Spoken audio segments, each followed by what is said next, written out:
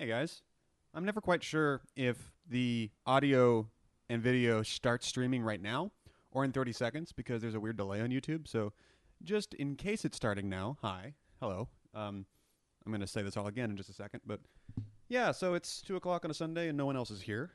They plan on being here, but they're not yet. So, just going to vamp a little bit because this is how we roll.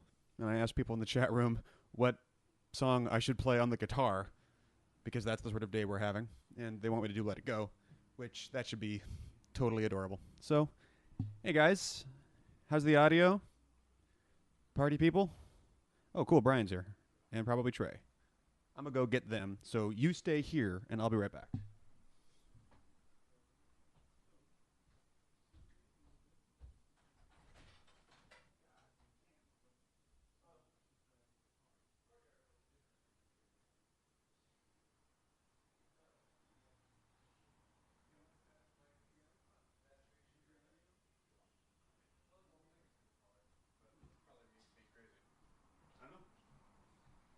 I do feel it's slightly off as well. Hey, folks, how are the levels on the mic? Are you hearing me all right? Is anyone getting any audio? It's really the question.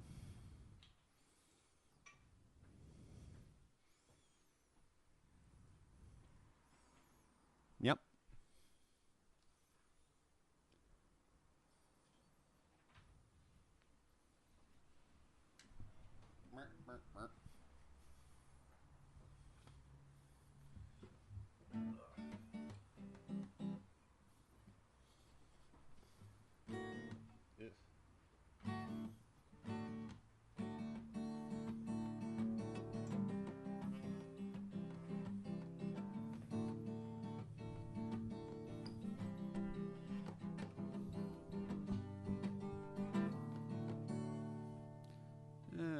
E minor C. Meh. Mike's good. Hey guys, how are you? Greetings. Don't know when Mike's gonna be here. He's apparently stuck in traffic. Yeah, we got thrown off by a detour and a fire truck on the way over here. Were those two things related? No, actually. Construction and an accident. That's a party. Yeah. Just lives someday in the San Fernando Valley. I love paper. In the beautiful San Fernando Valley.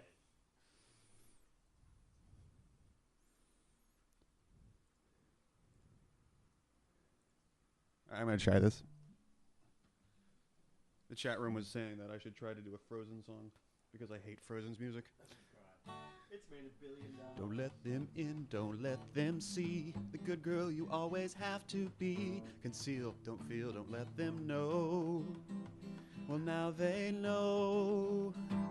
Let it go, let it go. Can't hold it back anymore. Let it go, let it go. Turn them away and slam the door. And I don't care what they're going to say. Scroll, scroll. Oh, of course. The cold never bothered me anyway. That's really the song from Frozen. That's really the song from Frozen. Okay. That is the big show-stopping musical number that sounds nothing like a Katy Perry pop song. I swear to God. I know it sounds like it could easily just be a pop song, but it's not. It's a musical number, you guys, because it's a musical. Musical Oscar-nominated Yes. song. Oh, the music in Frozen drives me nuts. It's a fine pop song, Yeah. but God damn it. Damn it. Somebody misses Alan Menken. Yeah. I miss Alan Menken hard, man. Not since Phil Collins did the score for Tarzan has there been. There's a couple of good pop numbers in Tarzan. Yeah, no, I like, that's fine. You know, Son of Man is a nice little rocker. I like it, but for My beef musical, I don't know. My beef with the pop songs and musicals things, and I guess it might even come up again today on Blast from the Past, just because we're going to be talking about that sort of thing, but it's that's sort of the last holdout place where you can hear musical theater music in pop culture unless you live on Broadway. Like, Disney movies were sort of the last chance that those songs had. And if things start... Oop, Dorkman's outside. If things start moving in that direction right now, where yeah, you know what we're gonna do? Instead of having the musical numbers in movies, we're just gonna put like pop songs in movies. See, this is There's never gonna be that kind of song again. the one thing you missed is saying these kids today. With Oh, their, I'm so close. with their Yep. pop I'm music getting so in close. my Broadway shows. Yep.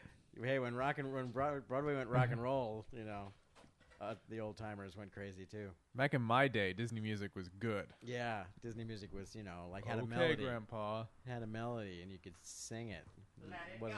Wasn't this rock and roll Katy Perry It didn't stuff. sound like your newfangled kid music these Yeah, days. what is this, Keisha? Well, my thing is like, and then once you I know. once you get Just like Prince, yeah. it's once you good, funny. get the Disney executives, and now I'm this guy, all talking about how, dude, that was a huge pop hit. That song from the musical got huge radio numbers. That was a major source of extra income. We should have one of those in every movie. They're never going to let a Be Our Guest through the gate again because it's like, that's never going to get on the radio. What, are you kidding me? That's not gonna get. Be Our Guest. No. Let's go with Let It Go. Maybe Reflection from Mulan. Anyway. I have opinions. Hey, guys. All right, so let's start getting the stuff set up here. I had a fun experience because I had access to a rental car for the past 3 or 4 weeks, and so I had access to radio, which I don't normally listen to. And there was Forgot one about that, huh? station. There was one station that Duck-a-duck? I thought of as the Katy Perry station because it was all girl pop songs that probably were actually a number of different ones, but it sounded like the same girl over and over again. Yeah. I imagine it was Katy Perry and Keisha and all the whatever the usual suspects are. And it was all like, you know, good sort of, you know, look at my tits, don't look at my tits, you sexist songs that were, you know, really empowering and you know, nice and, you know, just a little hint of auto tune, but you know, it was all the same song over and over again. But I was like, okay, so this is what this is now. This is what the kids are listening This is what to. the kids, the girl kids, are listening to. There's Duck-a-duck-duck? one of them might have been Justin Bieber. I don't know, but it was like Almost every time assuredly. every time I'd punch that station, it was like, oh, it's her again, which was probably like 10 different pop stars now, but they all sounded the same. I just want to point out that today Michael's shirt matches his microphone, I have to do that every and time. I think next time we should all do it. I should be wearing. I should have T's microphone. Yeah, we should swap. Yeah. Actually, I kind I of. never wear colors. Yeah, and you got some. I orange. got a little orange. Yeah, can you see it? It's like St. Patrick's Day, but there it is. My watch even is red. less. I have red on my watch. Is this the stream? This is actually the feed out of the video. Oh. I figure we'll just do commentary on our stream. Oh, okay. Yeah. Well, we need if we had a little bit of lag, then it would be okay because we'd be like, "Oh, back when I did that, that was really Yeah. funny." I thought that was clever when I said that 15 seconds ago. I really am quite something. Do we have? We don't have subtitles on this by chance. We do. What? Good. We're going to do Paper Moon first, you guys. Paramount logos where we're going to be, I think. Boom. Are we gonna have subtitles on Blast from the Past too? Damn right. All right. Yeah, man. Oh, good. They actually, there's whole websites full of nothing but subtitle files. All right. And there's like 6 or 7 different subtitles for Blast from the Past. And I just downloaded all of them. And the first one, oh, no, it's not in sync. Must have been for a different, like, rip or something. And then the third one was finally just like, hey, there it is. And it's a little text file, .srt, and VLC can natively open them. Hooray. Clicks right on. Brian, let me get a mic test. Testing. 1 2 1 2. Alpha Bravo, Charlie Delta, Echo Foxtrot. I am the Watcher on the walls. I am the sword in the darkness. What is the phonetic alphabet M and N? I always forget those. Mike in November. Mike in November. What's O? Oscar. Oscar. All right. Dorkman. Hello. That's D. Well, Alpha Yes. Bravo, Charlie D Dorkman. is in Dorkman. he is in Dorkman. I'm gonna say that when I'm spelling things out for like the DMV now. They're gonna be like, "What?" Alpha Bravo, Christy. Alpha Brian, Christy, Dorkman. Eddie. I had to reset a password last night on by phone, and the person did. Okay, here's your new temporary password. D is in. You know, she used the alphabet. They had all. It's like, ooh. I've fallen into the habit of doing that all the time. Yeah. Like it started with Artemis. Well, it started because Brian would always use that in mic checks, and then I would just start remembering pieces of it. And then when we started playing Artemis, it's cooler that way to use that terminology. And now on the phone, I don't even say letters anymore. Like I will try to use it, but and a lot of times with random customer service person, whoever, it just confuses them more. Like D Delta, and November. They wait, what? Because they just never. Yeah. They never hear. So you want me to type in N and then November? Yeah. Is that what the M as in Mancy? I was like, I did that on the DMV. I was on the phone with them, and they asked what my license plate was, and I was like, Kilo Juliet Echo, and I'm like, just laying it out for them, and they're like, yeah, Could you just say letters? Yeah, exactly. I remember 'Cause I some don't know how to spell. We all agreed on the letters thing. one of those Yeah. one of those prank call like things. Someone was spelling out his name, and they were like, "Okay, can you spell your name?" Okay, my name is Thomas. That's T as in Thomas, H as in Amos, O as in Omas. It's like it just Reminds me of there was a M Family as Guy. in Mamas. It's like There was a Family Guy joke with Robert Loggia, where it's Robert Loggia trying to book an airplane ticket, and he's like, "Okay, sir, what's your name?" Robert Loggia. That's R as in Robert Loggia. O as in oh my God, it's Robert Loggia. B is. I lulled heartily. Trail me to make dust. Oh, sure. Well, what is it we want to talk about today? How are you feeling? All What's been set. going on? Today on Fresh Air. Yes. All right, we're good. Yeah. There's technically no reason we couldn't start right now, so let's do that. There's nothing preventing us. Talk, talk, talk, talk, talk. Talk, talk, talk, talk, talk. Ladies and gentlemen, welcome to What Are You Doing Movie. Go ahead and pop in your DVD or Blu-ray of Paper Moon. Press play and press pause. When the Paramount logo fades to black, at the first frame you perceive all black. Press pause. In a second, I'll say 3, 2, 1, unpause. We've done this 1,000 times. If this is your first episode of the show, Good start. good start. We're starting off good. Nice Anyway, with the classy selection. pause the movie, play the movie. Myself, as always, T. Christie, my friend Brian William Venifter, Greetings. Michael Dorkman Scott, Hello. and Trey Amazing Stokes. Hello. So we started off this idea of maybe a month ago at this point where it's like we should just do a thing where everyone on the show gets an episode to just like force on everyone else, be like, God damn it, we're doing this. Yeah. After years of like, we should do this. Right. Yeah. It's you. We need to do it. And for lack of a better term, I just called them gottas. Like I was calling them gotta do it movies. The nice way is curated. he was saying the curated. Curated movies. The curated is better. That makes it selections. sound like a criterion. It's more Exactly. like an AMC, like what AMC used to be before it was about zombies. But hi, I'm your host, and today we're seeing Right. Paper Moon. And this is our first one, and it's Trey's. And do you want to start us off on this one? or- Yeah, it's a good movie. Y'all need to watch it. I agree. It's- He made me watch it, and I liked it. The quick backstory on it is like The Sting, which we did a while back. Sting is one of those movies that I don't have to see it because it's The Sting. I've seen it a billion times. You just watch it in your head. Exactly, but I hadn't really seen it in decades, and so I finally checked it out, and I was like, wow, this movie still holds up just perfectly. So then I should really check out Paper Moon because I haven't seen it in a million years, and I finally checked it out, and I was like, this movie is fantastic. Yeah. This movie is amazing how good it holds up now. And I think it's because it's a period piece of a period piece, Right. which certainly always helps, just Yeah. like The Sting. And so the fact that it's amazingly accurate to the period, whereas I think I Michael, genuinely- to you the 70s are just as mythical as the 30s. Yeah. Well, I was So- watching it, and it's so well done. It so feels like a movie, not just about the 30s, but like from the 30s. Yeah. That I'm watching it, just kind of riding along with it, and I'm like, how in the hell is Randy Quaid in this? Oh, wait, right. It was. How made old in is the- Randy Quaid? Where is Gilda Radner? Right. Yeah. I had that exact same thing growing up for Wonder Years. Like I was watching it on like Nick at Night because it was just old enough that when I was watching it was on Nick at Night, and I was 8 or 10, and I had no idea when that was made. Same with Happy Days. Like I was like really certain that Happy Days was made in the 50s, and the Wonder Years was made in I didn't remember when the Monday whatever. Anyway, 60s or whatever. Yeah.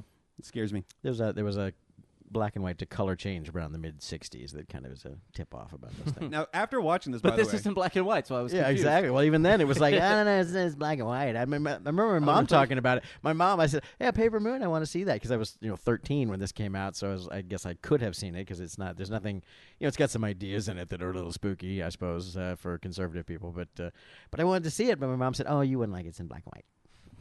I said, I wouldn't like it because there's tit jokes in it. That's why you wouldn't want me to go see it. now Trey, it occurred to me watching this that do you like Kick-Ass because it's just a new Paper Moon, kind of? Wow, I'd never drawn that connection It's before. sort of the same thing. Okay, you're talking about like I guess tonally is probably what you're talking about. Just the something like dynamic between the content. little girl and I guess maybe there's something about that. I was really trying to figure out what. Yeah, connection okay, you're the drawing father there. for the Big Daddy kind of a thing. Okay. I do. I just like it because it's again they don't make them like that anymore. They just it doesn't have like a solid beginning, middle, and end, and yet I find it satisfying and still it's just sort of a it does satisfy the criteria of this is the most important thing that ever happened to these two people is that they this happened to them and they ended up being the way they were. Right. So it fills that criteria. But other than that, it's you can break it down and go, well, it's kind of episodic, and it's what's it really about? It's and almost like a Coen Brothers movie. it really is. I think the Coen brothers probably have a lot of Paper Moon viewings under their belts. Right on. Now, I watched this. I hadn't seen it. I hadn't even heard of it before Trey was like, let's do Paper Moon. And I loved it. I thought it was just a blast and really funny and really cool. And, I don't have a tremendous amount to say about it, but I'm pretty sure we're going to talk all the way through the movie because it's a movie commentary podcast, and that's what we do. And I'm looking forward to the conversation because it's a fun damn movie.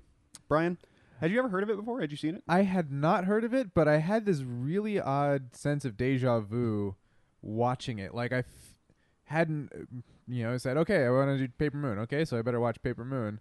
The title rang absolutely no bells, but there are moments in it. I think I'm pretty sure I've seen this movie before. The but Simpsons just like probably little. did a I was gonna riff say, on it or maybe it's something. And Simpsons that's thing. kind of like Yeah. like we've talked about before. I don't. It very well may be that. Like it's just the seepage into larger popular culture, but I feel like it's not that. I feel like I must have seen it at some point, and then it's just been completely paved over by other But it's still viewings of other down there. things. But it's still down there somewhere. But yeah, I enjoy the hell out of it. Like you guys were saying, it is this very weird. Like the comparison that popped out to me was like Chinatown in the sense that it's a period piece, but now at this point, so much time has passed. It's a period piece doing a period piece. We're just as far from the era that it was actually made in as that movie is of the era it was a period piece of. So it's this weird kind of like double exposure period piece sort of a thing. But yeah, I enjoy the hell out of it. It's a great example of characters driving the plot versus plots driving the character. For sure. So we can talk about that. Trey, you'll be happy to know that your insistence upon this movie has already worked, even though the episode hasn't come out yet, because I told Big Damn Artist in the chat room last night that we were doing this, and he watched it, and he liked it. Yeah. Way to go. Dorkman? It's a very cynical movie. It's good for today. Oh, yeah. Mike? I also hadn't seen it, and I don't recall. I don't actually recall feeling any familiarity as I'm watching it. It was just kind of, it was all very new to me, but I loved it. As I was watching it, I was particularly impressed by the performances, which of course were nominated for and won an Academy Award. Tatum O'Neal, still the youngest Oscar winner of all time. Yeah, and I was. There were a couple of times that I wound up disrupting the flow, just by I was watching it and I would be going through a scene and I'm like, wait, is this scene just the one shot? There's a lot of still just the one shot? There's a lot of wonders in this movie too.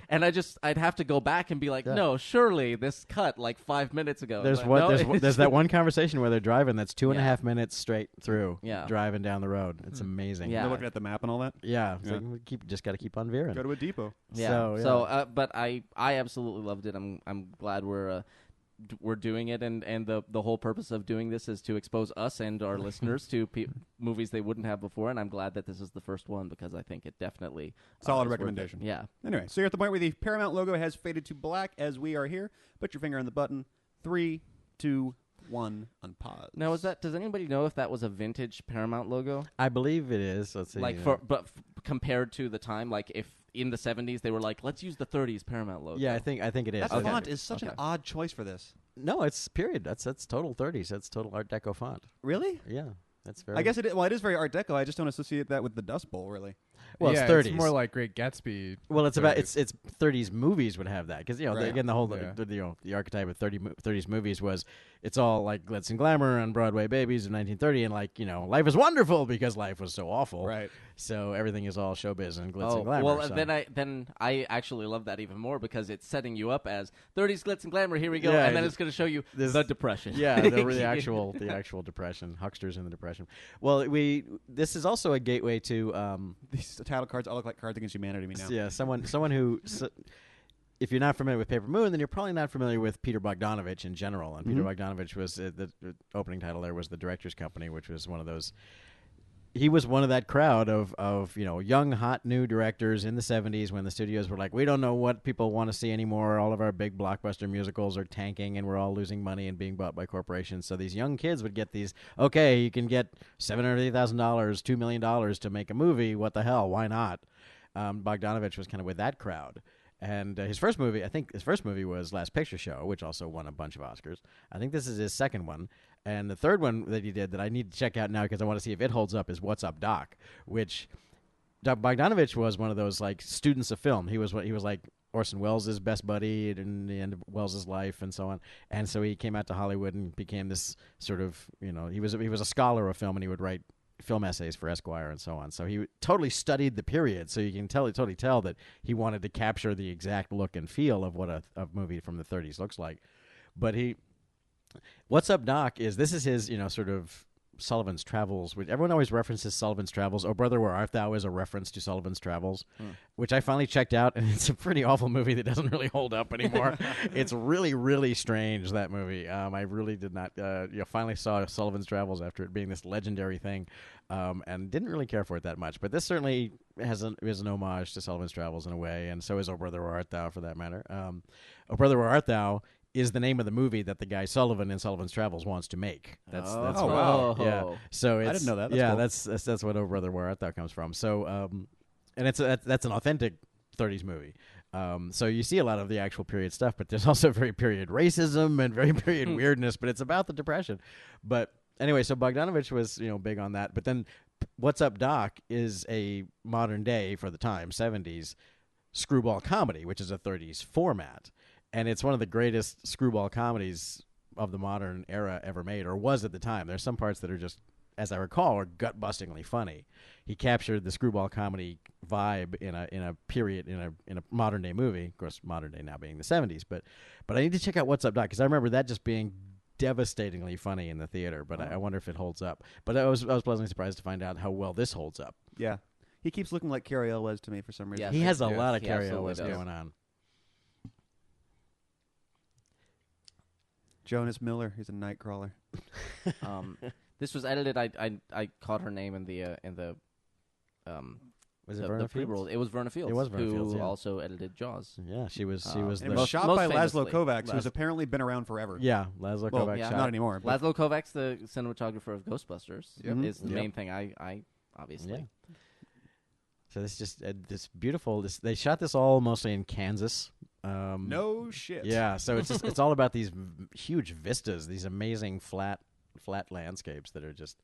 It's around, I guess, supposedly around Hays, Kansas, which is, of course, near Missouri, and all the other places they reference. There's all kind of the authentic, the real places. And again, in the 70s in the Midwest, especially, a lot of that stuff from the 30s was still there. So, the period buildings and everything, you could roll into these small towns with your movie crew and get away with murder practically. The one thing that to me cues that again, I was already at this point watching it had forgotten that it was made in the 70s, and I felt like it was already It looks on like, board like with Wizard it of Oz or something. being right made now. in the 30s. Yeah. Exactly. The one thing that kind of cues you that it's a little bit more modern than that is he's doing a lot of like slow pushing and and slow Yeah. reframing and stuff like that, and they wouldn't do that in the 30s. It would have just been a locked master. You But can he tell does that- a lot of locked masters too. You can tell the camera is just a little bit more mobile than it was really possible Yeah. for it Yeah. to be. Yeah, in exactly. in that time. By the way, I just realized I said Gilda Radner when I met Madeline Kahn. Okay, fair enough. Yes. A lot of people make that mistake. Yeah, that was one of Madeline Kahn's first movies, if not her first movie. It was an early movie for her. So this is pre-Blazing Saddles, is it? I believe Or it is. When did this come out? 73? 73, yeah. That Blazing Saddles was 78? Not that I feel late. like it Not was that late. Mid 70s, like 75, I want to say, without looking it up. But No. I wonder how they. I wonder how they were rigging up the car, because it must have been a trailer. It must have been on a trailer Yeah, there because must have it been a started. tow, yeah. It started in like that and then pulled out, so it can't have been just mounted on the car. yeah, I love how quickly it's like you're thrown into it with her. It's like yeah. She's the- like, what is even happening? Yeah, right the now? instant he's got the kid with her, he's like, okay, I know how to use this Yeah, exactly. to run a scam. Blazing Saddles was 74, by the way. Okay, Okay. so this Year was after. the next year, yeah. So this was, I believe, I think Madeline Kahn was also nominated for supporting actress, but she lost to Tatum O'Neal for this. So that certainly put her on the map, if I'm remembering that correctly.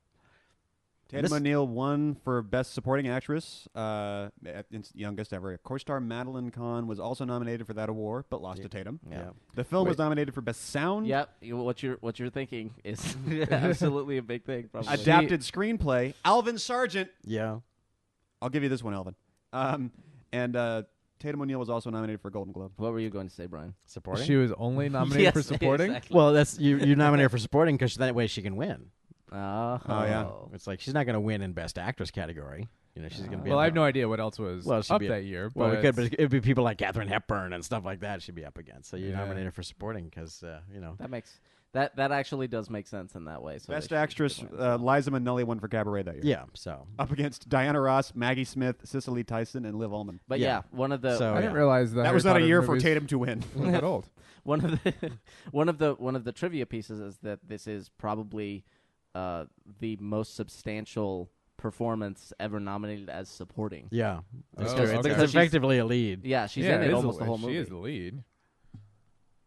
And we can talk about it because she was all of like whatever she was. Like, is she 9 or something like that? Or it's, She won at 10, so yeah, she would have been 9 Yeah, she's probably. 9 years old. 9 years old, yeah. And it's pretty, it's like, of course, they are real father and daughter, so there's that dynamic to start off with. But she's really quite amazing, and and she did go on to do other movies, but then kind of got out of it. I think there was She was kind in of Bad News Bears. Yeah, Bad News Bears was a big movie. That's quite something too. Oh my but gosh. She was married to John McEnroe McEnroe for a while. She was married to John McEnroe. She and weird. Ryan have been estranged off and on for all of ever since, and I think they're estranged again right now. I think you can follow her on Twitter. She's now 40-something years old or whatever she is. Before she was married to John McEnroe, she dated Michael Jackson. But yeah, how about that? Well, who Go didn't? Tatum. 70s were a wild time. She and Drew Barrymore have some stories probably. She kind of looks like Drew Barrymore. Or am I just being a little white girl racist? You are. That's a very rare Like kind of all little racism. white girls look alike. Is that what you're saying? Yeah. I can see Drew Barrymore playing this role 10 years later, though. So A little bit, but there's some like I really love. There's some like deep well of anger coming out of her in this yeah. movie Oh, that she's- really makes she's it like work. pissed off the whole time. Yeah, Which is it's interesting because like you were saying they're really father and daughter, and it's like that I'm sure that helped with just making it so she wasn't she wasn't as nervous in front of the camera. But there's one thing when you're doing that and it's the real relationship, Yeah. but they're doing the opposite where she's got this incredible hostility. yeah, towards exactly. The whole movie. Not since not until After Earth did we see a Yeah. similar dynamic on screen. And I just love shots like that Yeah, where it's- she's just glaring at him. And that's all she had to do, just I sit know. there and glare. She's the angriest 9-year-old you've ever met in your life. So here comes one of our first big just Yeah. master shots where Yeah. she's arguing about I want my money. When we come inside, Yeah. This is a movie that you could not make today. Or at least a studio wouldn't make this movie today. Like, so hard. Not only is it just a character piece that follows them kind of wandering through things and not saving the entire universe, but also just this dynamic. I'm surprised this movie got made then, less because 70s, but like, this is still a really dicey thing to put on screen. It depends. I agree in general, but I think there are a few people who could get this made. Nebraska felt like it was trying to be a movie like yeah, this. that's true. The Coen brothers could have. Well, yeah, but the The little, Coens the, could the make- little, could the little make this girl movie. aspect is what I'm sort Yeah. of focusing on. Yeah. It's I true mean, that the artist has aspects of the same attempt. Obviously, the artist is more The artist formerly known as Prince. self masturbatory. Hollywood is that also won an Best aspect. Picture. Isn't that amazing to think Yeah, about? right. That movie. Remember that movie? Won Best Picture like 2 years ago. The artist is like the Mitt Romney of Best Picture winners. No, because it won something. No, but I'm saying that like we're gonna we already mostly have, but we're going to completely forget that the artist It's won. the Best George Picture. it's the George Bush Senior of movies. It's like, Yeah. oh yeah, he was president, wasn't he? What did yeah, there was that other for one. like a whole 4 years or something? What did he do exactly? He was actually in charge. Like that was Yeah, it. he Yeah, was yeah. he was the president for a while. I think it it actually it also feels one of the reasons it feels of its period is it's written in a lot of ways like movies of its period. Yeah, Like the repetition that he's going to have of each or whatever it's called. He hasn't said it yet, but He keeps repeating the same line over and over again, and it's funny because he's got this desperation to it, and so it's hard. It's hard to make that work sometimes, but it works really well. Yeah, I mean this whole conversation. It's amazing how interesting it is, given that it just goes in circles for like 2 minutes. Yeah. It's possible. You know the extras. The Coney, her Coney Island. He keeps saying, "Just eat your Coney Island," over and over again.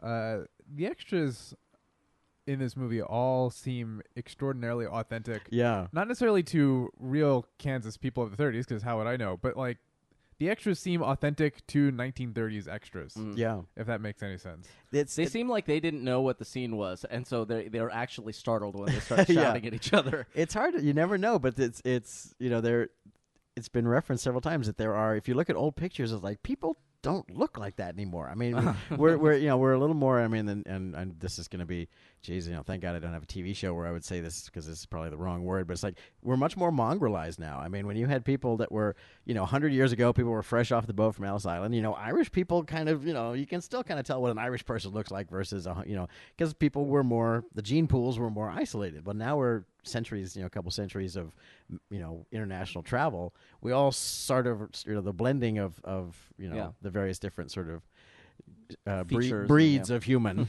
The Cocker Spaniels are breeding with the German Shepherds now, and so. But you see some, like, you look at those 1930s pictures where these people are fresh off the boat from somewhere where they've been, the populations have been more isolated. And it's like people just don't look like that so much anymore. So you don't, and even now it's like you even look back at in the 40s or 30s or 40s, and you go, this is a high school yearbook, and they all look 42. Yeah, Because they had all been working on the farm since they were alive. It's not the years; it's the 16 mileage. hours a day. Yeah. So yeah, when you go to these kind of places, and when you get out of Hollywood and everything else, you good casting people will really look for those really interesting faces. A lot of the townsfolk that they talk to, that they sell Bibles to, are just local people who weren't even necessarily actors. It's another similarity with Nebraska. Yeah. You know what makes this conversation so interesting is the fact that number one, the straw makes me look at it and I'm like, is this a split screen or something? Is that hiding some kind of scene? Yeah. But the fact that in their relationship she is the one with the power most of the time. Yeah. No, that's what makes it so interesting. She's got him wrapped around her finger at this point. This is why we need men's rights. That's right. This is so anti-male. These little girls are taking away our freedoms. And it's initially because it's the dotriarchy. It's not even matriarchy. It's the daughter. Yeah. Dotriarchy. It's the fee. Yeah, filiarchy. I like how he's like, they'll trust me more if my teeth are messed up. So he puts he's got a gold tooth that makes him look rich and prosperous. So gold tooth is like, oh, he's classy. It almost looked like he was putting in like those Billy Bob teeth. Yeah, it's his gold. Hello. It's his gold tooth. But and I like the fact that this movie doesn't. It doesn't explain a lot to you. You have to, this whole thing about the Bibles. There's no one ever says, "Oh, I see. You find widows and you try and sell them the Bible." I mean, it's all done with just the imagery and her figuring it out. My favorite thing, and she says it's what she goes. I know what he's gonna call her. Yeah, he's gonna call her Pearl. No, I just love the for the sort of same reason, the cash register con. Yeah. They never which is a wonder, by the way. Damn thing. Yeah. They just let you watch. Like maybe they do it like 3 times. Right. Yeah. He just keeps like writing it up. Yeah. And it doesn't explain that at all. I mean, it's a kind of a complicated con. I think you can figure it out. Even if you can't figure it out watching it, you can tell what's happening. The point of the con is to keep the person talking about something else, so they're not paying attention to the numbers. Basically, you give them you get change for the 5, and then you give them a 5, but you don't give them the change back and get them to give you a 10 or a 10 and a 20 or however you want to roll it. But that's a classic. Yeah, I just lost $10. Yeah, it's a classic con. I actually accidentally did that con to myself once. It was like I was in marching band in high school, and we go to the competitions and stuff. What'd you play? A clarinet. Oh. And they would have they would sell programs for the thing, and people would come around and sell programs and concessions and stuff in the stands. And it was like I had a 20 and it cost 7, and so I managed to confuse myself to the point that like I gave them the 20 and got my change, but I was like, wait, if somebody else was like, well, I've got a 10, we could do, and so it went in the circle. So I wound up paying like $28 for this stupid thing. You got huckstered. Yeah, You got taken. And then everybody, no, but it was great because she came back just as all of us in the group were realized at the same time. Wait a second. And then she came back like, I'm pretty sure something went wrong here. And I'm like, yeah, okay, let's try this again. But so, we're never going to figure it it's out okay. now. Yeah. It's lost in time now. It's a fun fact on the IMDb page where Bogdanovich didn't like the title of the novel, which was just called Addie Pray, but he didn't know whether Paper Moon was a good enough title for it. I want to read the novel. He Yeah, I do. asked, Bogdanovich asked his buddy Orson Welles if he liked that title, and Welles replied, "That title is so good, you shouldn't even make the picture. Just release the title." Yeah. Only he said it like Orson Welles. Yeah. You know. And it turns out to be, I mean, it's funny that it wasn't, that they were dubious about it because it seems to be a perfect title for it. Yeah. It's all about, about the real thing versus I wonder why this movie Show, doesn't end up sham. on the sort of famous set of excellent movies from the 70s. It really should. Like I mean, Chinatown's on there, Sting's on there. Why isn't this one on that list? I'd never heard of it before. I think it is in certain circles, but it is one of the reasons I wanted to present it is because I think it should be unlike some movies where you like Easy Rider, like okay, Easy Rider's like like community service watching Easy Rider, Which I still haven't done. You can I understand still it as like haven't okay, that is of its time and that doesn't have any relevance to me today. But this movie is just good. It's just good and enjoyable. I mean, whether or not it's significant in movie history, but it's like it's a movie from the 70s. Like if you think all 70s movies are, and many of them, a lot of them are French Connection and and stuff like that. The whole gritty sort of life is terrible. Yeah, like post Willy Wonka. Vietnam. Well, that's a British movie. I was kidding. It is a British movie. I didn't know that. as You're opposed to then as we've said many times, then it's, the end of the 70s, this kid George Lucas says, I'm going to make a hopeful movie about good guys and bad guys, and the good guys win for a change, and that worked out for him. So this kind of splits the difference in terms of the tone. It's like it doesn't have a big rousing like, and everything was okay in the end, but it's just like it's more of life goes on, but at least it does. That's the consolation prize. Well, we survived that bullshit. Yeah, we got through that. So and they find each other. That's that's the really point. It's all important about part. and I love that the movie never really not that it could in any way. Although probably some studio executive nowadays would go, can't we prove that he's really her father? Because otherwise it's kind of creepy. It's like if he's not her father, it's kind of icky, isn't it? It's like, well, it doesn't matter. That's the point. Well, when did Harold and Maude come out? Is they're as good as father and daughter, and that's all that really matters. I feel like I feel like the movie pretty much outright says he is. It all but that. does. I think to the point where he doesn't actually know either. Yeah. He has no idea because this whole sort of the mysterious mom who you kind of get a picture of what she was about. He may or may not be. He doesn't know, and he decides he doesn't care. Yeah, that's the important thing. I love how this is such a tremendously shitty thing to do, especially to families that can't afford food. Oh my God, it's monstrous for what he's doing. It's terrible. They just lost somebody in their wonderful in their life that they care about deeply, and he's using this horrible scam to prey on their weakness. Really, really awful. Yeah, but at least in this case, this woman is clearly shacked up with a local sheriff. Like I a know. week It's after her It's husband. like, wait a minute, what's up here? You don't know what they were talking about? Maybe she had a break-in? Yeah, maybe he's just checking on her to see how maybe she's he killed doing. the husband. Maybe she hired the sheriff to kill the husband and then keep it off the books because he's a corrupt sheriff. This lady deserves to have this Bible forced on her. Now that sounds like a Coen Brothers movie. It does. Well, the reason I think it was a Coen God. Brothers. the reason movie. I was saying the Coen Brothers connection occurred to me is it's a episodic sort of character wandering story, which is the sort of thing they tend to make an awful lot of. There's not a lot of things that tie all this Coen Brothers movies together, but one of them is that they tend to be about characters as opposed to about plots. Yeah, really, true. The Coen Brothers would likely never make something like Ocean's 11. Or Star Wars, for that matter. Yeah. If they were to make Ocean's 11, the heist wouldn't be in it. And it would just be those characters talking if to the each other. source if the source material has a plot, then they'll follow the plot. Like Right. they followed True Grit to the letter. The Lady yeah. Killers has a beginning, middle, and end plot, but it's mostly about the characters for them. I need to go back and watch The Lady Killers again. Lady Killers is great. That one got a really bad rap at the time.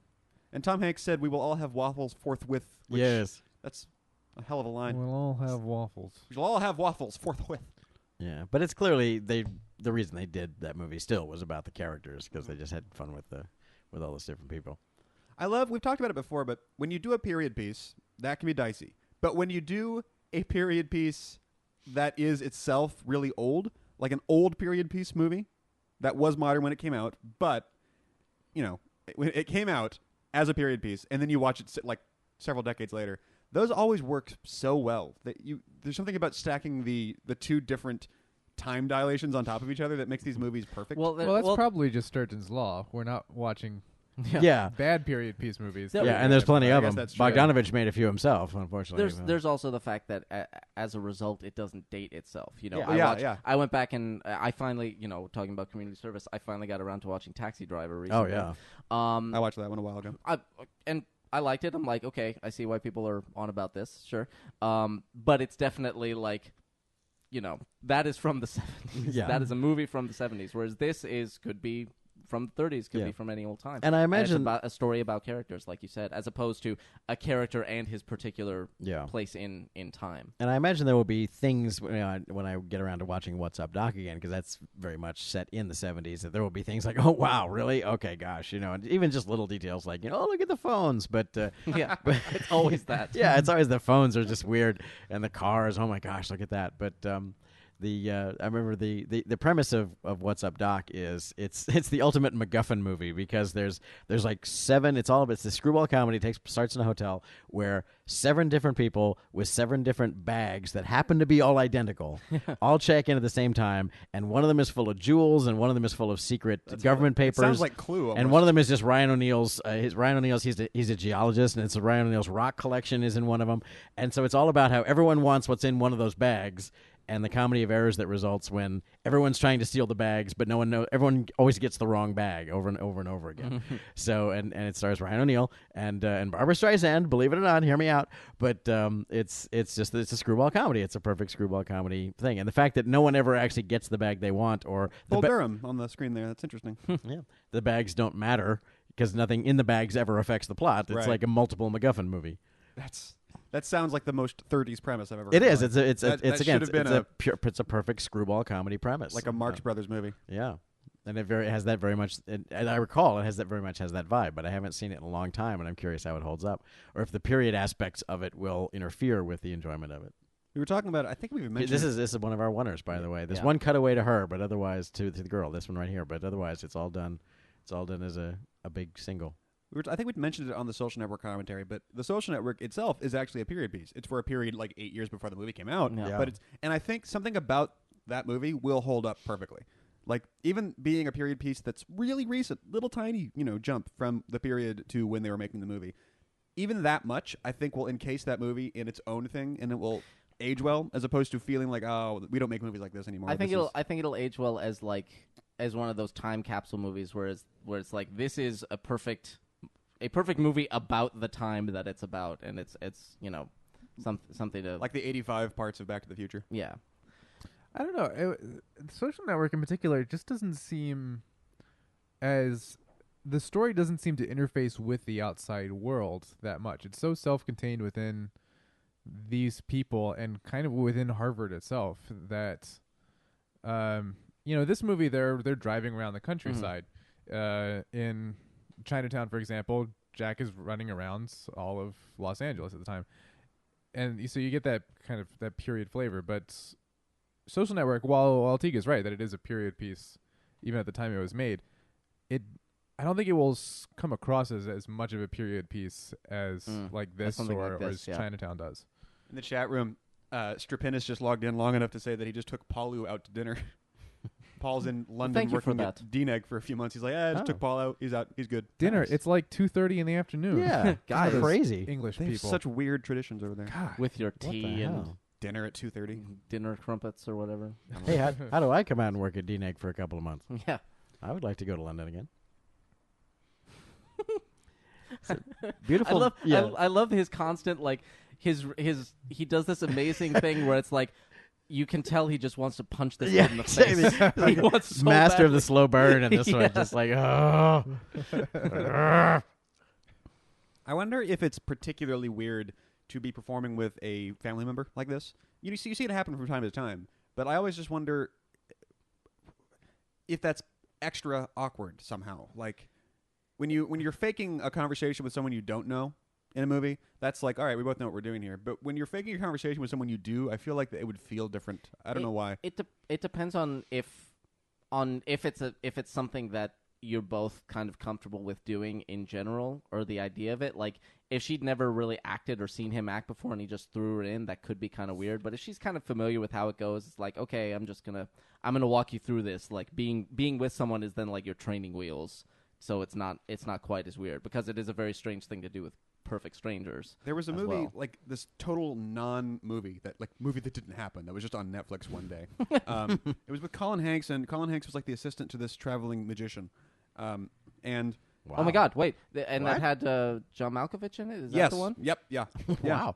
And then at the end of this, Never heard of this thing. I'm Yeah, trying to and- trying to remember what the name of it is. and there was but I think uncredited. At least it was. I'm sure it'll come up in the chat. I think it was uncredited. Here, but by it the might way, not have been. just real quick, if you're watching this, Oh, yeah. there's the oneer. Here's the this is like 1.5 or 2.5 minutes straight Yeah. right now. where they're we're in gonna it. argue about the Yeah. map, while at the beginning of this shot we saw those people with the broken down car. So there's Yeah. a bunch of extras just sitting on the road. Exactly for that- 2 minutes. Now the story is the just real quick, and then we'll get back to your Malkovich thing. But the trivia on this one is it took a day and a half to get this, and they had to. But it just is if the shot went on any longer, they'd be pulling into town. They'd hit town, so they'd have to go back all the way and reset again and get it again. But if they'd gone on just a couple seconds longer, you would have pulled into presumably a fairly modern looking stretch of town. I'm just surprised the audio is so good.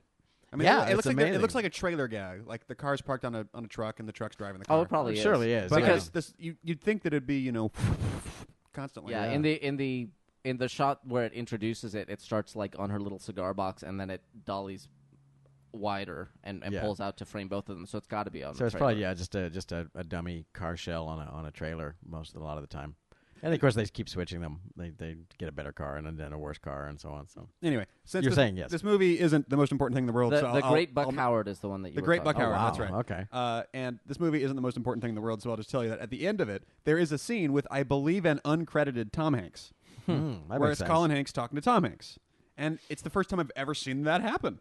As far as I know, they had never met before that. I don't know, but it was just weird. It's like, oh, cool, it's Colin Hanks and Tom Hanks in a scene together. That's kind of weird. Also, just because Colin Hanks looks so much like Tom Hanks, Yeah. so does Jim Hanks. All those Hanks boys. This is a scene actually where I feel kind of the actual father-daughter dynamic Yeah. underneath it. Like you feel like they're just on the verge of maybe cracking up, but Yeah. they managed to keep it together. Yeah. Especially him. This is like the skit they do at Christmas every year. Yeah, Like, let's do exactly. that one where we argue in the car. Okay, let's do that. It's not brain surgery to memorize lines, but I'm really impressed that Oh, she yeah. memorized this whole scene. This is a mind-boggling. This is like the scene that gets you an Oscar Yeah. No, yeah. Well, if you're 9. We're already over 2 minutes on this scene, yeah. by Yeah. the way. The other thing that she's doing that I think is so fantastic about her There we go. performance 2 minutes and 10 seconds. Yeah.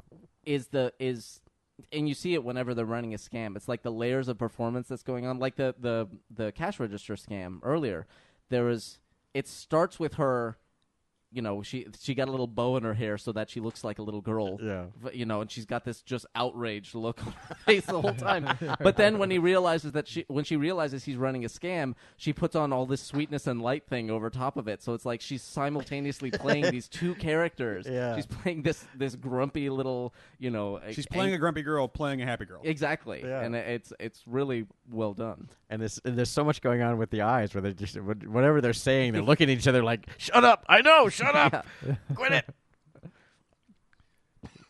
Yeah, I think it goes back to the idea that all children are just natural born actors and Imagineers, and It's true. It's absolutely it's the true. process of growing Yeah. up that beats that process out of or that Yeah. ability out of us, and then every acting class in the world is just the process of putting that ability back inside you. Well, the trick isn't like kids are natural born maker uppers. The trick for kids is no, don't say anything you want. Say these lines and make them seem real. Yeah, make it feel natural. Oh, but kids follow their own scripts all the time when they play. If you watch kids, Well, yeah, but actually making play them on their say own. a certain line is the thing that not all kids Yeah. are good at. I'm pretty sure you're right that all kids. If you just want just- if you had an improv scene with a kid, the Yeah, kid and would you be can see fine. that happen in movies all the time, where they just put an actor in a room with like a kid and just go, "Okay, play with the toys for 2 minutes, and we'll use the good parts." Right. You know, The that's same way that's you'd shoot a totally cat. Yeah, that's exactly that's totally fine. But yeah, the idea that this 9-year-old has to handle all this dialogue and all this character work that's not That's not normal. That's not normal, is what I'm saying. That's Oh. not normal. And Please, I was Tom Sawyer at 9. again, So you see my point. and again, this being written in the style of the kind of movie you'd have in the 30s, it's not just a matter of the dialogue, but it's also a matter of the timing. It's a very snappy back and forth that they have to do. So she has to be ready with her line as soon as he's done with his line, and it's very important. And it's so tightly, it's such a tight back and forth that it's like you can't just kind of get the gist of the line. You have to hit the exact line because he's going to respond to a word that you said. Yeah. So you can't just kind of say it.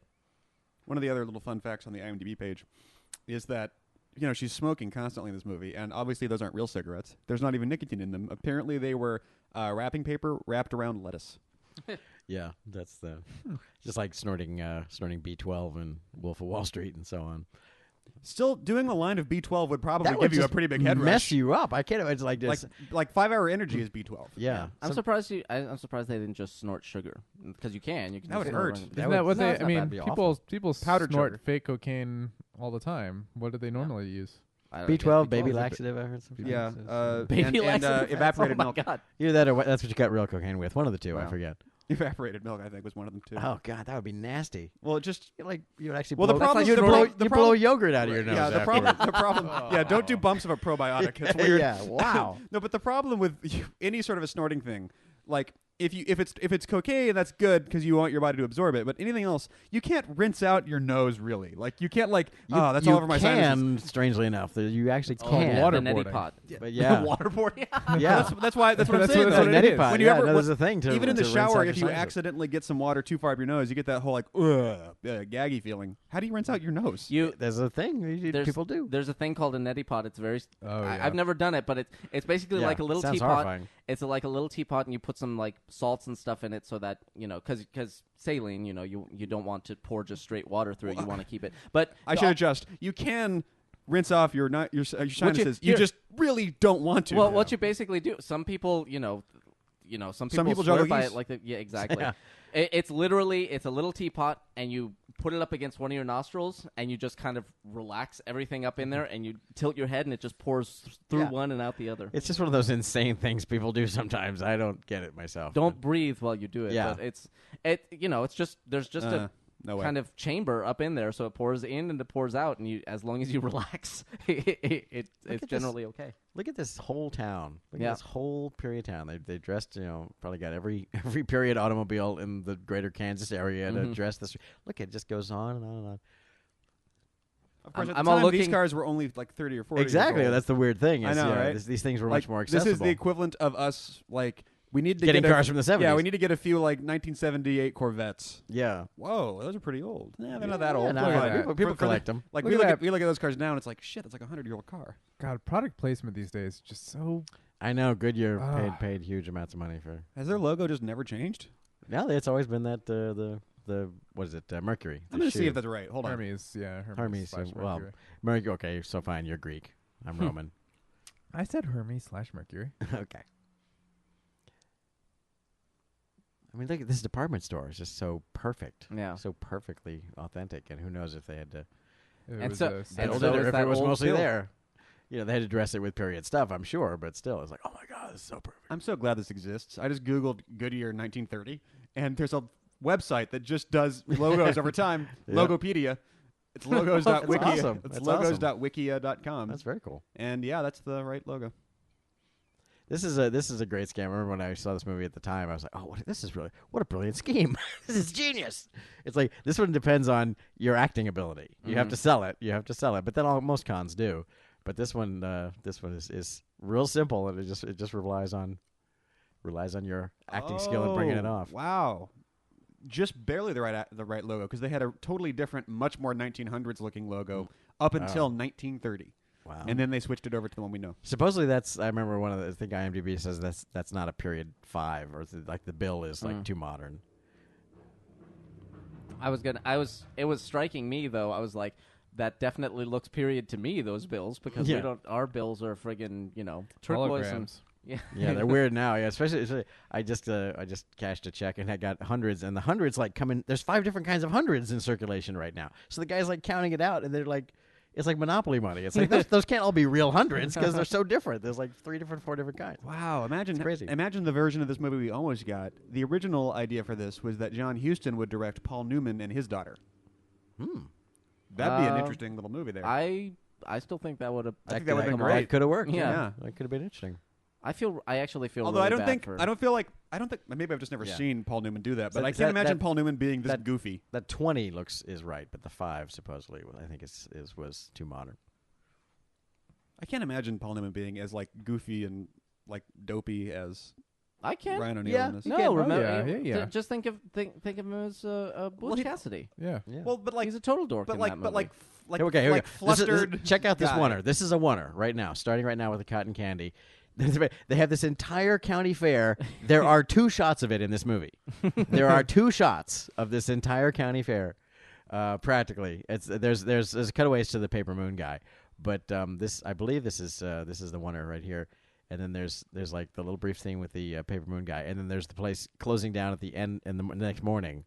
So it's like again so counterintuitive. It's like is there lots and lots of coverage, conventional coverage of this county fair in a vault somewhere that they shot, but they said no, the wonders work fine, or did they just own it and they don't know this is how we're shooting it? It's with 200 extras walking back and forth and all the rides and everything else, but this is all we're ever going to shoot of it. Mhm. It's going to look just like this. Because they totally get it. They get everything you need, and they don't, as David Mamet would say, they don't focus on, look, we got a period this, and look at all this wonderful set decoration. It just tells the story it needs to. I got to get me one of those hats Yeah. and start a barbershop quartet. Nice straw boater there. And then I But- got to come up with an awful pun name because that's what you do. I'm sure they just, like you said, this was the 70s where this is why they hired guys like him. They're like, here's a pile of money and just do it the way you do it because we don't know anymore. So This thing is still going, isn't it? Yeah, it's gonna. I think it's just then there's a cutaway when she goes to the photo guy. But this whole thing with all the rides and everything else, this is the only time you're ever gonna see any of it. Which probably, as long as, I guess as long as they had established that these 2 guys could nail a long take, they were like, this is going to actually save us a bunch of time and money because we have to set all this stuff up by then the you're way. spending a day and a half to get the one take in the car, but Right. still it works out the same. It's it's 2.5, it's 2 pages. Yeah. That's still a good ratio. I'm keeping an eye on the time. That's another 2-minute shot. That was a oneer, and then I think this is a oneer, just to get this out of the way. Fairs are so creepy. There's the Paper Moon. And there's a Paper Moon, brings it all together. Although I would love to be. I get it. Yeah, I would love to be a carnival barker though. That'd be fun. Carney? No, not necessarily a carny, although maybe, but just a carnival barker. Like I want to be the guy with like the can, like step right up. Hey, Dad, come on over here. See the amazing, I don't know, Randy. the amazing See the amazing Technicolor Randy. rainbow guy with the thing. Zagara Bonza, the Yep. completely The astounding. So There weren't even cutaways. That was there 2 was 2 shots. wonders, and there's one more when they're the next morning when they're Okay. striking the tent, and that's the entire coverage of that entire county fair is 3 shots. This, I believe, is another oneer. Damn it, Bog. Just cut sometimes, will you? Yeah, geez, Jeez. there's this thing called cutting. You could totally do it. And it's amazing because it doesn't draw attention to itself. Yeah. It's not like look at this amazing wonder we're doing and showing off, but it just works. And it's such a high wire act because again, you've got a 9-year-old, who can do 2-minute scenes. It's mind-boggling. Fun fact: the only reason there are so many wonders is because him and his editor did not get along. You made that up. I don't think that's the thing you're, at all. You're not really selling Bibles at all, are you? I ain't cutting shit. Yeah. Yeah, Vernon Fields is like, where's the coverage? What? Huh? I mean, You can go home, Berta. It's fine. yeah, it varies from Take an early it day. varies from scene to scene. It's like some scenes obviously there is lots of cutting and so on, and that's all fine. Now he's got like 2 more characters to compensate for, so he's still got some extended takes. But Apparently, still. there's a story about this girl who plays Imogene, the black girl, P.J. Johnson, walked right up to Peter Bogdanovich and said, "Ooh-wee, you good looking." And impressed with her guts, Bogdanovich responded by saying, "You just got the part." Yeah. Yeah, she's a non-actress. She's did this and like one other thing, and she's She has a red link for her wiki page, like Yeah. Just nothing there. Yeah. Oh. If you look at her IMDb credits, there was like this and like one other thing she was in, and she did like a cameo in something just because it was. She doesn't have a page. She's the Paper Moon person. We have I that in love- common with her. Imogen is my favorite character. She is. She is amazing. Like early on, like her first appearance, because she's doing Yes, Miss Trixie and all that. Yeah. I was like, oh god, this is the character. But then it's the whole thing where that's just the character she's playing Yeah. because that's what Trixie. And it turns out she's like the smartest person in this whole movie. Yeah. And like I love her. Wow. I just always undercut. Tell him about that time you tried to hit you with a bottle. She has 3 acting credits. One is this. Then after that, there's apparently a Paper Moon TV series. Yeah. And then she was in a movie. Starring Jodie Foster, I believe. I'll check. And then 16 years later, There she was, like, played a some- waitress in Texasville. In which is a Texasville, movie. which is the sequel to Last Picture Show. And her most recent credit is as Self in a video called Yoga Slim in 2007. Oh, nice. So she's getting jobs. Yeah, she's working. Yeah. So yeah, it's. I love her in this scene. Yeah. the conversation It's they another, have it's is another amazing oneer. here. Yet Yep. another oneer with I didn't realize there was a Paper Moon TV show with Jodie Foster. with you're Jodie right. Foster. Yeah, they tried to make it work as a TV show. I mean, How you many totally episodes see did that how it have? makes sense as a. Oh, I can totally get it. We can travel around, and it's a whole episodic and blah blah blah. But didn't go anywhere. How many episodes did that last? It says, I think 13 episodes, something like Yeah, just Did 13 and done. that. P.J. Johnson was in it. Fox Yeah. air them out of order? Yeah, that was the problem. Yeah. That happens constantly. I think I'd imagine it was probably more that you really couldn't do as tame as this kind of seems. You couldn't do this movie really as a television show in terms of the tone of it and the content of it. Jodie Foster's going to smoke a cigarette. No, she's not. No. Oh, so I'm just reading Tatum O'Neal's trivia, and just as you're saying Jodie Foster, I'm coming across that she was replaced at the last minute hosting SNL in like 1976 by Jodie Foster. Yeah. Who was? Tatum O'Neal. Tatum Tatum O'Neal. O'Neal was, yeah. Yeah. Well, and Tatum O'Neal had a sort of a troubled history after this, but if you want to read the real horror story, it's Peter Bogdanovich had a rough ride after this. He had 3 in a row early blockbusters. Last Picture Show, I think, which was before this, which also won all the Oscars, and then this one, which was certainly obviously won Oscars, and then What's Up, Doc, which I don't know if it was nominated for Oscars, but was a huge hit and was an amazing movie. But then he basically, it depends on if you want to believe the stories, but he told those with his wife Polly Platt, and a lot of people say that Polly Platt was actually kind of the secret reason that these things the alchemy worked, because then he did a movie with Sybil Shepherd and fell in love with her and divorced his wife, and then was doing movies with Sybil Shepherd, which were not as well received. At Long Last Love, which is a famous stinker, and Nickelodeon, where he tried to kind of recapture this vibe with Ryan O'Neal and other people, and that didn't work out. And then he just kind of kept going. And then there was the whole Dorothy Stratton thing. And if you don't know the Dorothy Stratton history, it's horrifying and would be enough to mess anybody up. It's What's the story? not quite as horrifying as what happened to Roman Polanski's wife and how that could mess a person Okay, up. I was But it's gonna say. close.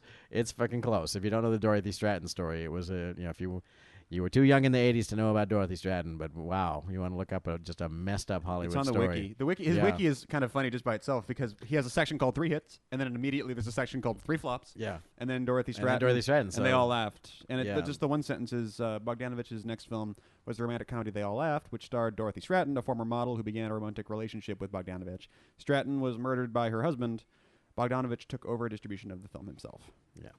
And there's a lot in that one sentence. Yeah. And it was 2 movies were made about that story. One was Star 80 that Bob Fosse made, and another one was something else. There was 2 movies made about that because it was such a god awful, horrible story. But so that would be enough to 3 hits, 3 flops, and then that happening to you would be enough to make you just go And he live had on an island and somewhere. he had to distribute the film himself, which put him into bankruptcy. Yeah. So just it's a rise and fall story. But he's now he's sort of Whoa! back a little bit. So like very similar to Friedkin, who kind of scored big early on with Exorcist and a few other things. Yeah, are you reading the Dorothy Stratton story? I'm reading Yeah. the last little bit here. Yeah, In 1988, the 49-year-old Bogdanovich married 20-year-old Louise Stratton, Dorothy's younger sister, whom he had begun dating when she was only 14, 2 years after her sister's death. yeah, But they were married for like 15 years. yeah. But God, Hollywood people are fucked up. He was dating a girl Well- who got murdered by her husband, and then he started dating her younger sister when she was 14. That's crazy. Weird. That was the 70s. Yeah. when your significant other gets murdered horribly and publicly, see how you react. Yeah. Yeah, no judgment. Jesus Christ. Yeah. It's a rough one. So it's really I don't think anyone deserved any of that. Anyone involved in that saga deserved any of what happened. It was just a totally messed up thing. So anyway, Madeline Kahn. Another great, Amazing another scene. just winner and Mickey the Mouse. Yeah. Yeah. son of a bitch. Yeah.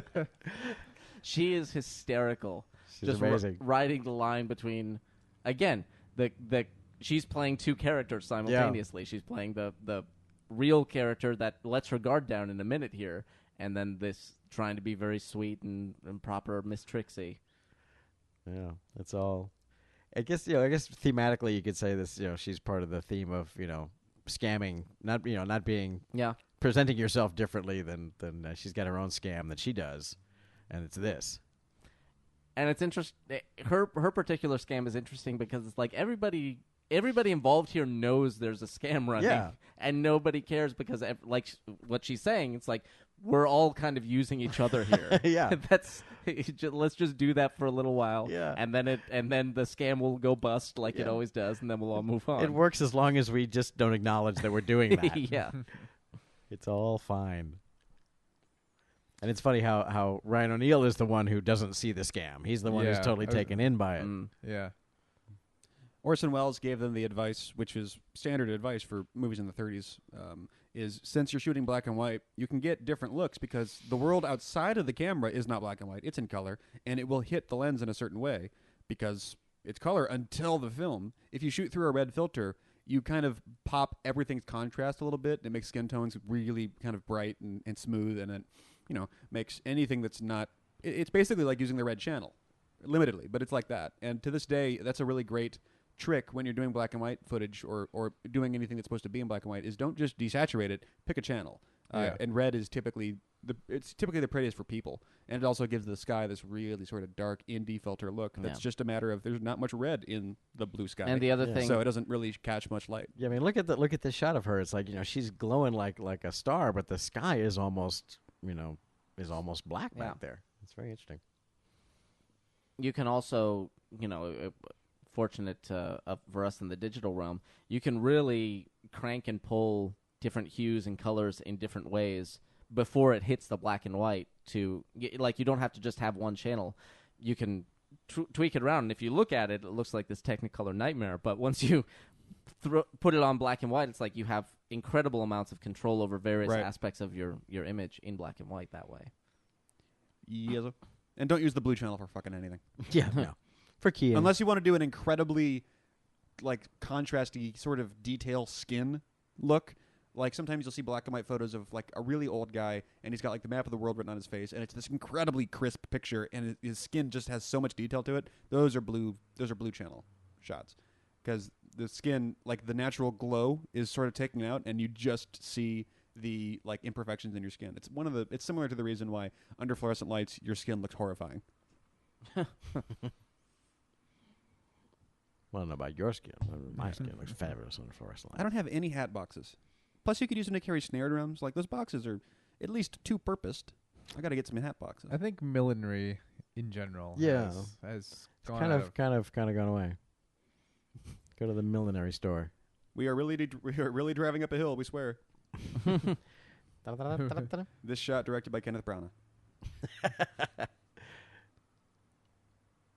It's funny. It had never occurred to me that there was an unfortunate correlation between periods in which people would wear hats in cars and periods where cars rarely had roofs.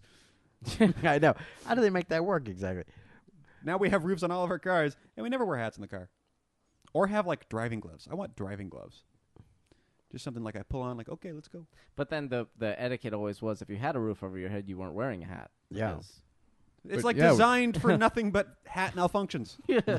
The system can't work. The 30s were littered with just hats, like by the roadway. Like, now you see, That's what the Great Depression was. It was all that lost money. There was- from On the people side of the losing road, their it just looked like the opening shot of the Prestige. Just Steve Jobs' dad made the family fortune originally by collecting hats along roadsides. He was just a used hat salesman. Few people know that. Yeah. Yeah, it's That's how J.P. Morgan got to start. yeah. Picking up hats on the You side gotta of the get road. up. Now this guy here is still working, I believe, more or less to this day. This is, I think, his first movie. He went on to be in Blazing Saddles. Weirdly enough, he's like the Camptown Ladies. But this is, I believe, his first film. Burton Gilliam. Yeah, he's still working. He went 75. Yeah, he went on to be one of those, just sort of Texas kind of Western guys. He's in. If you're doing a Western, and he's in it. It's his third movie, it looks like. He was uncredited in Beach Blanket Bingo. Oh, okay. Well, then there you and go. apparently he was in Oh, Gator. Was he playing Oh, with is he in Captain Gator Geach in too? the Shrimp Shack Yeah. Cheers? And he Okay. was- Perhaps it's for a speaking role then. Perhaps that's what's going on. And here. he was in Blazing Saddles, and then Fletch, and then Back to the Future 3. He is in Yes, he is in Back to the Future Future 3. Yes, exactly. Yeah, Who he's is he? the guy selling guns, isn't he? Oh, Colt Yeah. Pacemaker. Yeah, Colt Pacemaker. Yep. That's Where'd him. you learn to shoot like that? Yep, that's him. 7-Eleven. And he was also in Soccer Dog, the movie, Nice. which, who wasn't, I mean, that was... That was that movie's perfect for the a Kevin star-studded Bacon game. cavalcade. That one Did they get him for Soccer Dog, the TV show, with Jodie Foster? I doubt couldn't it. make a deal. That's Couldn't a make a shame. deal. I don't think. Most That's probably recent- why the shit didn't take off. This move here, where she actually like licks the cigarette out, I'm like, wow, that's freaky. I didn't know. What did she do? She puts the cigarette out by flicking the ash off and then licking her finger and putting out the last little fire. It's like, that's very, she's obviously saving cigarettes, which is great. But it's like, wow, my whole life, I never knew that trick. Oh, what a weirdo little factoid about Burton Gilliam. He was apparently, citation needed, the first man ever to fart in a Hollywood motion picture. Is he In the Blazing- first? Is he in the Blazing- first fart in Blazing in Saddles? Blazing Saddles. Okay, well there you go. Okay. Hey. That's a feather in his cap. Yeah, Yeah, Which is blown off in his... yeah, which is by the side of the road now. I hope they include that in his in memoriam piece when the time comes.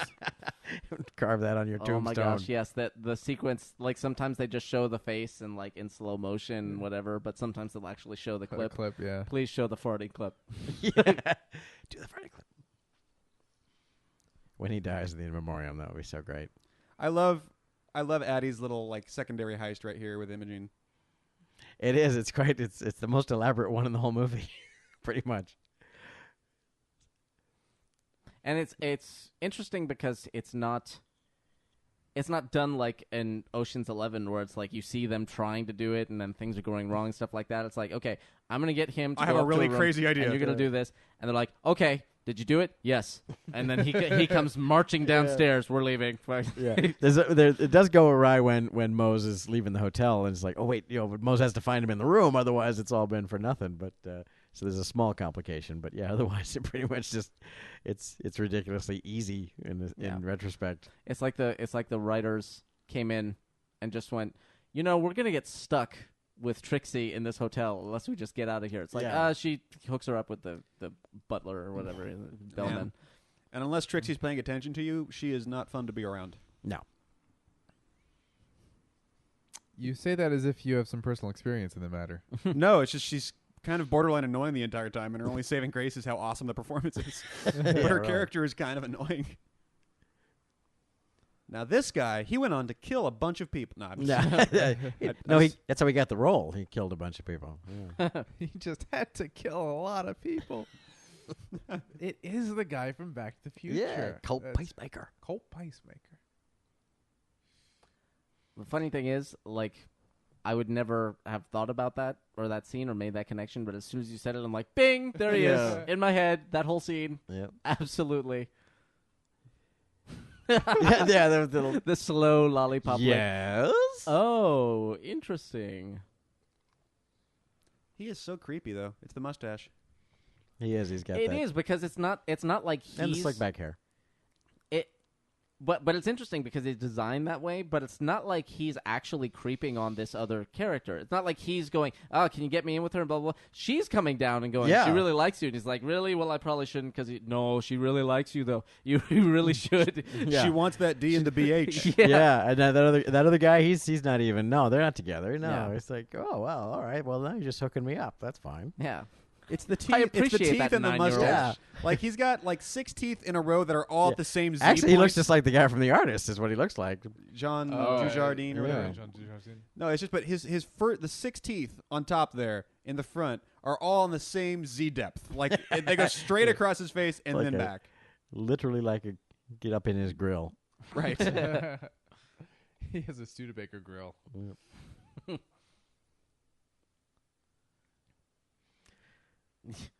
She likes men's that prince. That's the most amazing part. Is that part of the scam comes off? Well, He that's- writes like a 5-year-old. Once you Yeah. once you get him hooked, then that's when you start selling the weird part. Like, oh, Yeah. one thing though, you do have to have a kitten on your head while you do this. Oh, okay, sounds legit. Sure, why not? If it's for $1 million, yeah, Some people juggle geese. yeah. That always struck me as a very like Hitchhiker's Guide-y detail in Firefly. I went to one planet where the primary Yeah. moment of That would be in the recreation guide. is juggling goslings. I want the geese juggling planet. Where is that one? Right. The geese juggling planet is found in the Alpha Centauri system. I feel like we would have seen that in season 2. Yes, they would have gone. There They would've would've been- gone to the There would have been an we accident. would have at seen at the geese juggling. An accident at the geese juggling circus. I feel like it wouldn't have been a thing. It would have been just episode 6 of season 2. They're walking through. Someone in the background is just yeah, juggling and geese. someone's just juggling some geese. Nobody acknowledges it. It's just something that happens. Well, Steve Martin. I just saw Steve Johnson the other day at Monsterpalooza. That's why. But Steve Martin used had a routine about cat juggling that I think is in The Jerk. I believe they finally paid that off. One of his movies. He used to stand up, talked about there's a scourge in America today, and and of course I'm talking about cat juggling, and you all know what I'm talking about. And it's cruel to the little kittens. And then there was a scene in one of his movies, I think it was The Jerk, where she actually showed the cat juggling. That's one of those things where you distract the guy from the ASPCA for a second. Roll, go. Yep. Brian, how come you don't wear a polka dot tie all the time? Like over T-shirts and shit. I am now. I'm going to. Mine's in my Cremo cigar box. Yeah, cigar boxes aren't really a thing anymore either. Unless you go to the cigar store, you can still get them there. I have a cigar box, actually, but it still has cigars in it. I have an Empire Strikes Back lunchbox. Is that the same thing? Pretty much. Kinda. In a rectangular sort of way. Yeah. In It that is the they're same both in that they're geometric form. that they're both in the box line. Yes, that They're both in the box variety of items. Yes, that they both have box in their name. Imogene is a cool name. Yeah.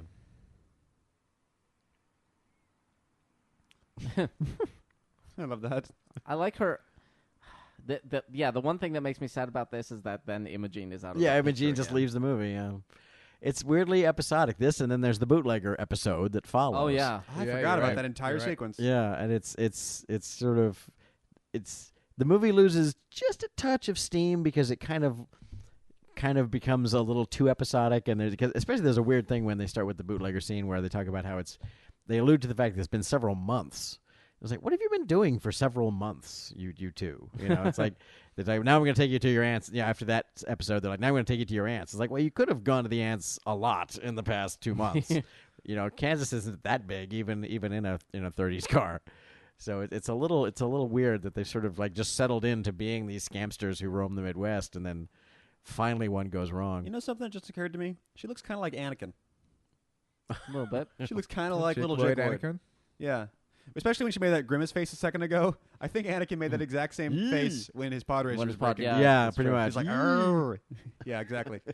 Just give us a face, any face. Make a face. Yep, that was a face. Okay, good. Okay. Got it. What happens when something goes wrong? I go like, Yeah. If there was going to be a Paper Moon show again, I would have it just be Tatum and still? PJ. Yeah. No, I would have it. I thought you were gonna say you're gonna have it be Tatum and Ryan like now, like it's like 1984, Right. and they're still driving around like, God damn it, I'm gonna sell some Bibles. You still owe me $200. Yeah, that's right. We're gonna make good someday. And I swear. And Addie has lung cancer. Yeah, exactly. and And she's and Mose has every social disease known to man. Been telling you to get that VD straightened out since she sounds 1931. like Kathleen Turner now. Yeah. Mose. I'll do whatever you want. I am too a girl. Swear to me. I can't do the phone scams anymore. They don't think I'm a girl. I love their. She's still got a bow in her hair. Ew. That makes me make that face. No, that's a good skit idea. Like they're still trying to pull the same con when she's like 45. Where she just starts crying. You did give me a 20. Yeah, that's from my You aunt. did give me a 20. You gave me a 20. I suppose it would work. You could play an elderly. It would work as an elderly person. You'd be like, you're trying to confuse me. You know? Of course, the darker sequel would just be that Ryan O'Neal has just been going around finding different little girls to do this with for the last 50 years. It's Ryan O'Neal with like 8 women. Yeah, they're all my Of daughters. varying ages. Like they look like the like a little like the signal strength icon Yeah. just walking around behind him. Hey, you got 4 bars there, Ryan. Looking good. So that was the one complication. He almost left the hotel. But look at this place. Look at this building. Look This- at that this- necktie. This building's incredible with the staircase and everything else. I also like that. She's kind of artless in this whole thing. She's Yeah. like, just go up there, don't even knock, use the key. Not Yeah. just go. Just you better do it. you better had is all. Go get that done. At some point, I'm gonna have to like sort of reconcile all my various Alvin Sargent opinions. Because if you don't recall from our Spider-Man commentaries, Alvin Sargent, who was I think like 78 at the time of Spider-Man, wrote Spider-Man and then Spider-Man 2 and I think Spider-Man 3, or at least was a co-writer on them. And those movies all have like the worst I don't understand how kids talk dialogue I've ever heard in my life. Well, that's because he's still writing like he wrote a 1930s movie. Oh yeah, I know. Yeah, you got locked into Depression era Yeah. spinsters. I really Scam artist. dislike those movies, Alvin. And then this is awesome, Alvin. And I'm gonna see what else he's done. Maybe He's a. I got to see which side it falls on I here. think he might have had a I think he's heyday earlier. yeah, I think he's pretty well. That's it's well. a name I recognize. I didn't even associate him with Spider-Man. That's weird that he wrote Spider-Man. Yes, it is. And he's Bye, Imogene. still alive. He's currently 85. Yeah. He has been working since 1956. Yeah. Wow. Aw, her sad wave. He wrote She's waving goodbye Spider-Man, to the Spider-Man movie. 2, Spider-Man 3, and The Amazing Spider-Man. Also, Lord. Unfaithful, I thought Amazing Okay. Spider-Man comparatively was fine. So Ordinary Who knows? People. Ordinary people. Wow. Okay. A Star is That's Born. where I know the name from. Yeah. Yeah. oh, this is back. He when- also wrote The Effect of Gamma Rays On on Man in the Moon Marigolds. You've What heard the- of that? Yes, what of the course hell I is have. that? I've never heard That's it's a 70s movie that you don't have to see. Oh, all You're- right. It's fine. You're not- Written, I think it's based on a play, actually. directed and produced by Paul Newman. Yeah.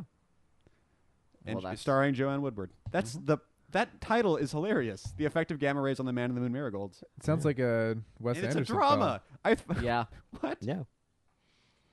See, that was before you changed the title of things like Sexual Perversity in Chicago did not fly under that name as when they turned it into a movie. Zen and the Art of Motorcycle Maintenance. Yes. Yeah, that was when you could have long titles like that. Now they'd find a way to reduce it to Inception, 2 words at the most. Yeah. Oblivion. All right, so now she says here in a moment, like we've been, for a couple of months or a couple of weeks, we've been doing nothing but blah, blah, blah. So it's like there was like a gap there of like a couple of months, which is like, what have you been doing for a couple of months, you guys? I love Roger Ebert so much. Roger Ebert of the on the subject of the effect of gamma rays on the Man in the Moon Marigolds. Robert Ebert said, "The film is hard-edged enough to be less depressing than it sounds." And of course, the first thing that Vincent Carby of the New York Times said about it was, "The effect of gamma rays, etc., is not a stupid film." Just so you know. Despite the title. This is a weird thing where John Hillerman plays his own brother. It's interesting casting. We treat you how you treat you. Yes. Magnum. I think one of the major upshots of having a daughter would be that you can do cons with her. Like I think that's one of the You can major do selling. scams. It's one of the selling points. It's like a perk. He loves that. Yeah. That's why he's so into That's why. it. That's why. That's That's why why he's she's keeping. still around, That's why he's yeah. keeping her. Yeah. Mike, when Scarlett gets a little bit older, you've got to become like a weird crime committing team. Not a crime fighting team. No, but a criminal crime team. Yeah, a criminal team. I want to make movies with her because she's hysterical and she's really smart. And the best part is she likes kind of the Halloween horror type stuff. She thinks it's amazing. Like you could put. She's like 3. Well, she's almost 5 now, but even when she was 3, it was like the things you would think would scare a child. Not like she would go out. She's just maddeningly delighted by them. She thinks they're awesome. She loves like zombies and stuff like that. And one year she went for Halloween. She went as Little Red Riding Hood, and her dad, who was escorting her, was the big bad wolf, and he was one of those like terrifying werewolf masks and like the torn up clothes and stuff like that. And it's like that mask scares me. I don't know how she's not scared of that mask. Well, And she thought it Patton was Oswalt great. has that story that he does. It's one of his in his latest thing where he talks about how he has a young daughter and he was flipping channels and he accidentally passed by Benicio del Toro as the Wolfman. Oh, right. And he's like, "Oh God, I've scarred her for life. Oh no, put on the Disney thing or whatever." And late that night, his daughter was like laughing to herself, and he's like, "What's so funny?" And she goes, "The doggy was wearing a shirt." But it's she loved like the Nightmare Before Christmas and stuff when she could barely talk. Well, that's good. But There you go. So it's like I That want to is make proper and correct. I want to Yes. make a movie with her where she's almost too old for it to be as cute as it could be, but still pretty cute. Where it's like where there's like these like creature effects, like monsters running around. She's just totally Yeah, it's just doesn't whatever. care. She's Well, there's She should have like an older sibling who is absolutely bugfuck terrified of everything. Yeah. And then she's just like, I waving. wanted to do a short where it's like she plays with the monster under the bed. Like, there you go. that kind There's of- a monster on the bed. There's a monster on the bed. I know his name is Steve. Yeah, he's my friend.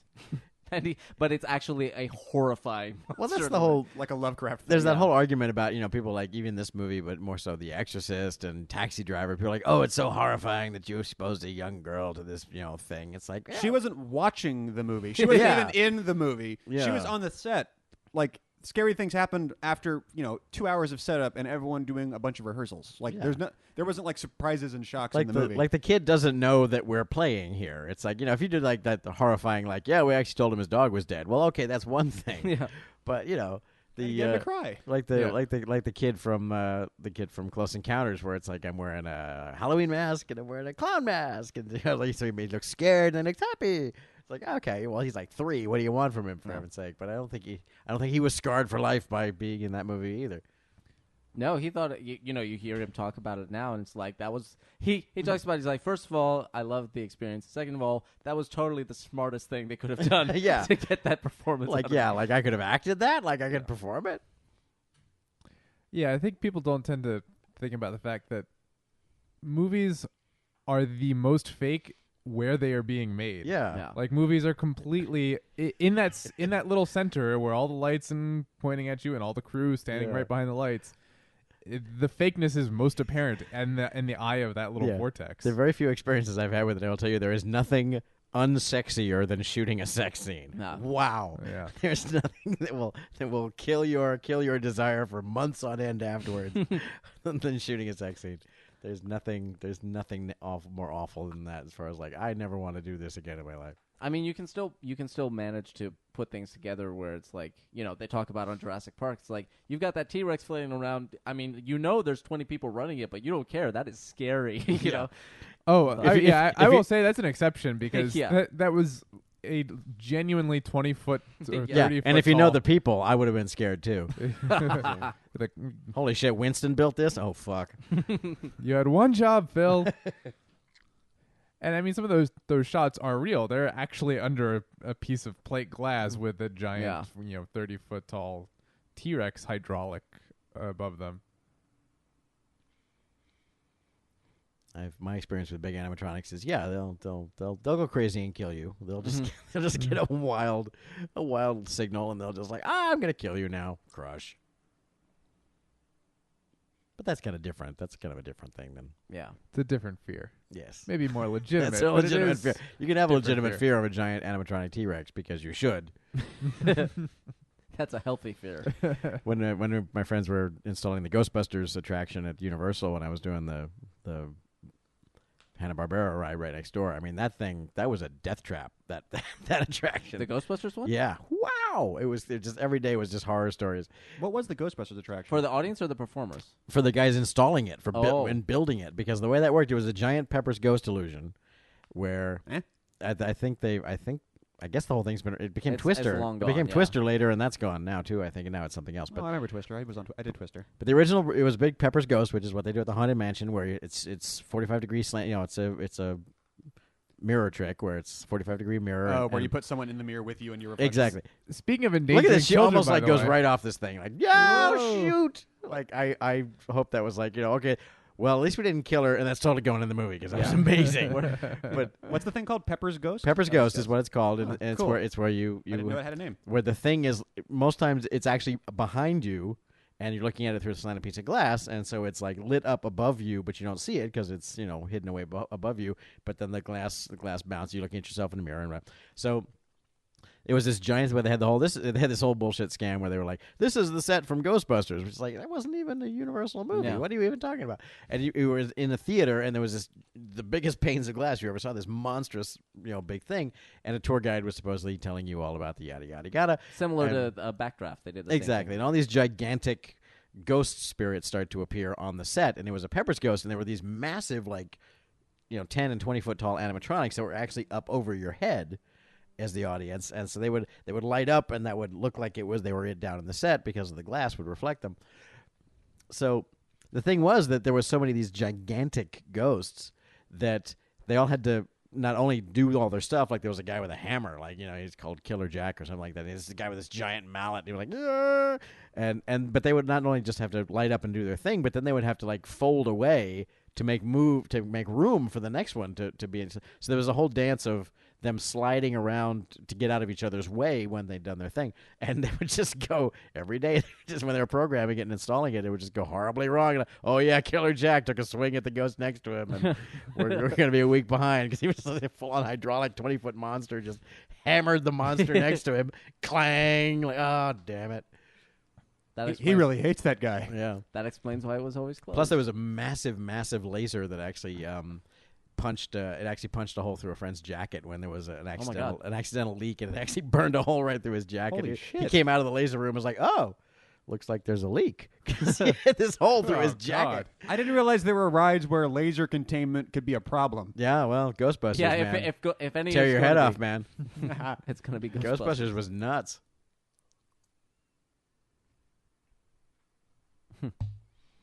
Speaking of endangering So anyway, children, yeah, now they're gonna be caught. And it's very much as you were saying, it's episodic. So we did the bootlegger, and now we're gonna do the running with the law episode. Right. Yeah, well, yeah. But this is related to the bootleg. I mean, yeah, there is. this is the bootlegger episode. The one does precipitate the other, but it's still, even so, it's it seems to be in the next episode of It's it. true because It's kind of like the bootlegger was the cliffhanger. Tune in next week when they have Yeah. the running with the law. Yeah. They do everything. They have the car chase. They do everything but hang off a cliff in this. oh my gosh, that car chase. There's that amazing shot in the car chase where they come down the road and whip Yeah, around and turn exactly. around and go back the other way, and the camera's just in the middle of the road going in Yeah, a circle. Don't hit me, okay? Yeah. Oh man, this is the creepiest guy in the movie. He's that's funny.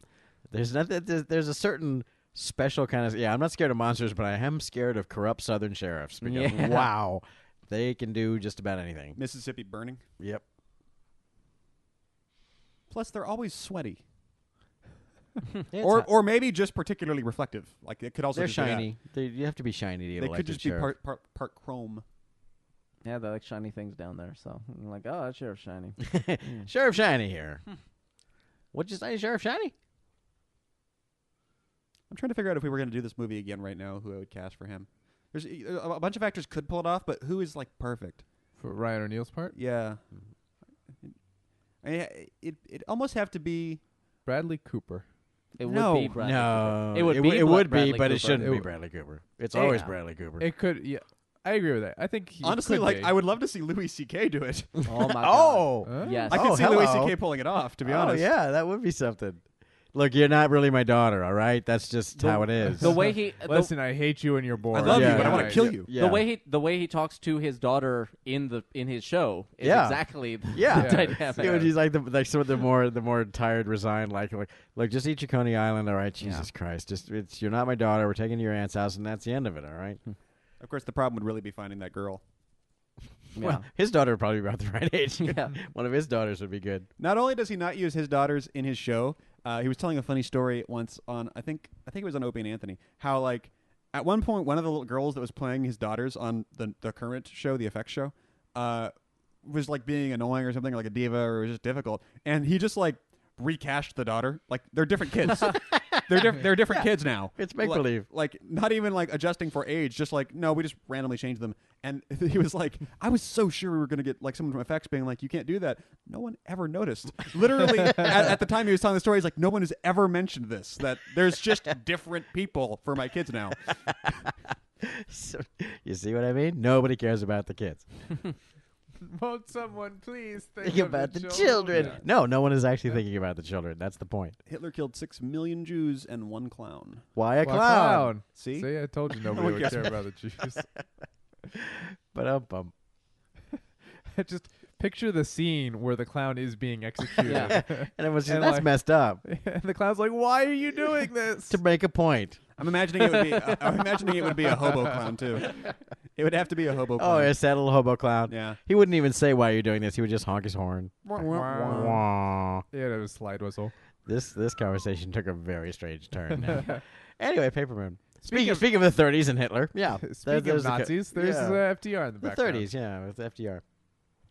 We should have pictures of our president just on the wall more often now. Like we don't. It's do not a that thing anymore. so much anymore. Yeah. I'm just gonna do that with pictures of like Mao and Kim Jong Il, and Yeah, there you go. I'm gonna take other leaders. Do Yeah. you mean like in people's houses or like office buildings? Well, yeah, it's a recurring motif here, but it was a thing at the time in the 30s because FDR was president for like 50 fucking years. Well, 16. Not he, quite 16. Yeah, like 13, I think. Yeah. I'd forgotten about that. How did that work? There was no whatever amendment Whichever it amendment, is. yeah. It's 17th. Yeah, No. something like that. It was because of Roosevelt. Like, well, Yeah. let's not have that again. Well, yeah, So it 'cause was that like was a a- terrible thing. Unofficial tradition because Washington. Yeah. He was president and then he did a second term, but then he said, you know what? No, 2 is good enough, and so it was just kind of an unofficial tradition through the rest of history up to FDR that no other president ever ran for 2 terms, and then FDR came along and did 4 or 3.5. Or like 10? We don't know. Yeah, Books have records No from one that knows. era. There are no are books about this. Yeah, it was all the records are lost. Records from that era are sketchy at best. But yeah, he did. You know, he was elected to 4 terms, and then afterwards, we actually passed a constitutional amendment to say, nope, presidents can only have 2. It's also really weird if you ever look at It like worked out okay with him, but let's not take the chance. Yeah. the requirements and the 'Cause criteria. someday for there's being, going to be a guy named Bush. for being Yeah. president. Like they make very few like actual stipulations. Like, all right, you know, you can be racist, you can be a woman, you can be a dog. We don't care as long as the dog was born here. But you have to be 35 or older. Like Yeah. if you're 34, wait, gotta hold off. Like they just picked 35. There's only like 3 thingies, I think, or the original institution of that was that there's only Yeah. it has to be this, it has to be that. I think, Natural born citizen, like land 35 years owning, I old, think, and then and 35. It's so 1700s. Yeah. You have to be 30 to be in Congress, right? I think think, so. yeah. Something like that. You just have to have a pulse, and sometimes not even then. Yeah, 30 or older, but it's Yeah. the top end that a lot of people go, well, there should be a high end cutoff on that one. Yeah. Hmm. Or like that proposal for like, you know, once you reach a certain age, you have to retake your driver's test every year. or Yeah, something That would like actually be really interesting. I wonder if that might even be a better system entirely. If, like, to be in Congress, you have to be between the ages of 40 and 50. Like, you have to be 40 before you can get in, but you don't get to be around until you're like 90 either. You get 10 years. That means everyone gets phased out. It sort of keeps it refreshing, and you don't get old, weird blood and shit like that going on. Maybe between 50 and 60 would be better, but something like that, where only 10 years possible, and then not even everyone would always get the whole 10 years. Nothing, huh? Okay, no one cares.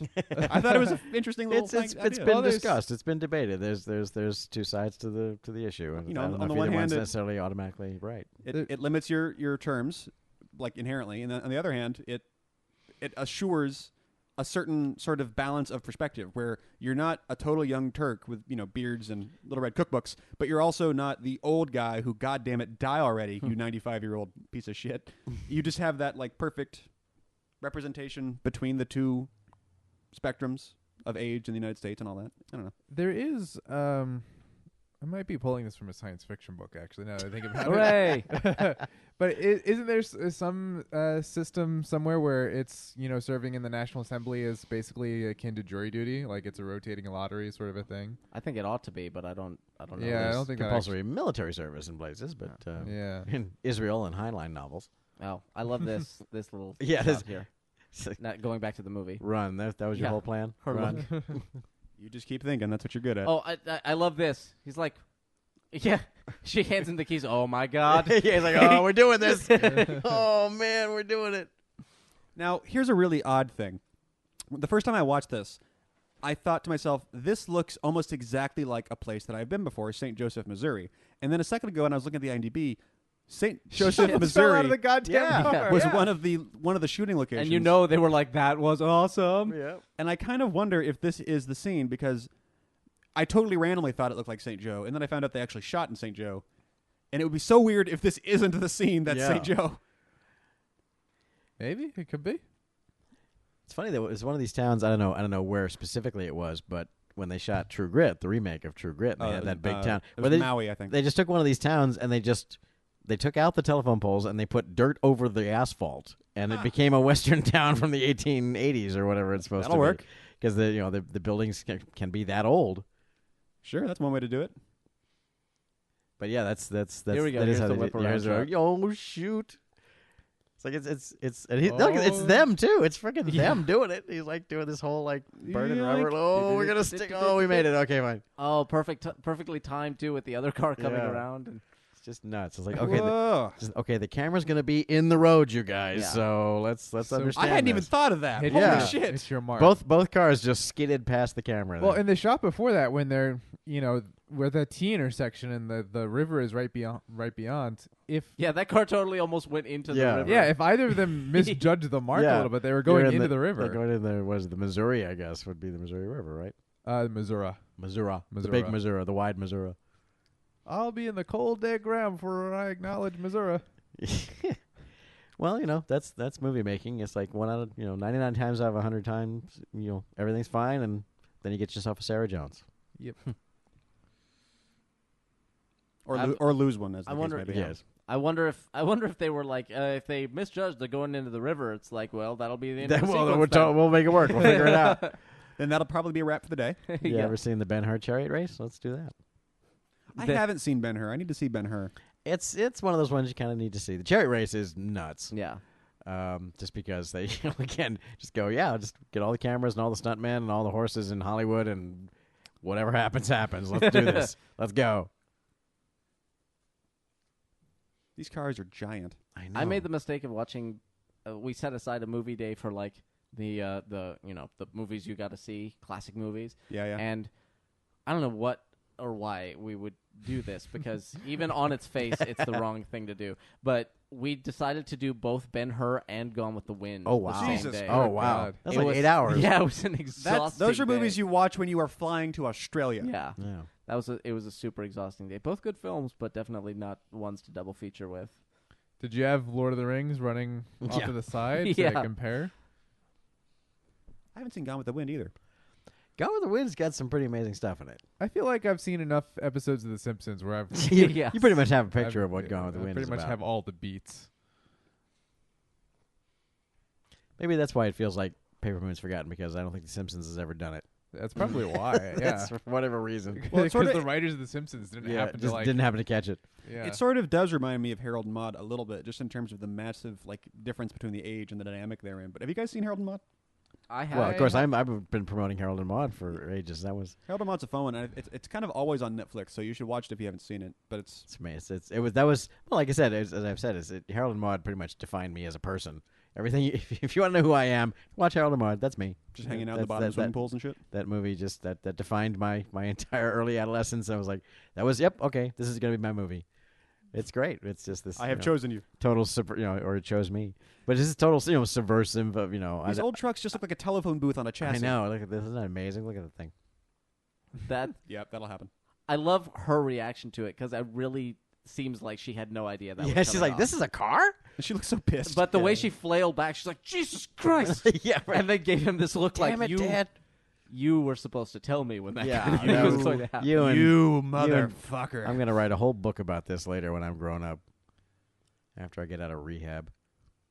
I want like a little girl buddy cop movie of Addie and Arya Stark running around the countryside. And Addie's the one like, you Paper- don't have to murder everyone. Yes, I do. Brian, remember that time? Paper you Thrones. Remember that time he got lost in the woods, and you had to fight Randy Quaid, and he was wearing really small overalls. Yeah, he was barefoot. Paper Thrones is another good title where it's like Paper I don't Thrones. even know what that is. Just put it out the Or title. Game of Moon. Yeah, Game of Paper Moons. God, Randy Quaid. Why is he so scary? I don't understand what. I know. I would like not want to wrestle. I really Randy think the pants have something to do with it. Yeah, it's Yeah. like he grew too fast for his clothes, like a werewolf. Yeah. That happened like He's taller. earlier. He's taller than his brothers. He's got the hand-me-downs on. Plus, he's just got that kind of creepy, like I constantly chewing love on that. nothing at all sort of thing yeah, going on. I got to play a scene with him in Freaked. Oh yeah. Yeah. Is he weird in person? He wasn't. He was fine. Yeah. I didn't get impressions he was anything wrong with. I mean, he's having some strange legal problems lately, but who knows? But Who is your favorite Quaid? Everybody around the room. I got to go with Dennis. I love Dennis. I like Mildred. You don't hear much about him. Mildred Quaid. I like Quaid from Total Recall. Quaid. It pretty much comes down to what do you want to do, Independence Day or The Right Stuff, really. Yeah. Inner Space. I could go back and forth. Inner Space. Fucking Inner Space. I got to see Inner Space again. I just worked with Bob Picardo, and I got to nerd out about... you worked with Bob Picardo? Yeah, he was in this project I just did, and had a little sidebar with him after we'd sort of worked together a bit, and said something about... He said something about how, weird project, huh? And I was like, yeah, well...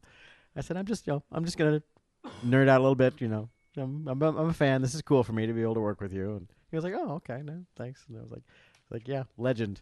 And he was like, really, legend? I was like, yeah. Because he's the water witch. Right? Exactly. So Yeah. I said, foul tasting fairy. And he looked at me like, that was pretty good. And I was like, I know, and it's not like I've got the Mucklebone impression like ready to go at a moment's notice, just in case I meet you. It just popped out spontaneously just there.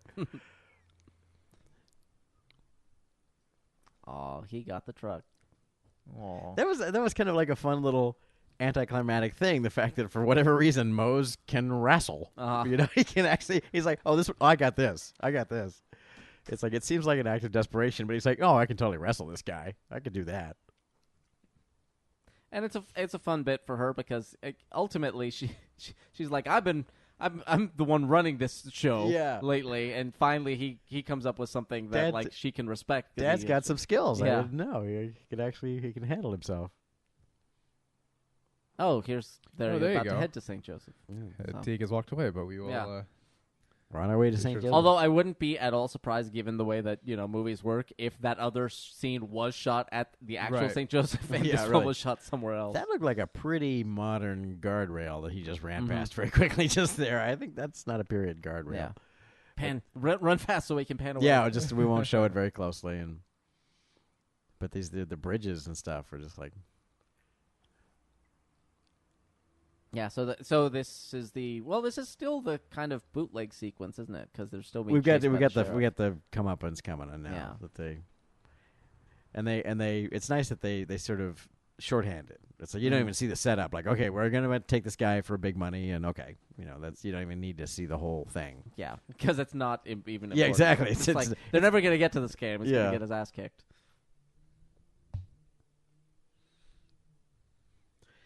Watching this movie made me want to like just go to the Midwest where I've never really been. I don't understand how they're shooting this. I just Yeah, I know. realized- It's like, wait, it's a mirror shot. It's like a Bob Zemeckis shot or something. Yeah. What's going on here? Bob Zemeckis is 20-year-old Bob Zemeckis is going, wait, how's this working? How are they doing this? Yeah. It's just off, but it's like angled in such a way that it looks like you're shooting straight. They're in the mirror, but they're not close enough to it to get Yeah. the over to happen. So it's all through the mirror. yeah. It's just weird. Huh? It's like some weird. You see how close the camera is to the mirror? It's right Yeah. at the mirror. Yeah. At a very extreme angle. Is it just a really wide lens? Yeah, probably Yeah. something. It must be a wide lens. It Yeah. looks like the mirror is straight on at us, but it's Exactly. It's It's very an angle, angled. yeah. It's very Yeah. angled. You Look just at can't the tell, but it's so boxes clean. there. Yeah, Where we're like 45 on the mirror. but that's Oh, quite, yeah, She's yeah. probably amazing shot. they're probably totally cheating. That when they're looking, they're probably not looking in the mirror. The way Yeah. this angle is working, because they were looking in the mirror, they'd be staring right they're down the camera. They're staring at the wall. Yeah. Trey, did I just hear you say you want to visit the Midwest? Yeah, because I don't think I've ever been to it. The closest I've ever been is Cleveland, Ohio, when I was a kid. Cleveland's, no. This is, by the way, Cleveland rocks. You missed it to go grab the pizza, but this scene We're in takes St. place Joe in now. St. Joe. Yeah. But I It's was at saying the Hotel St. Joe right there. I was saying it's entirely possible, given how movies work, that other scene was actually in St. Joe, and this Yeah. is somewhere else standing in. This is But Burbank as St. Joe. But I want to do that because there are these places, these towns that where they go back to not just the 30s but the back to the 1800s. Oh, hell yeah. I mean, I spent a lot of time in those places. That's why I'm so confused that you want to visit them. So bad. Yeah, I know. I want to visit them. I don't want to live there. Nice place to visit, but I don't want to live there. It's like, I'd really like to go visit South Jersey. Hey, Yeah, really. Hey, what the? Why are you assuming I'm kidding? Yeah. it's pretty there. It's like I was just reading a book. Is that the part of the state that smells? No, it's the stop it. I was just reading No, a book. it's the other Yeah. part. Wait a second. What part? You almost tricked what me. part of New Jersey smells? There's a. I was just reading a book about if you haven't heard about this weird story about there was back in the day when they used to like kill outlaws and then display them like check him out, pay 10 cents and look at the dead guy. There was a guy, Elmer McCurdy was his name, who was like, of course that was his name. that was his name. Yeah, I know. And it was like a name you don't have anymore, much less a face you don't have anymore. And he was, and I remember I learned this story backwards because I was around for the end of it. In like the early 1900s or late 1800s, he was like a very small time outlaw. He tried like one scam and did robbed a train and got shot and so he was displayed, and then he was embalmed so they can continue to display him, and then they forgot that I this know where the story's eventually Oh, he, this one. Okay. yeah, eventually they forgot that this was a real guy, and it became like a sideshow attraction of a dummy, of a corpse. Yeah, and we then have a mannequin hanging up there. exactly, Totally it ended dead up guy. in a sideshow down in like Venice, California. And when they were shooting an episode of $6 Million Man, they were moving him, and his arm came off, and there were bones inside. And they said, "What the hell?" And it turned out that he was this dead guy from a century ago. And so there's a whole book about how the hell did that happen, and who had him, and what evidence is there about it. Anyway, but one of the things about it is they talked about his exploits back when he was an actual bank robber. They said, "Yeah, one bank he robbed by just breaking a hole through the wall in the it was a brick building, and he just broke through the bricks and here it is, because the building is still there. The building is still standing in that small town. And they're Does it like, still have a hole in it? the hole is fixed, but you can see the repair in the brick, and they're like, right here is where he did it. So just the fact that these things still stand. I mean, look at that building behind her right now. That's an ancient building. There's with a lot lots of, of there's a history lot to of it. places. I lived in Harrison, Arkansas for a while, and Harrison has one of those historic downtown things that isn't historic to anybody but the people who live there, really. But damn it, he looks so fucked up. And it looks exactly like this. These are all buildings from like the 1850s to maybe 1900 or so. Now, Harrison I and the swallowed surrounding my words. areas aren't necessarily the most modern places, but even like in a town in Arkansas that I lived in, it has these really, really old buildings in it. And Harrison is also, curiously, like about 10 miles maybe away from Zinc, Arkansas, which if you want to, if you get bored, Google Zinc, Arkansas. That is the weirdest place on earth. It's this like town outside of Harrison, which is saying like it's not in the middle of nowhere, but you can see it from there, like Arkansas, where like 72 people live and have lived, and no one comes and no one leaves. And if you happen to drive through the town, which is pretty much just a wide spot on the road, you'll get weird looks. There are no stores. There is no commerce. They're all people that live off of like EBT. And it's just this tiny little place where like the headmaster of the KKK lives and has like the nice property in town, which is a house that isn't like only half there, like the rest of the houses and shit like that. And people have just been living there. And it's just this odd like outpost place that the history of it is weird and fascinating. Anyway, Zinc, Arkansas, weird place. Doesn't have old buildings. That's where we're going to Yeah. shoot Paper Moon 2. Only has like lean-tos. The Ozarks are, the geography of it is actually very, very Oh, it's lovely. The beautiful. Ozarks themselves are beautiful. As they say, the worst part about Arkansas is the Arkansans. Yeah. I lived there for 5 years. I get to say it. I put in my time. I do my job. It's a nice scene here because everything is all subtext here. It's like no one's saying anything that they mean in this whole scene. Like, yeah, you could write. It looks like a nice house. Yeah, it does look nice. Yeah, you could write to Franklin Roosevelt now. Yeah, you could. Yeah, Don't leave me. yes, there are none of them. They're not saying anything that they're thinking. See? That's how you do it, Alvin Sargent. Why can't you do that in Spider-Man? Exactly. She has one skate. She stands on it like a very small skateboard. The other one is behind her. They're looped over her. I have no object permanence, okay? When she spins around, there's still only going to be one skate. Yeah. I only see one at a time, therefore. She only has two skates for a brief moment mid-turn. I like that she has skates, but she never skates. We didn't have She's been meaning to start. Chekhov's skate. Chekhov's skate. And where have the skates been the whole time? Like, they really haul those around the whole movie? Schrodinger's skates. Sure. That mirror, look This at that rearview movie mirror. fails, That's set up huge. and pay off. Oh, no, that's a windshield. I'm dumb. There is a pretty big mirror sitting there, though, too. Yeah, he's got a big side mirror. In a truck that barely exists, I don't know how you need a side mirror, though. No. You just sort of turn around. They have a... That's... They have a moat. Yeah, they do. Or more like they have a ditch and no driveway, so Yeah. they just built a bridge out of wood.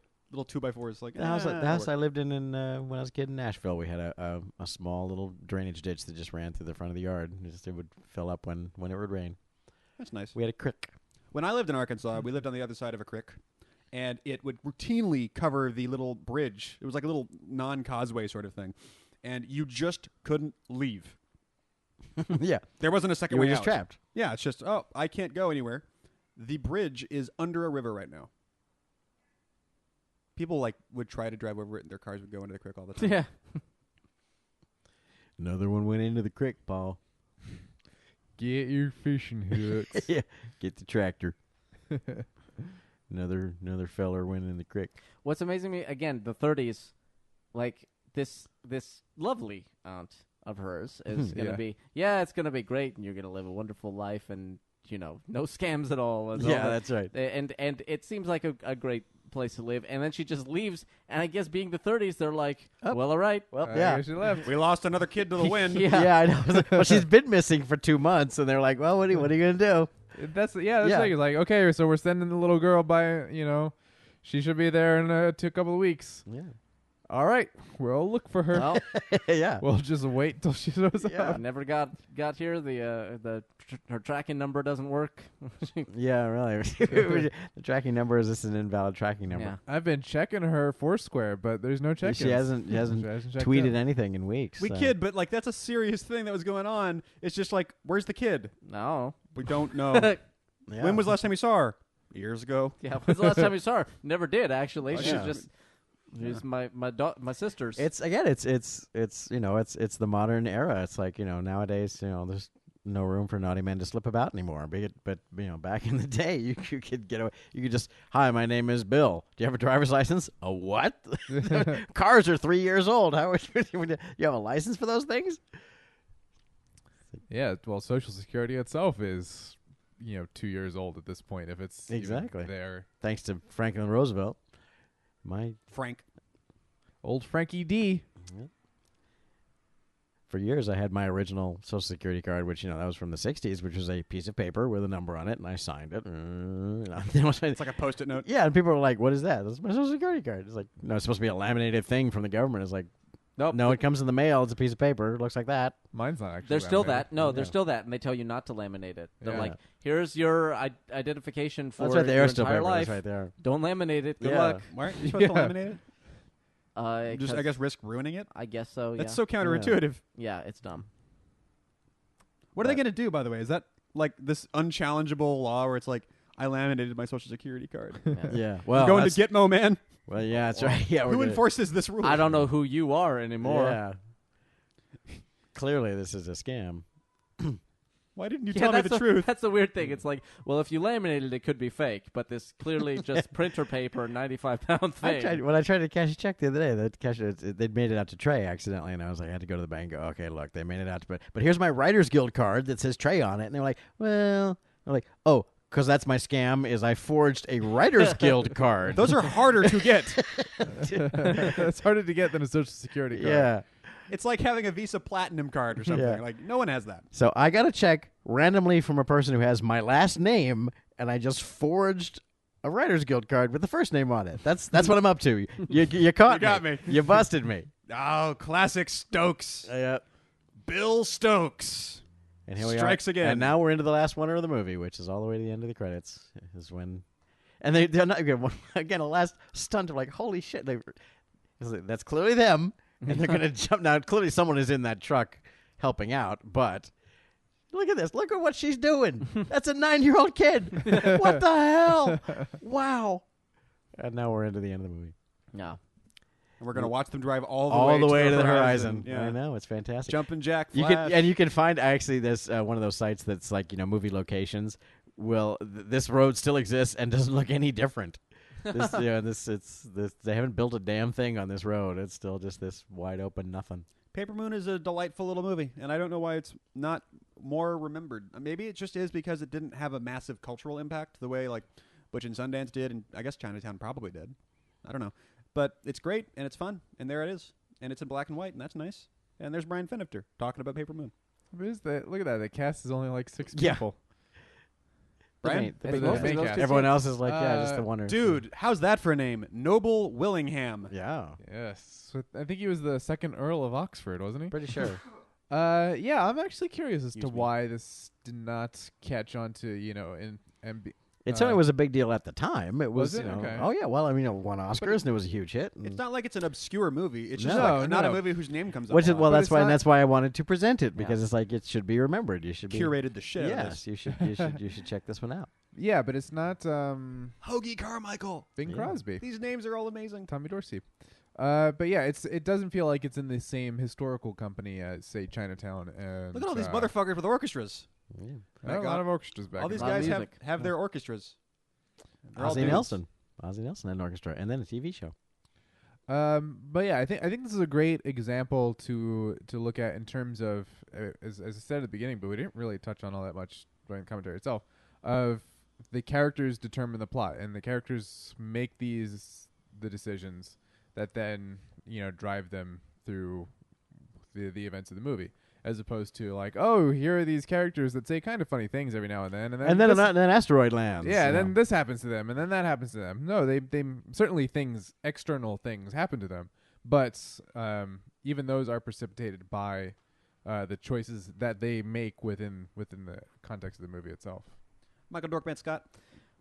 Yeah, nothing too much to add. I'm glad we did this movie because you say it's not an obscure movie, but I hadn't really heard of it. Me either. So Again, my puzzlement is why not? Because Yeah. to me, this is the equivalent of Chinatown and Yeah. and everything else. no, I completely agree. But yeah, I don't know why, but it's a movie I hadn't really heard of before, and nobody really talks about. But I think it's great. I think it's really snappy. It's it's got great characters. That's the other thing. It's character driven, and they're also interesting characters driving it. So you want to watch whatever happens to them, and it remains engaging. I don't know. I'd like to read the book that it's based on, and I'd like to see if there's if anyone's written a book about the history of it and why nobody talks about it anymore, because it seems like it ought to be something that people at least know about, other than within cinephiles, because people know Chinatown, and people know Taxi Driver and Raging Bull and all that stuff, even if they haven't even if they're not big on movies. They know those names. Those are names that exist in their in the ether, and Paper Moon doesn't for whatever reason. Trey Stokes.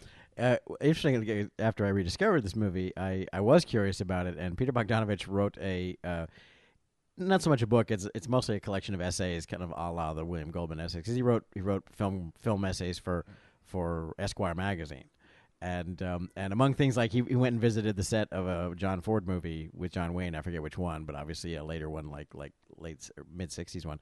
So he wrote these, and of course he was buds with Orson Welles, and he wrote articles about that. So he wrote articles about classic films and so on. And then, but the last few articles in this book, which is out of print, and I had to buy a used copy off of like Amazon, are what few anecdotes he does tell about making Paper Moon. The most memorable one was he and Ryan O'Neal were on the plane to wherever, like to Vegas, to change planes to get out to whatever plane you take to get to Hayes, Kansas, stuff like that. And they ended up on the plane with Marlene Dietrich, and struck up a conversation with her. And then all through the production of the movie, Marlene Dietrich would randomly call Bogdanovich in the middle of the night and go, "I'm very bored, darling. What are you doing?" It's just like they struck up this odd, fanboy relationship with Marlene Dietrich during the shooting of the movie. But It's like how Spielberg would just call Robin Williams during Schindler's List just to say what's up. perk him up. So this makes me want. I have to confess, I've never seen Last Picture Show, which is one of the classics, which I have never seen. I need to check it out. I need to see Well, you're it. not supposed to watch that till the end. Yeah, I need to rewatch. This has really inspired me to want to rewatch What's Up, Doc, and see if it holds up. And I would suggest. I can't recommend it because I don't know yet how well it holds up, but there are some sections of What's Up, Doc that are among the most amazing. I was talking to a friend of mine recently. We're having this conversation about Paper Moon and so on, and he had recently rewatched What's Up, Doc, and for him it held up in terms of like there are like 3 or 4 major crazy screwball set pieces, including the classic guys crossing the street with a pane of glass. That's in there. There where they just do the every screwball trope Right. there is in the massive crazy chase movie, and he said it totally held up. He said that it was amazing. So I definitely want to check out What's Up, Doc. But the whole sad weird history of Peter Bogdanovich is really unfortunate. But he had a hell of a run right there at the beginning. 3 hits, man. Anyway, this has been What Are You Doing Movie. You can always find more episodes at friendsinyourhead.com. For this and other fabulous podcasts, go to the forum, involve yourself in the conversation. It's a great community of people. It's growing all the time. We talk about things, often with spelling errors. Sometimes not. It's a good forum, you guys. Funny gifs. Yeah. GIFs. Yeah. And Twitter.com/friendsinyourhead, Facebook Friends in Your Head, friendsinyourhead@gmail.com. Buy our shirts. Give us money. We're not asking, we're just saying. And until next time, my name is T. Christie. Brian Finifter. Mike Scott. Moses Pray. This has been What Are You Doing Movie. Thank you much for listening. Good night. Good night. Each Coney Island. Each Eat your Coney Island. You gave me a 20. I ate your paw. I said, happy birthday, Addie, on it. You took my $20. Hi, party people. 24-hour party, people.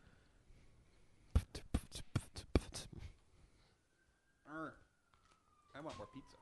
I haven't eaten. You're making me want pizza. Pizza fair game. Yep. Ooh, And breadsticks. pizza and breadsticks? No way. It's half cheese, half... Did we die and go to heaven?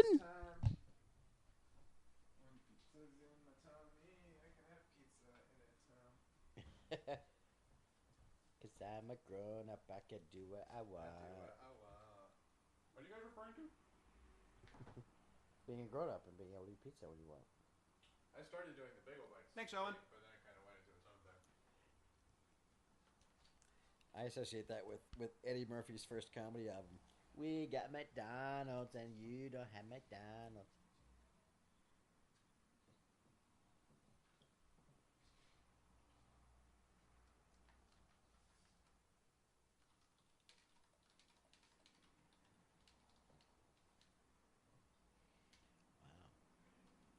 No one sent me an email in almost 16 hours. It's like I died. If I did, don't tell me. That'd be very sad. No comment. What's happening? Prank call. Prank call.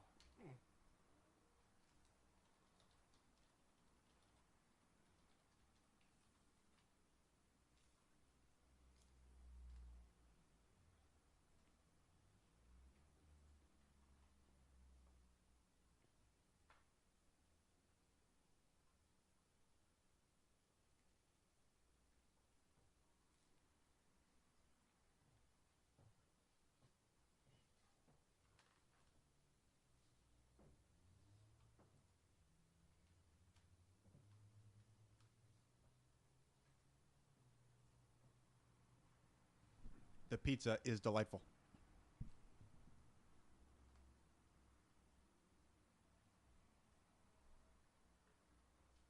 Order pizza, man. All right. All right, all right, all right. Order pizza with down in front. All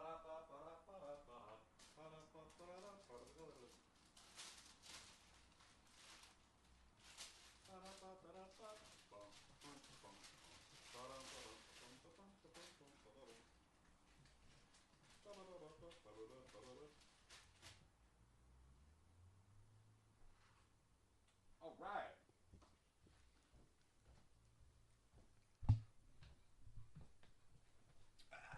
Sorry for the radio silence, folks. Eating food. We're about to do Blast from the Past. If you don't have it, find it. It's going to be the New Line logo. I'm just going to keep chewing and stop talking into the microphone. How about that?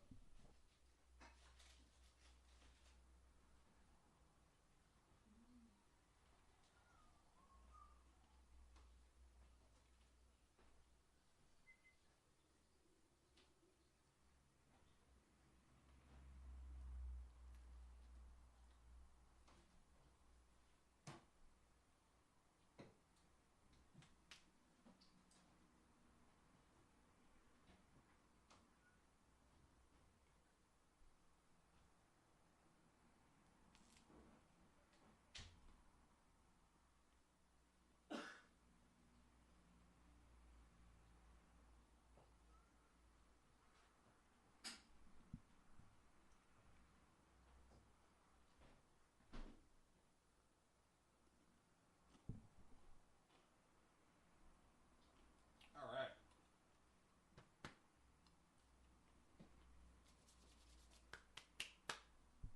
Pizza. Pizza.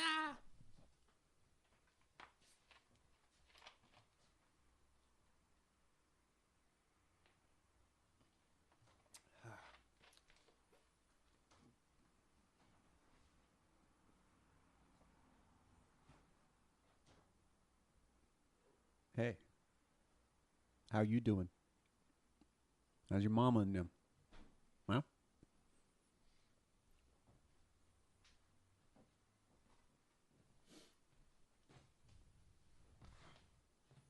Dorkman 2, The Return of Dorkman. The Dork Manning. Oh, is he related to Peyton Manning?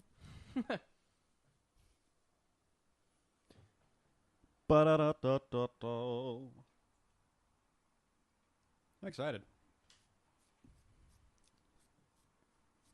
Bum, bum, bum. Shall we do this?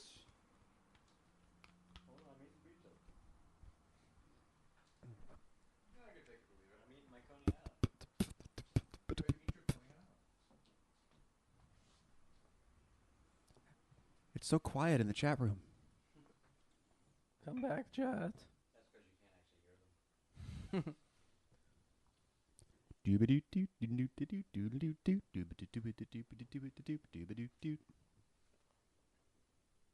Big Time Artist is just sitting there being hungry. I would have ordered you a pizza, but I don't know where you live and I don't want to buy you pizza. So, I didn't. So you see my problem. Yes, that's QED.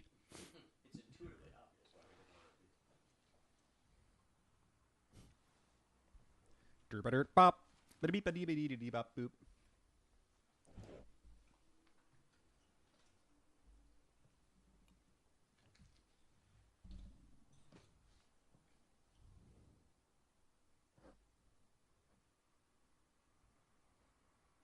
Hi, Mike. Hi. You didn't seem very surprised at your surprise party. Oh, yeah. Sorry, I missed that. It's okay. Oh, yeah. That was the surprise. I was just like, where's Brian? Yes, yesterday. Long after your birthday, so. Yeah, well, it was on my birthday was Wednesday, and so I was thinking of maybe doing something for my birthday actually yesterday, but I was too lazy to come up with anything, so I was like, maybe it's 31, it's not a big deal. It's whatever, we won't do anything this year. And then The Patton Oswalt theory. yeah, and Anthony he was like, just don't take work on Saturday. We're going to do something Saturday, but I'm not going to tell you what. I'm like, okay. And then we went to see Noah, so I was like, okay. Was that it? He was, I was like, we seem to have made a big deal about that, but that's. Don't make any plans. We're seeing Noah. But that's fine. We went to see Noah. You know, we went to see Black Swan previously, so it's like we watched the Aronofsky movies together. Sure. Aww. Aww. And then after, Ryan was like, "Hey, we're gonna like hang out at my place for a while. Like Brian and Katie are coming over if you want to come, and Anthony too if he's with you." Which should have been a clue because I'm like, why would he know that? Not Anthony know that. Wow. But Or no, why? But why would he know that I was with Anthony necessarily? Because I hadn't necessarily been communicating. Did I with tweet him, about so- it? Yeah, I was like, oh, I guess I did actually. There you go. If Anthony had posted to Twitter, like, Yeah. I'm out watching He did. He did. So. That was the Yeah, he signal. did. That was the signal. See how deep this rabbit hole goes. Together. But yeah, I walked in. And The I'm arc like, is oh, up. There's more people hanging out here. Well, no one than no I one else said anticipated. surprise. I was like surprise, and everyone else was just like standing looking at you. Like, Yeah, we expected you to do what? something. Yeah, you yelled surprise, and then I was like, oh, I see. Oh. Well, like everyone was looking at Mike like they expected him to yell surprise or some shit. I'm so that's- surprised. Like, it's just a bunch of people staring at him like, Yeah. we are here. We are also here. Yeah, just it was like staring at it's you. like, is this an intervention or Yeah. did they just not Mike. mention that the other people are? And then We're I here noticed because like we love happy you. birthday on the wall. I'm like, oh, okay, Oh, cool. Yeah. Right, because it's my birthday. We want to tell you that we love you. I didn't have to plan anything. Yeah. This was great. We should do this for all of my parties. Yeah. Yeah. My favorite kind. I'm just going to assume that Anthony's planning all of my Wedding parties should be like secretly. that. I'm getting Yeah. married. You guys figure it out. Surprise! Yeah. You're Oh, getting married. A pirate wedding? Cool. That would be awesome. I thought wanted that's to how surprise guys- A wedding surprise guy. wedding. I thought that's how guys did do Yeah, weddings. pretty much. Pretty Yeah. much how it is, yeah. Except you have to live through the whole experience of the bridezilla. Oh my god, I want a surprise I've never, wedding I've now. never heard one guy who was getting married who says that process is any fun at all. They're always like, "Oh my god, it's a goddamn nightmare." Oh my god, it's one of the worst things that people do to each other is have weddings. It's just there's not one guy who just it's a goddamn nightmare. All right, let's do this. That's what I want to do now. I want to hand it over to other people. Be like, you plan the way because you're the ones who have to deal with. We're signing a piece of paper. And that's all that. It's the like some important kind of part. You psychological plan the torture to make the experience. guy like, I just want to just be married and not be getting married anymore. I just want this to be over. Can't it just be a status change? Does it have to be the giant party? Yeah, can't I just change it on Facebook? Can that be legally binding? It's like, well, we have to do this, we have to do that. You realize that we just made all that up. There's no actual natural reason for any of that to be happening. It's stuff we made up. You know, if you trap a bunch of people in like an island colony and come back 10 or 15 generations later, Yeah. they just throw weddings. Yeah, it's you're saying it's part of the DNA. It's part of us, actually yeah. it's Kinda keeps natural. it- A it's natural like bird, thing. it's like birdsong comes back after a few generations. You know, it's Yeah. just weddings keep happening. All right, let's do this. Ladies and gentlemen, ladies, blah, blah, blah, blah, blah. All right, here we go. Ladies and gentlemen, welcome to What Are You Doing Movie. Go ahead and pop in your DVD or Blu-ray of Blast from the Past, and I know you have it. Press play and press pause when the New Line logo fades to black at the first frame I don't you think perceive. there is a Blu-ray. Nobody actually. I have has no. it. I doubt it. Nobody has it. There's only etchings and VHS tapes of this movie. Press play, press pause when the New Line logo fades to black at the first frame you perceive of all black. Press pause. In a second, I'll say 3, 2, 1, unpause. At which point I'll press play. You'll press play, and we will blast to the past together. Go out to the dumpster behind what used Yeah. to be the Blockbuster and start digging. go Start to your go to your local Goodwill. They probably have 3 or 4 copies there. Yeah. Oh yeah, man. And like really great old mugs. And I was Yeah. at a Goodwill a little while ago, and they had like 8 pairs of crutches. Like there's Yeah. crutches all over Goodwill, which is kind of dark when you think about why. Because what the hell else are you going to do with crutches when you don't Yeah, need them it's like anymore? you get them when you break your leg, and then your leg's not broken anymore. So you keep them for like 5 years and go, why am I keeping them? Why am I keeping these goddamn crutches? I have no. So blast in the past. It'll be like any other comic tricks with 4 friends in your head. Yeah, myself is always Tate Christie, Brian William Fenifter, Greetings. Michael Dorkman Scott, Hello. and Trey the Amazing Stokes. Yes. So this is our second curated choice movie. This one's mine. Yeah. And it seems like a weird one. Explain yourself, It seems like Christy. it seems like a weird one. Be like, no guys, blast in the past is it. I know. It's like the curated ones are like, this is my flag in the sand. Yeah, I'm drawing the line Yes, here. This is the hill I die on. No, but it's my curated choice here wasn't actually because it's like, guys, I love this movie. We have to do it. If it was that, it would be like maybe Sandlot or something, like something we Oh, wouldn't we be. could have done Sandlot. Yeah, well, yeah, but that we might do Let's that do without even Sandlot. having to curate it. This one, I was like, we're never going to do that unless. And it's funny how it started because at some point, I think it was probably on the Little Shop commentary, I had mentioned who in their right mind looks at a movie and goes, you know what this needs? Songs. And like, I just picked a random 1950s Roger Corman film, decided we should make that a musical. How insane is that idea that someone would be like, nah, something's off. Needs songs. And I've always wondered, like, who the fuck, how do you make that, do you just arbitrate a movie for that sort of thing?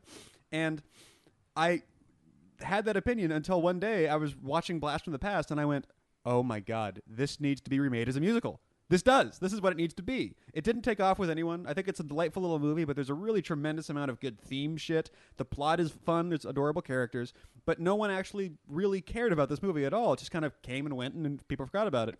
Cut to the dumpster out back of Blockbuster.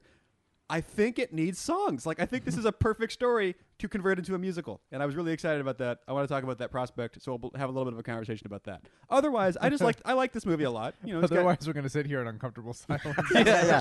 just glaring at me. Humming to ourselves. Yes, exactly. I want to live in a fallout shelter. I want to live through a helter skelter. Yeah. I want to be. I think. And you know, other than that thing, I really like this movie a lot. It's a fun movie. It's a movie that Is that a song? Is that a real song? That's Or did you do that? That is a song Okay. that my roommate in my freshman year of college wrote because he had a. I'll save it. Okay. I'll tell you the story. I'll tell you the history. Be of that careful, song. Trev. You Okay, don't want to that's get into the whole perfect. like rights thing here. No, It's- that's yeah. perfect because then we'll have something to talk about. But Yeah. I was like, did you do that just now? I'm Because not- oh my god, This commentary could work. There's not many things that rhyme with shelter other than helter skelter. Yeah, man. And then Felter. I Yeah. barely knew her. Anyway, I like this movie a lot, but my main thing is I want to talk about whatever the fuck it is I'm picking up on. I'm curious why it didn't take off. I think it's great. But more specifically, holy shit, man. Whatever. Brian, had you seen it before this? No, I definitely not seen it. Brian kept replying to the email chain like, Dave Foley's in this. Nathan Fillion's in this. Holy shit! I almost like at the very end because there was Dave Foley I saw in the credits on holy shit, and then Nathan Fillion pops up in the movie on holy shit. I almost like wanted to wait until the very very end and went holy shit, Brendan Fraser's in this, but I didn't. It was Brendan Fraser the whole Whole time. Did you expect anything out of it? Was it as you expected? It was pretty much what I expected. What I didn't expect was how late it was. It's like 1999. Right? Yeah. Yeah. I would have pegged it as much earlier because it's very quintessentially 90s, and it seems like the perfect example of that 90s little romance kind of Like high romantic concept comedy, studio high movie. concept thing. Yeah. Did you like it? It was fine. Mm. Yeah. You're going to be our huge Earth surrogate because that's how everyone felt about it. What? If they What? saw it at all. Yeah, Huge Earth surrogate? Like you're going to be the representative of all humans who Oh. all saw this movie and went, yeah, it was good. Oh, He I speaks see. for all of us. You speak for all men. Dorkman? I also speak for the trees because that's my But impression they as never well. listen to me. Yeah, I watched this and was like, well, that was fine. Although It's a totally random movie to curate. although I know. I will give you this. As I was watching it, there's the scene where he first comes up to the surface and he's running around. He's like, I've never seen that before. I've never seen that before. I've never seen you before with the children. And I was, as it went on, something was weird, and I went. Totally thought he was breaking into song there. Yeah. Totally thought he was. I've more never like, seen you before. Yeah. I've never seen this before. I thought it was leading up, like that's the build up to a song. like the And orchestra I'm- swells. Yeah, Right? And it didn't come, and so I had like this feeling of discomfort for a second. I was like, "What is? Wait, What does some- this need? Something didn't happen just then, and it's he was supposed to sing just then, and he didn't. How strange." But so I That's did. independent verification. You I can't did. fake that. I did get a sense of I'm like this movie feels like it's right on the edge of being a musical and breaking into song on a couple of occasions. So yeah, I see that, but don't know what. Oh, you'll to talk see. about, but we'll You'll talk- see. we'll see.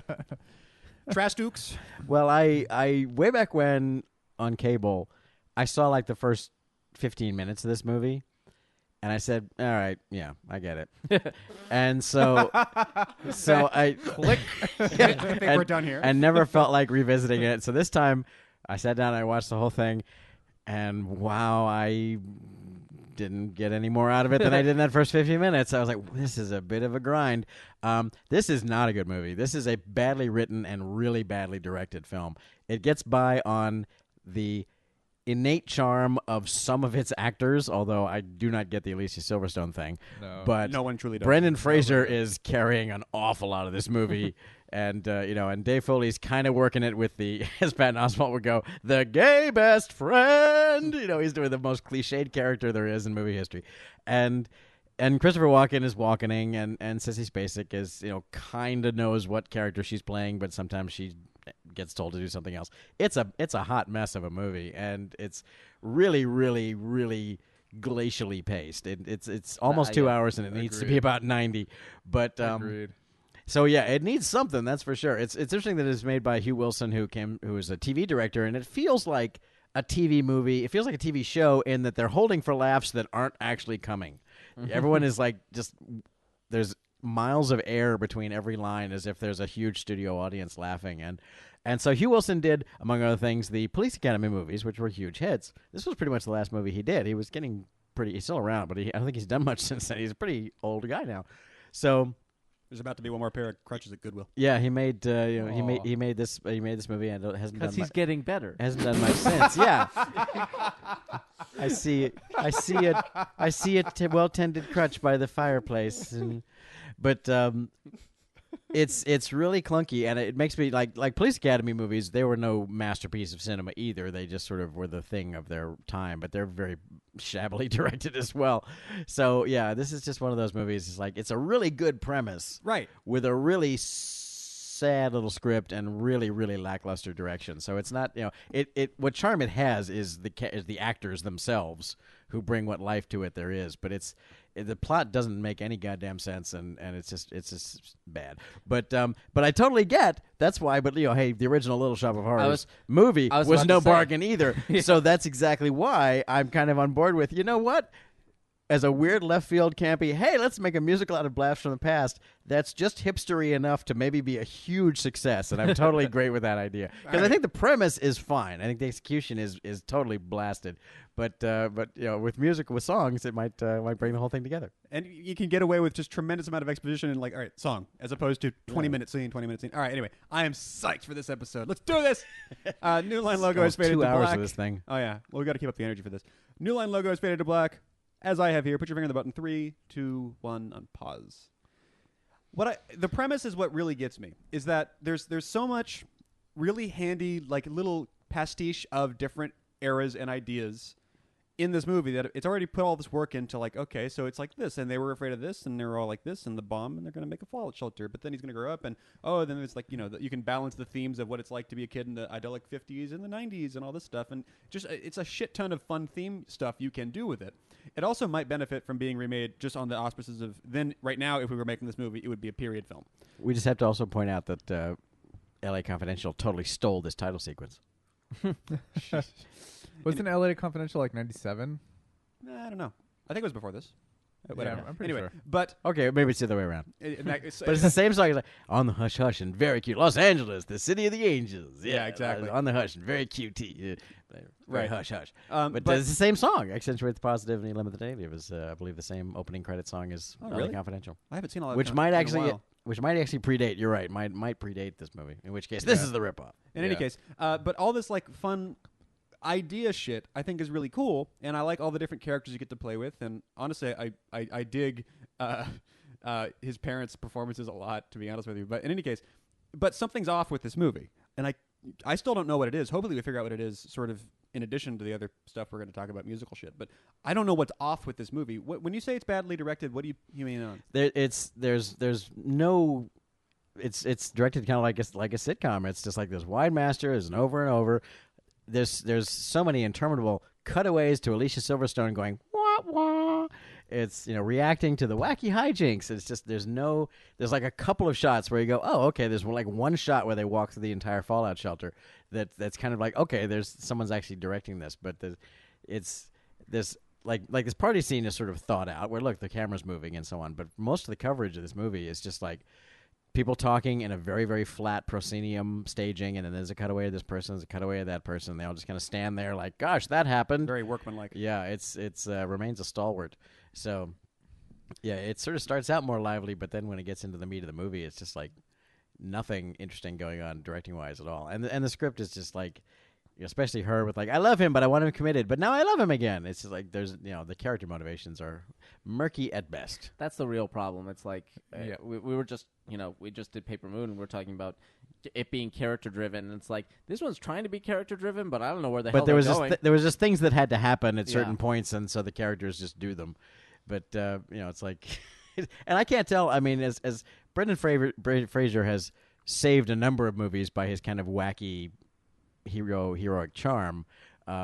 This movie, I still don't know if he's supposed to be just sort of totally, obviously he lived in a fallout shelter his whole life, but is he supposed to be borderline retarded, or what exactly is the issue with him in this movie? It's hard to get a grip on. Yeah, it's like is he like it's almost like he's trying to do like just the grown child thing Yeah. because he's literally been sheltered his entire life, but Well, it's also I think it's also a '50s thing. It's like it's splitting the difference between he's been sheltered quite He's literally. Opie anyway. But and then also it's like he came out of Pleasantville. It's like he's Yeah. not a real Yeah. person. He's a character that's kind of doing a fish out of water thing. So Yeah, he's like he's from a sitcom and not from the actual '60s. Let me tell you why I arrived at the idea of musical.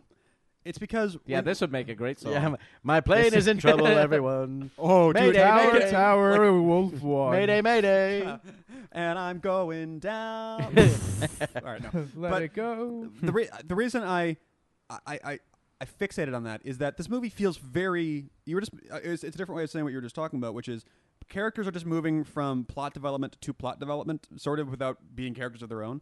And it's a line of these like little random contrived plot things where, okay, he thinks there's going to be a bomb and he's built a bomb shelter, but it's a plane. But then they get trapped in there for 35 years, but then he escapes. And then the guy, and then it's like, it's very much that thing, then this thing, then that thing, then this thing. And I always associate that sort of herky-jerky move from one thing to another as moving from song to song in a bad musical. Yeah. And I don't remember exactly how it came up in my head, but you could get rid of a tremendous amount of bad expositional dialogue with songs because you get a pass on those. Ideally, it would be good songs, but you can get a pass on those anyway because the character is singing their thoughts. That's what's happening. And then also, you can really tremendously shorten this by doing that because now we can just move on from thing to thing to thing. And I think with the added sort of whimsy of it being a musical, you would forgive a lot of the shit that makes absolutely no sense. And just be like, of course the plant from Mars is here now. If you went for a Little Shop thing and you just totally embraced the camp of it. Yeah. Little Shop was the thing I was thinking of in particular. Yeah. But I could see that working because I do think the concept is really adorable, but the concept is so ridiculous and fantastical that this movie, when it plays it sort of just cutesy, straightforward, no risks taken studio comedy, I think it's just like it just sits there. You know what the other problem is comparing it to Little Shop. I was thinking, okay, what do you have to do to make this more like Little Shop? And what Little Shop has is it's building to the confrontation with the plant. Ultimately, this isn't building to anything. Right. It's just kind of wandering around for a couple of hours until they finally fall in love, and then it's like, And then okay, it's over. Yeah. and so now they live in a house on a hill, and Yeah. we're a family, And we're whatever. rich and Yeah. Okay. So I feel like there's got to be. It's I feel like there has to be a villain, so to speak, or there's got to be some source of conflict. Yeah. And this movie, unfortunately, tries to make the love interest the villain as well for Yeah. a little while there, and it just Yeah. Well, they doesn't do. quite. They in the beginning when they first send Brendan Fraser into the world, they do set up like the ticking clock of your dad just had a heart attack. You need to go find these things. Yeah, and which they don't- find a doctor. Oh my God! And then I they forgot about doesn't that. go Yeah, anywhere. exactly. Yeah, It's like completely he's supposed to dropped go. Why doesn't he go get medical help or something like Yeah. that?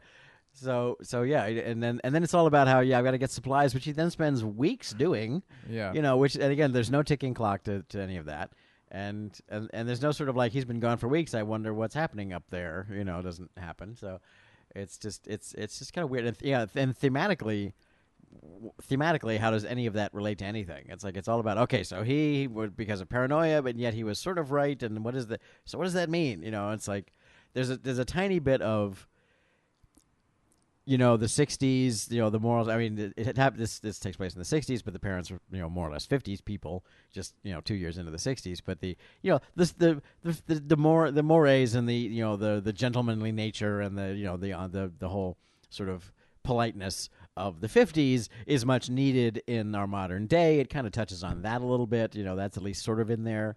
And our modern characters are like totally weirded out by the fact that he has parents that love each other and they're married. Yeah, and and all it that says shit. all it means to be a gentleman is to be this, and it's all. But it doesn't come together in any kind of way. That's the goop I'm talking about, where it's like this movie is littered with shit you could do with thematically. That Yeah. they don't really do anything with it here. It's just kind of all there, and you can interpret it however you want. Oh, Christopher Walken has that thing going on where they're clearly fake glasses because there's no curvature and it's just the whole Yeah. thing lights up in reflection. What we need if we're gonna add something that gives it a sense of oh my god conflict and maybe going somewhere. And also mom's alcoholism, which is just played as an occasional joke that Right. doesn't Yeah. actually have any kind of resonance to it. So I'm trying to figure out what sort of thing we could add that would give it a direction to be going in, ticking clock / conflict item for the third act to be about. It could be that the sort of will they won't they shit that lasts for an hour doesn't it's just no, they love each other immediately, and then Adam tries to invite her down to the thingy, and she gets free. Like that might want to be like an Act 2 thing as opposed to an end of Act 2 thing. I think, for example, what if you flip it the other way? Like mom and dad say, "Yeah, if you find a nice girl, bring her down." What if his mandate is don't interact with anyone up there, and he falls in love? That's bad. There's his his problem. That's better. You know, like, but there's this girl I love, but she won't fit into my world. You know, do the Romeo and Juliet thing. But Or it could also go the other way around, which is he wants to bring her down, and they don't like her. Well, Yeah. not No, even that's they don't weird. like her, That's but weird. the idea that Yeah. they're like, don't talk to anybody, and he's like, oh my gosh, I've fallen in love with this girl. I can't admit that I talked to anybody. I can't tell my parents Right. about this. Yeah. You know, And they won't understand. Because, like, and, thematically, what do the parents want? Well, they want to survive the nuclear war. And then, there's later on, mom is like, well, but we have to go up. I can't stand in here any longer. It was like, well, but if you don't like the society that you're going back to, dad sort of seems to want, we'll just stay here for another 35 years or something like that. yeah, that's Wait, why they're collecting all the resources, So they all can the just supplies, stay in there longer. so they can go back. They can up. just have this sort of Yeah. perfect world. So But there's they a- never really have that full conversation. Yeah, there's a thematic possibility there too about how you can't stay in the shelter forever. You have to go out into the greater And- world. yeah. But the fact that they And they the set mom idea and dad up in this idyllic other world that isn't the real world. Right. It's a womb thing. Yeah, it doesn't satisfy anything thematically either. Yeah, the idea of Thank God we're rich. yeah. Otherwise, mom and dad would have had to deal with reality. So, Yeah. phew, Yeah. dodged a bullet. the idea of the tension between you're being sheltered in a perfect world or trying to construct a perfect world and just trying to make the best of the reality that you have. That Yeah. could be a great, that could be. A Yeah, great it could thematic be thing. it could be the sense the conflict could be go up and find a nice girl and have a milkshake with her and then marry her. Like, that kind of 50 sensibility Yeah. of whoever your high school sweetheart was, that's who you married and spent the rest of your life with. And then he comes up into the world of the 90s where it's like, and he finds somebody he likes and then believes that's the way you do it. And she goes, no, let's date date. for Let's a just- while. Let's hook up, Yeah. And they have to reconcile this fact of like, oh, well, in the New World Order, you actually have to get to know the person over a period of time. The classic paradigm is thesis, antithesis, synthesis, but there's no synthesis at the end. There's no Right. real indication that these two worlds have now found a common bond and a common ground. Right. They've just continued to isolate mom and dad and like keep the truth from them as long as possible.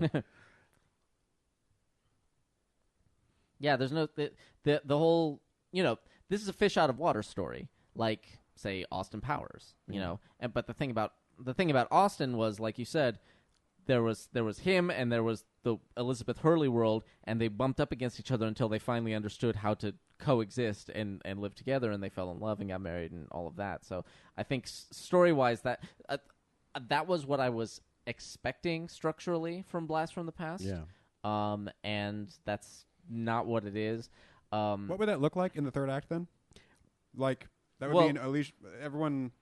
Does the mom and dad like move into a modern apartment? Well, again, Well, whatever they're going with Austin Powers, it's a spy thing. So obviously there's Dr. Evil that they have to confront at the end. There's no Dr. Evil. There's no confrontation that this is building to. Or thematically, it seems like the more appropriate theme to say is, because the premise is that Christopher Walken is wrong. They didn't need to be in this shelter for 35 years. Yeah. So it would be like you could set it up like, okay, we're going to send my son out, and he's all fearful and he's all afraid. But he finds out that although there are lots of things that are not necessarily perfect in the world, there are a lot of great things about the world, including this woman that I've fallen in love with. So perhaps the third act is he brings back all the supplies. Here you go, mom and dad. But I'm not coming back to live with you. I'm going to stay up here.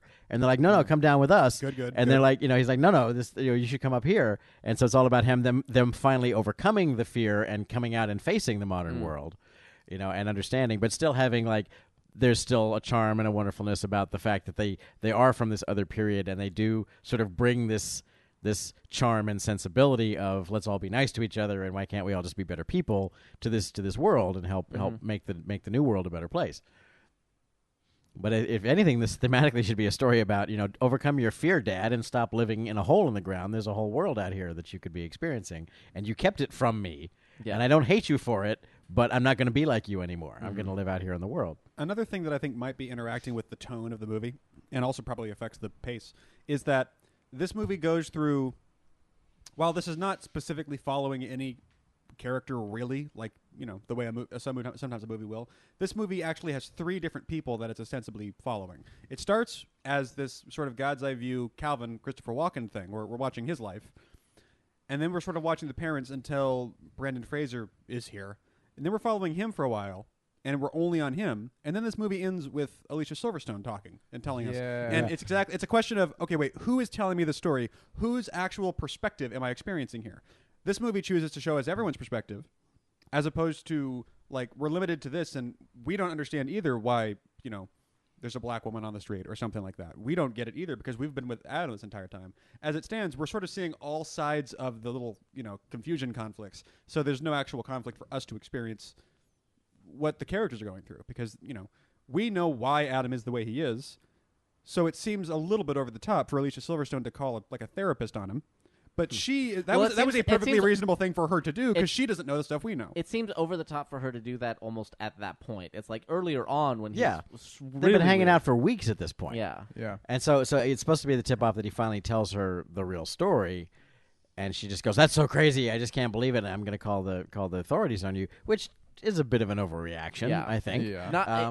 And the fact that as soon as they show up, she goes, "No, wait, no, I love him. Don't take him," which is just a totally bogus character reversal. So what I'm talking about would almost be a thing where, like, we need to kind of restructure this movie. For instance, it could be, of the several things it could be that we are only following Adam. This starts in the bunker. Or something like that. Or we could just only be following Walken. Like this whole mom's thing where it becomes different things is like, it's just filler. It doesn't really pay off in any way. Right. Other than to say time is passing. But exactly. We just need to pick one character, I think. It's like a montage they forgot to montage together, and we're just actually seeing the scenes. It's like, if we just picked one character and this is the experience of this person, as opposed to this is a story of a bunch of people at different times, one person's experience from the beginning to the end, that, I think, could be better. It would solve at least the problem of I don't know exactly whose experience I'm supposed to be connecting with in this. I'm just watching a bunch of people do things. Yeah, there's probably multiple ways to go. You could do it with Alicia Silverstone. I mean, you could do it like a frame story, like Wicked, almost. Remind me.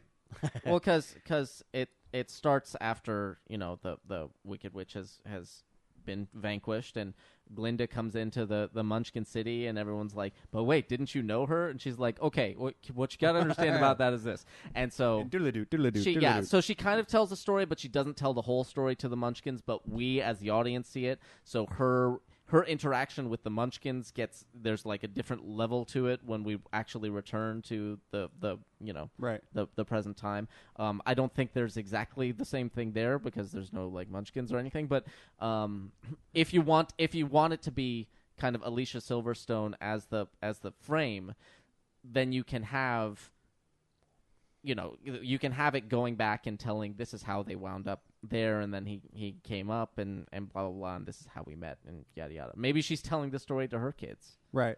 One of the things, like, when you boil it right down, what this movie wants to be, the stuff that we like about the premise, what this movie really is, even though it doesn't behave this way, is a time travel story. This is about people in the 90s interacting with people from the 50s. Well, fish out of water, yeah, exactly. Right. Which is, I think, makes Austin Powers a really useful analog because it's a similar thing. Ultimately, the story is interesting because we are seeing this 50s-ass guy interact with this 90s-ass world. That's the whole sort of central point of this, right? Yes. Okay. In that case, we want to be following probably Adam. I think. Well, he is the main character, whether or not he's our he's ostensibly the main character, but you can't really articulate his character change other than because he wants to experience the world, and then he experiences the world. There's no thing that he wants. He doesn't want anything. It's kind of the problem. I want to help my mom and dad, which he kind of helps his mom and dad, but not by anything he really does, by the fact that, if you hang on to stock certificates for 35 years, they're worth something. It's like he didn't achieve anything himself. And he's lacking a problem and a solution. And he's not changed by his interaction with the modern world, really, in any way. Which you could do that. You could do like the sort of the fool triumphant kind of story, as Blake Snyder would call it, where everyone around him is changed by him, by his virtue that he's this sort of, messianic sort of nice guy from the 50s who everyone first tries to take advantage of or beat up or whatever. But then because of his innate niceness that you just can't get him out of, everyone around him is affected positively by that. Which could be again, there's a little bit of that, but but really only it's sort of expelled out by Dave Foley. Like, he's a gentleman, and there's no such thing as a gentleman anymore. By the way, what that word means, but it doesn't really again pay off in any kind of really tangible way. In the chat room, Latin Alice says that I think both Adam and Eve's viewpoints are important, and I see the value in it. I also see this was probably a really tricky movie to try to write. I mean, you could punch it up. I'm very sure. upset by the Adam and Eve thing, by the way. That was really yeah. I mean, again, that's like it's this movie is full of the first thing someone thought of, but Yeah. the Eve in particular. That's such a she's stretch. really Adam is cute. underwritten because to that's the of point where I'm not sure she's written. Right. Adam is cute as a character choice for them to make because they think the world's over. Eve, that's a stretch. That's the screenwriter. Yeah.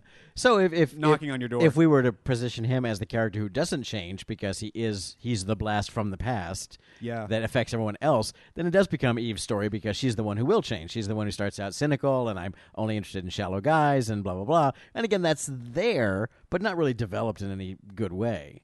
It's just she talks about it, but it doesn't really happen in any kind of significant way. And you don't really see anything other than she goes, okay, I love him after all. So it's more like you have to isolate, like, okay, what's her deal? Like, she's totally shallow. It could almost be Eve's movie. It totally could. Well, the thing is You tell the you story, can't have a character where a movie where the quote unquote main character doesn't change. Usually it's the lone gunslinger who comes to town, and it's the townspeople who change and Right. find their bravery or their true selves or whatever it is, and he moves on at the end because he doesn't change. That's perfectly fine. Your main character doesn't have to be the one who carries the arc, but if he doesn't, everyone else does. Right. So it's I like that. it's Eve's story, but the thing is that Eve already starts out going, I recognize that I'm only attracted to shallow guys because I'm a shallow person. She should discover that. Yeah. In the sense of like, oh, here's this guy and I'm going to help him out, but my God, what a waste case he is, and then realize, no, I love this guy. Why do I love this guy when, I like these tough guy rock star dudes who ride motorcycles? It's like, oh, that's because I've been so shallow and I don't respect what a real person is like. That's her opening monologue as she describes herself that way. Uh-huh. She's already made that realization, so she doesn't have anywhere to go. Yeah. We need to figure out. She could still have that monologue at the beginning. I only like shallow guys because I'm shallow myself, and then That's her, her beginning. That's her defense. That's her Yeah. defense. That's why she Well, doesn't get involved with people really. exactly. And then It's her safer arc, for her. And then now her arc of change. And now you've got two stories about fear and about not wanting to take the leap into the unknown. You've got Eve's. I don't want to be. I don't want to commit to. I don't want to be somebody. in a real committed relationship because Yeah. that's scary. I just want to keep having these shallow ones, and then meanwhile, mom and dad are about the, we want to stay here in our shelter and hide away from the real world. And now you've Right. got sort of a thematic thing is starting to happen. Right. And Adam is the character that's drawing He's the them bridge. both out of those He's the bridge worlds. between the two, where he says he's the one who leaves the world in the first place, draws her out of her shelter, you could say, and then in the end, everyone Nice. is better off. What I was going to say, you could also do it in such a way where she, in the beginning, says, "No, I'm a shallow person, and I like shallow guys, so it's not going to work." And really, you discover through the course of the movie, she doesn't value herself. She just has no, she doesn't value That's herself. what it is. So I Yeah. was trying to figure out what is the thing, what is this imagined, this supposed thing that we have quintessentially lost between the 50s and the 90s? That is the difference between these people, really. And I wouldn't have come to it if you not just said that. I think it's the thing we are honing in on is self-esteem. People, or at least the idyllic picture of the 50s, 60s shit is this really happy, self-assuredness. And politeness comes as a result of all that. Gumption. But the thing, That 50s but gumption. the thing we might be talking about that Eve quintessentially lacks, because we have quintessentially lost this. It's all bullshit. I But totally disagree with this. The problem today is everyone's got too goddamn much self-esteem. Everyone thinks they're so fucking awesome. We've lost the very important societal importance of shame, where everyone thinks that everything they do is awesome and must be on YouTube. I think it's the other way well, around. those can both be the exact same thing, though. Well, it's the other way around. It's the idea that the people from the 50s, it's not about me, it's not about self, it's about family and about the community and about knowing your neighbors and having them over for dinner and all that kind of stuff, whereas the modern era is more about, but what's me about any of that? So it's the You damn kids. yeah, exactly. You're just railing against the kids. I'm not. Well, there's studies about but I agree with how him. hard it is to hire millennials because they think they deserve a no. massive. No. I don't know. that's bullshit. I will just say I don't know any of my neighbors. Those studies that you were talking, I actually kind of a little bit. I do know our neighbors a little bit. But those studies that you just referenced there, those are bullshit because those are like they've said yes. Employers today think that millennials don't have the right work ethic, and they bemoan that in the sad state of affairs of today's youth. Blah blah blah blah. When those people were just entering the workforce and were the age millennials are now, their bosses in the previous generation said the same thing about them. That's just the same generational. These damn kids today, just expressed in a different way. Well, that's fine, but every generation, and someone was talking about that. I don't know if it's true, and I was just thinking that there's sort of a tone of a generation, but it's cyclical. Like the cynical generation begets the hopeful generation, and so on. Because everyone's kids today, what they do is they rebel against their parents, whatever their parents were.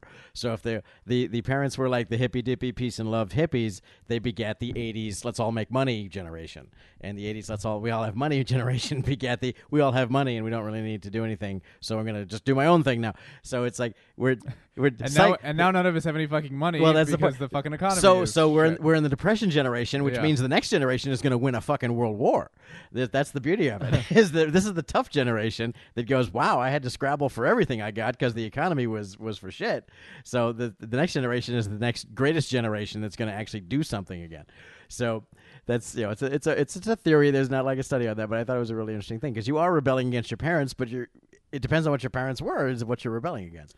But anyway, the point is get back what you were saying is the idea of the 50s is it is more about community and we had a common enemy that certainly helps. I mean when you have a common we have a whole other country that's stated goal is to destroy your country, it does tend to make you sort of automatically kind of group together in a tribal way. So we don't have that anymore. So that's one of it's too bad we don't have Russia running around taking over countries exactly. and territories. We wouldn't have the fucking Tea Party then, because everyone would go like, well, Americans are better than those people, as opposed to now we just hate each other. So I wonder if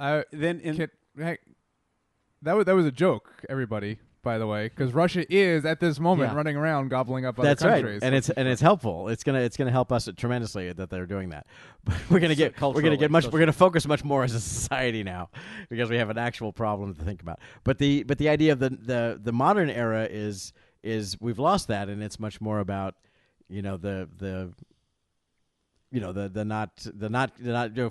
hell with them. Where's my cut? Where do I get? What do I gratification of self? Exactly, self gratification, which is stems all the way from the '60s about do whatever feels good. In the '50s, we're like, don't do it if it feels good. Right. So again, you're rebelling about whatever that was your parents gave you.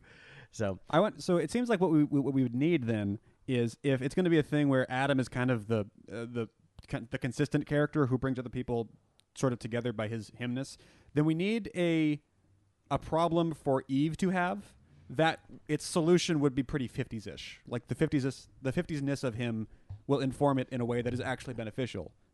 Just in terms of a story contrivance, like that's what it would need to be. Well, we do have to. It has to be a problem that he would solve because he can. Or the Nathan Fillion character is kind of supposed to be everything that's bad about the modern era, but he's so easily vanquished that he's not really a threat.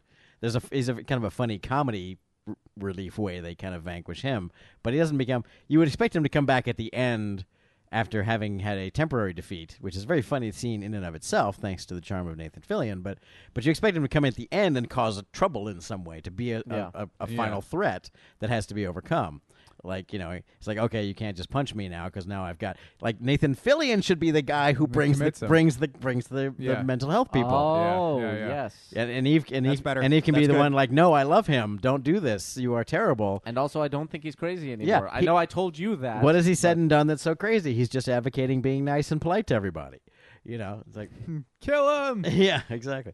So there you go. So Nathan Fillion needs to come back at the end and be the big asshole, and that is so much better than what it is. It feels like it's a mistake that it's not that. Yeah, it's like did some pages get stuck together? Because isn't Nathan Fillion supposed to be in this last scene? Okay, so where does that put? So that means that he's the Gaston. He's the handsome guy who's the villain. Right. So that means that he's the jawline with dastardly plans. Yes.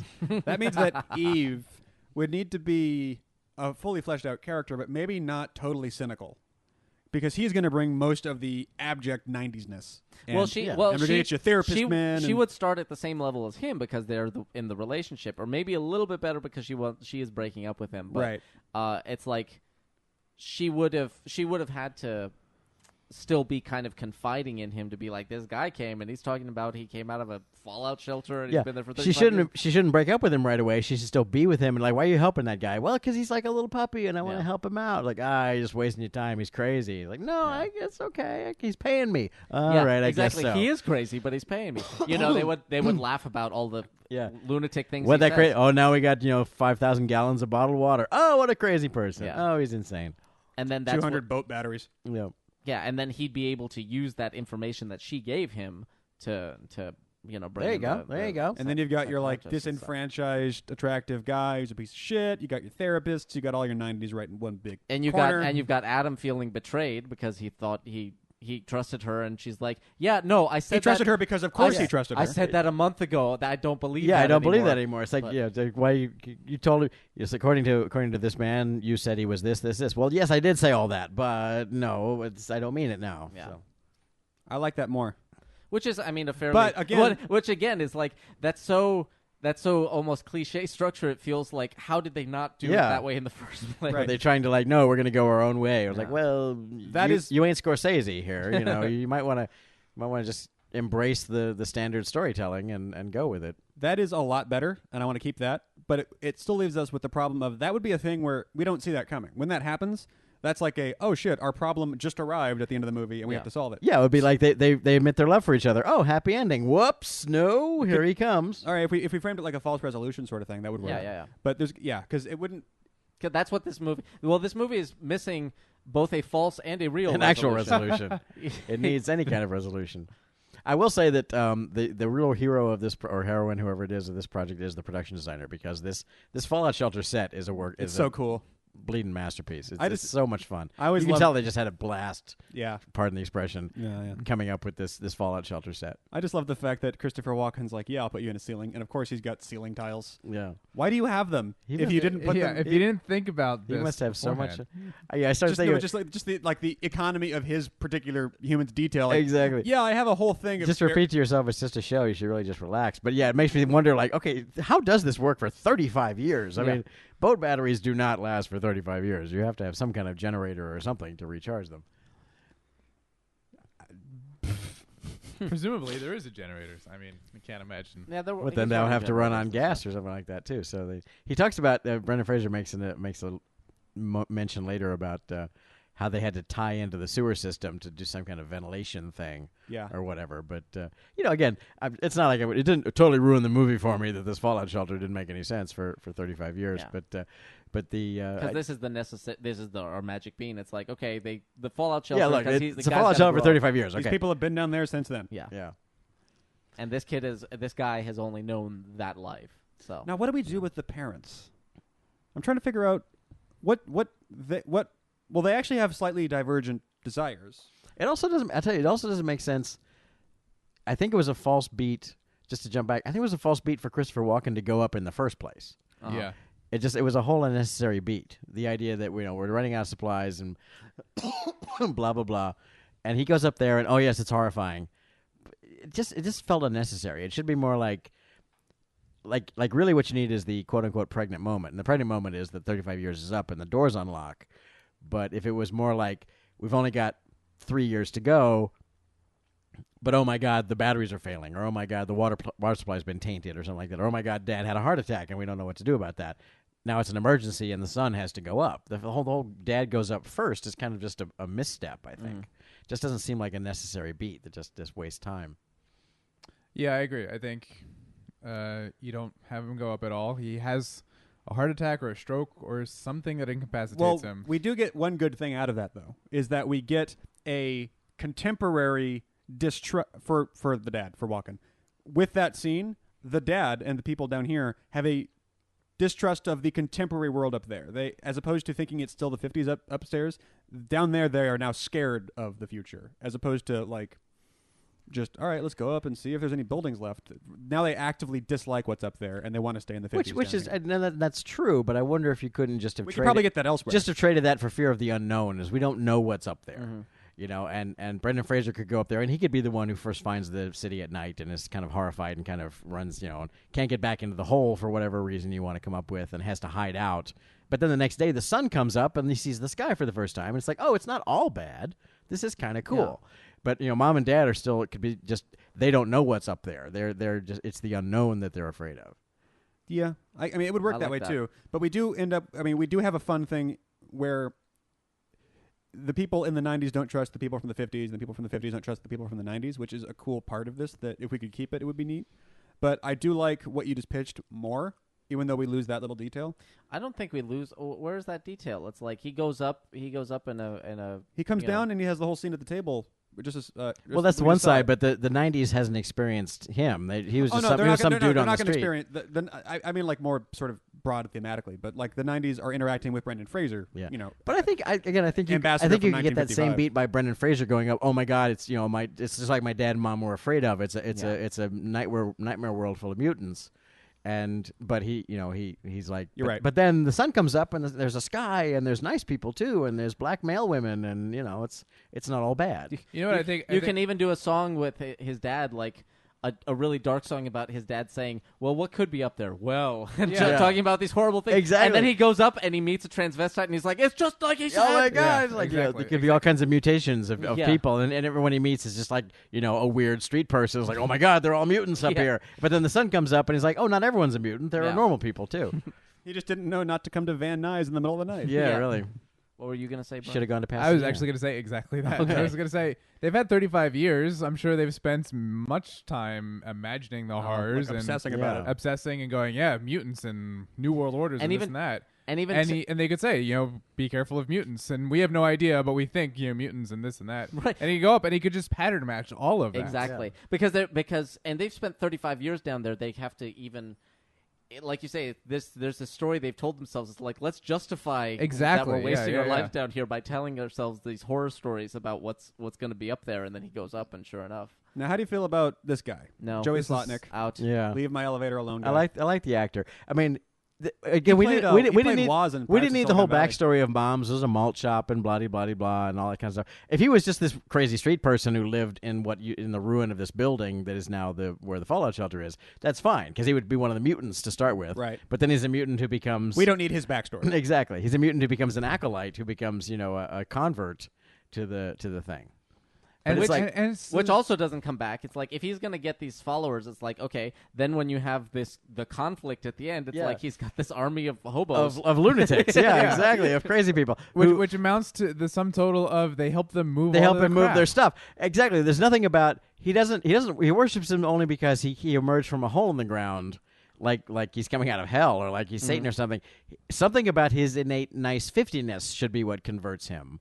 And then the word gets spread, and so the street Yeah, people. Then you yeah. go. So the mutants are This guy was nice to me. the mutants are the first ones to come to his side. Is how it works Yeah. out. He has his army of mutants who now fight back against the norms at the end of the movie. Yeah, there you go. Because he converted them with his nice 50s-ness. Oh, I really like that. That's great. Because it's so all these like crazy mutants and the transvestites and the street people, but they're all like whatever manifests, why they're more like the 50s people now. It's like because again, they're all there because society kind of shunts them aside, and they, it's like okay, you're not part of the main world anymore. But he even though he should shun them even more because he's got a 50s era personality. They're the ones that he first embraces because the norms don't accept him first. So something about how or it could be just the fact that he was just nice and polite to them just because he just is, And no one ever is. and no one ever is what starts the ball rolling. It's like Louis C.K.'s bit about how like a friend was in New York and they don't live there. Yeah. And the So first here's the hobo they scene- saw, they were like, Yeah. "Oh, do you need help?" And Louis was like, "No, they're fine." And it's like, I just told someone else not to help someone else who really needs help. Yeah, What's wrong with me? because we don't do it that way. Yeah. So here was the scene after he the close up talking to the little girl or like you. I'm like, Or like and you. here's the Dun, dun, song. Yeah, that's right. Ba-da-da-da-da. It's a beautiful day in Yeah. Van Nuys, and I'm seeing the sky for the first time.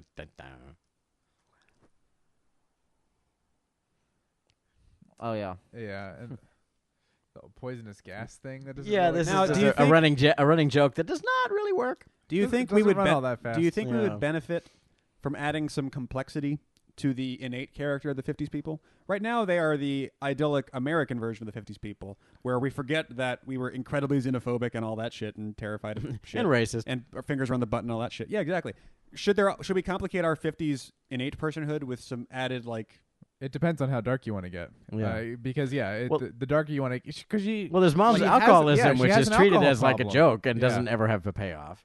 Yeah. So, I mean, it depending on how dark you want to get, you could go with the fact that their marriage, if they hadn't been trapped in a box, would have dissolved years ago. Yeah. But because of who they are, they're trapped literally in this case in a box, but figuratively trapped within the box of their marriage. They have to stay together.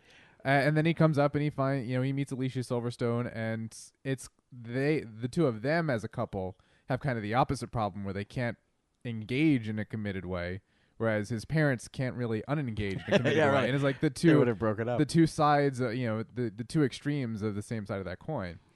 Or you could So you could do it that way You if could you wanted present to. them as like the true idyllic version of the 50s is that they are genuinely 50s people. They're not like Mad Men 50s people where everything is just surface and they're actually all just horrifying people underneath. Is like if they're legitimately nice and they raise a legitimately nice kid who it's not like that they're racist. It's the fact that they just never met anyone of a different race. Mm-hmm. They didn't, the society embraced racism, but they didn't themselves do it. They just didn't have an opportunity. So the kid, goes up and he's okay with like, oh, you're a black person. That's so cool. That's so fascinating. I've never seen one before. So you could just do that where they're like, oh yeah, it's totally cool. We get it. It's all right. We could even play on that a lot and have it be like a and there's actually an aspect with the mutants, so to speak, because it's like everything is new and strange to him. It's Well, like, that's exactly if what I was you about don't to say. if you don't look like me, then I don't know what's right. you Well, know. that's what I was going to say. And I don't want to be rude. One toy we would have in rewriting this, if we wanted to do that, is we could basically just use Adam as a pair of fresh eyes to look at our current society with. Sure. Yeah. Well, that's And what else is he for? That's yeah. exactly what the point of him is. Well, you could literally do that moment where he and Eve are walking down the street, and like Eve seems like a kind of an okay person, and they walk right by a homeless guy who clearly is in trouble, and he's like, "Well, we should help him." No, you Nice. don't do that. No, you don't do that. Why Nice. don't we do that? Yeah. And so again, why on earth would you not help a person? Look at him; he's laying there in the street. He clearly needs help. It's like again, that would be the 50s thing. It's like and the modern thing is like no, we just look away. We don't deal with that, and it's a very sad aspect of our culture right now. Whereas opposed to like there's a guy, you help him, Jesus, so what kind of people are we?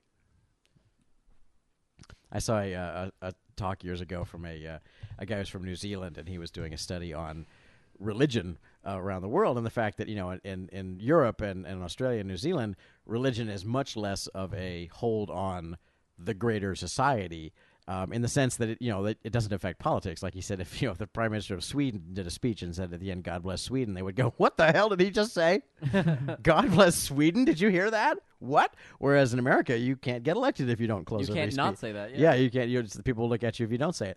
But and he talks about how America is this religious country, and he comes here and he visits America, and he goes, the fact that you Americans who are supposedly this religious people, which you would think Christianity is supposedly about, being charitable and good and kind and whatever. It's like, and you have major cities filled with thousands of people who are clearly insane and need help, and you just walk right by them. It was mind-boggling to this guy. Yeah. He could not understand how a society could do that, much less one that was like, we're the moral ones. We have the moral authority because we're Christian.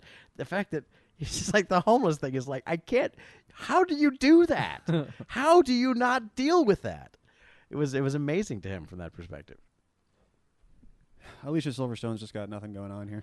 She really I doesn't. don't understand She was a thing for a little while. why she was a thing. Well, it was Clueless- apparently it because was- of Clueless, which I haven't Clueless was fun. seen. Which I haven't seen. Clueless is fun. She doesn't quite know what to do. She doesn't. I mean, admittedly, she's not given a lot to work with here. I mean, she doesn't have a lot going on as far as the character they gave her to play.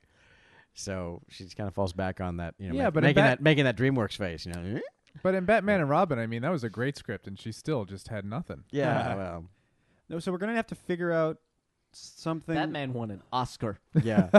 Actually, she was pretty. I thought she was kind of almost okay in that movie. At least, it might have been just the outfit they put her in, but That was the one with the nipples. yeah. But not I'm trying on to her, figure though. out what problem she's got to have here, because we've got to have something for her to be doing in the second act. She doesn't like Adam, but Adam's eventually going to help her enough that she comes around, and then she starts to really like him, and there's a lot of affection there. and then that is foiled with Nathan Fillion. Well, But maybe she needs to and- have a thing that Adam helps with. Well, the problem, I mean, right at the start here, She does not need him at all in this movie until she does. and at this, I mean, at the start here, he's about to get scammed by by selling a really valuable thing, and she swoops in and saves him, even though she just loses her job over it. Which, okay, cool. She's a cool person. That's great. She's helping him. It's her save the cat. Yeah, maybe we don't do that, or maybe we do start that way, but then she's still in a relationship with Nathan Fillion and stuff, and they're like, What if she does the What if- scam and well, she that's takes the his thing. money? That's the thing. Or what if that's the plan? The idea is she's like, this guy has no idea. He has no idea. I can what's going score on. so big off this guy. Yeah, I could score so hard. He on just this came guy. in with a Fabergé egg, and he's asking if I need the. And so she kind of. She's like, oh, yeah, I'll help you with your, getting your... So she's trying to run this scam on him. She's trying to figure out what's going on. And over the course of it, she falls in love with him and falls out with Nathan Fillion. So there's She tries this to whole protect thing. him a little bit. Yeah, and she tries to stop this train that she's gotten rolling. There with you go. Nathan Fillion. She agrees to help him. They Yeah. fold that into one thing. She agrees to help him in exchange for that's going to cost you one of those baseball cards. Yeah. And I'll help you with that too, but that's going to cost you one of the baseball Yeah. cards. So by the end, she's got the whole stack of baseball cards, and she goes, you know what? This stuff is worth millions, Yeah. and you There should you have go. it all right back. I feel terrible now. But she's like collected the whole thing, and also the movie it has the stock certificates and the baseball cards, which is kind of like, Yeah. do you really? It's like, need how- both of them? How blindly lucky do you Yeah, get? exactly. Do you have to both of them have to be worth millions of dollars? It's like. And it's a really good thing too, because both of those weren't a plan on his dad's part. Either Yeah. the stock or He the just happens to have. he just happens to have them, and the cash that they do have would be worth nothing. The Yeah. inflation would have destroyed all of that. Exactly. value. I thought that was going to be the joke that it's like I've only got $2,000. You should have like $40. You should have like Yeah. $100. Yeah. This should be enough to shop for a year's worth of supplies. He's only got $100, but he's got these baseball cards. Why he even has the baseball cards with him is a little contrived to begin with. The fact that he has the baseball cards and the stock certificates is even weirder. But yeah, for whatever reason, you could justify that he has the baseball cards with him. That jacket is so horrifying. It is. It's such a bad jacket. It's like a bath mat. I think it's literally made out of like a bed sheet or something, isn't it? It looks like a barber's coat. Yeah, because when she comes back in the movie, it's not because wait a second, he's handing out priceless baseball cards like candy. She comes back because it's like, I can't take this. No, you come back because you can take it and Yeah. you want more of them. Like, Yeah. that's the reason. What if she, or like the fact that it's awfully lucky that she works there, so okay, presumably she knows. But this is like a job she took. She's not like. Does she strike you as a person who'd be an expert on appraising baseball cards? Could she just be like the person at the counter at like the game and store, and the guy goes, "Okay, I got this card," and she's like, "Yeah, okay, whatever." You And she looks it lunatic. up. And later on, she goes, "Holy crap, this thing is $4,000,000," and he had a box full of them. I gotta go find that guy and scam him some more. I like that.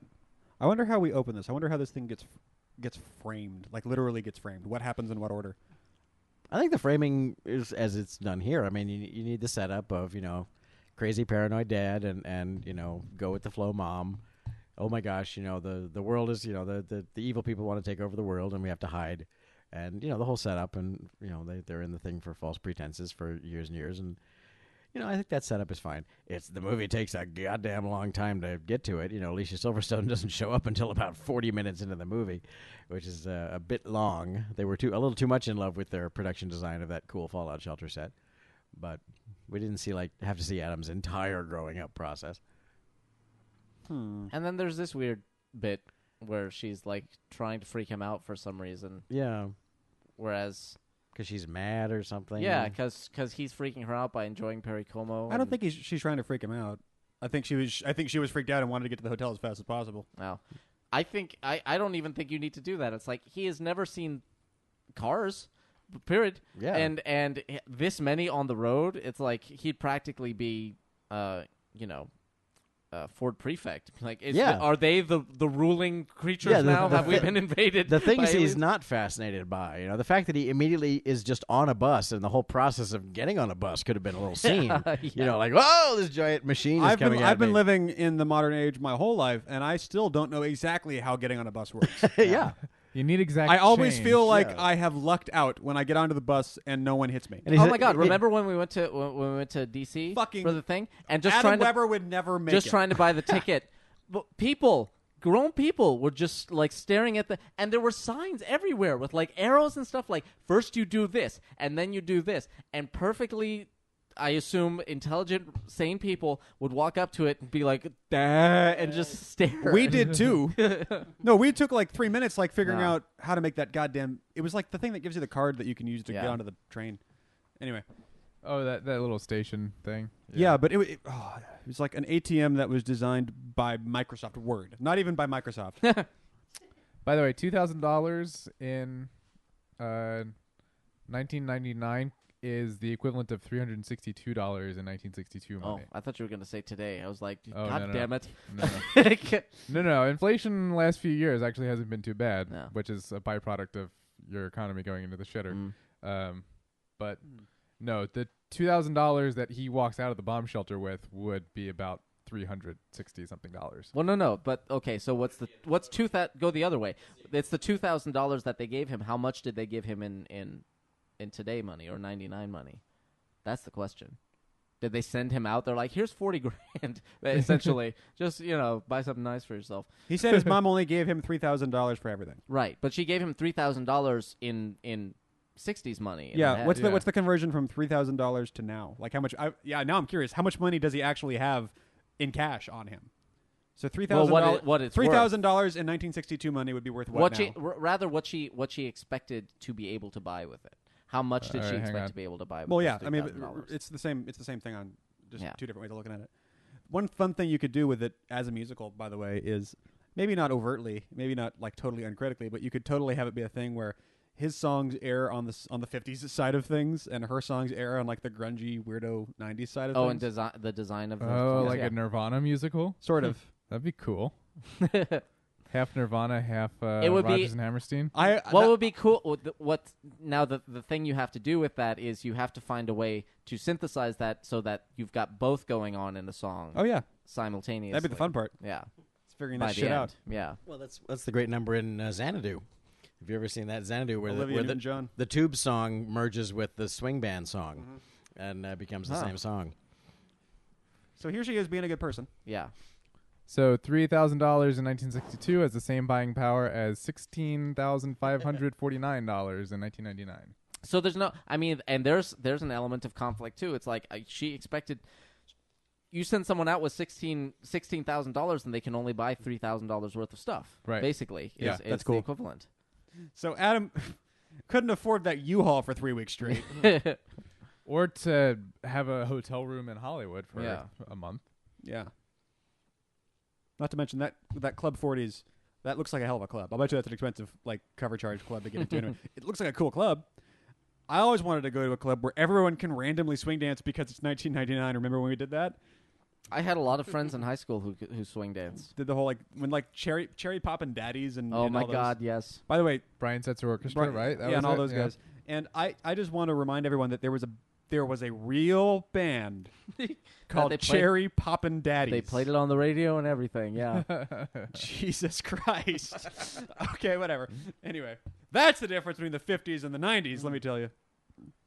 Okay. It's true. Actually, it's like back then we both have swing dancing. The Lovin' but ours is Spoonful. called- yeah. Yeah, exactly. We went from the Lovin' Spoonful to Cherry that- Poppin' Daddies. Lemon Spoonful is 60s, but the late 60s, that's hippie rock. But No, whatever. This is a nice long take though. I recall this being like straight through. But here's her monologue about it's not going to work out because I'm shallow. yeah. Oh, isn't that the church on Franklin and Highlands? Oh, yeah, it looks like it. I think it is. But where can this be then? Yeah, I don't know. I don't think so. Yeah, maybe not. If it is though, then that's the where they had the. Well, it's a Holiday Inn. I can just look it up. Yeah, but Well, yeah, the Holiday Inn may I'm not not aware of any still be Holiday there. Inns in that area. See, they're right. Yeah, because it looks like they're right in the front of it. Yeah, that doesn't feel like the Is there a right Holiday area Inn where there? it could, 'Cause where that there would could be on like Highland. Yeah. It would be. If it is, it may not No. be.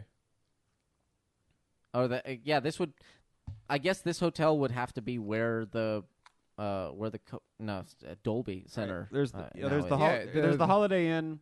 Right above that, there's one on Now, Franklin, right by the speaking You're Hollywood right. Bowl. There is a Holiday Inn right there. Right by the Hollywood Bowl. And Oh. Trey, isn't that where you used to live? Yes, I was going to say, speaking of locations, see that store called Captain Red Eyes in the background?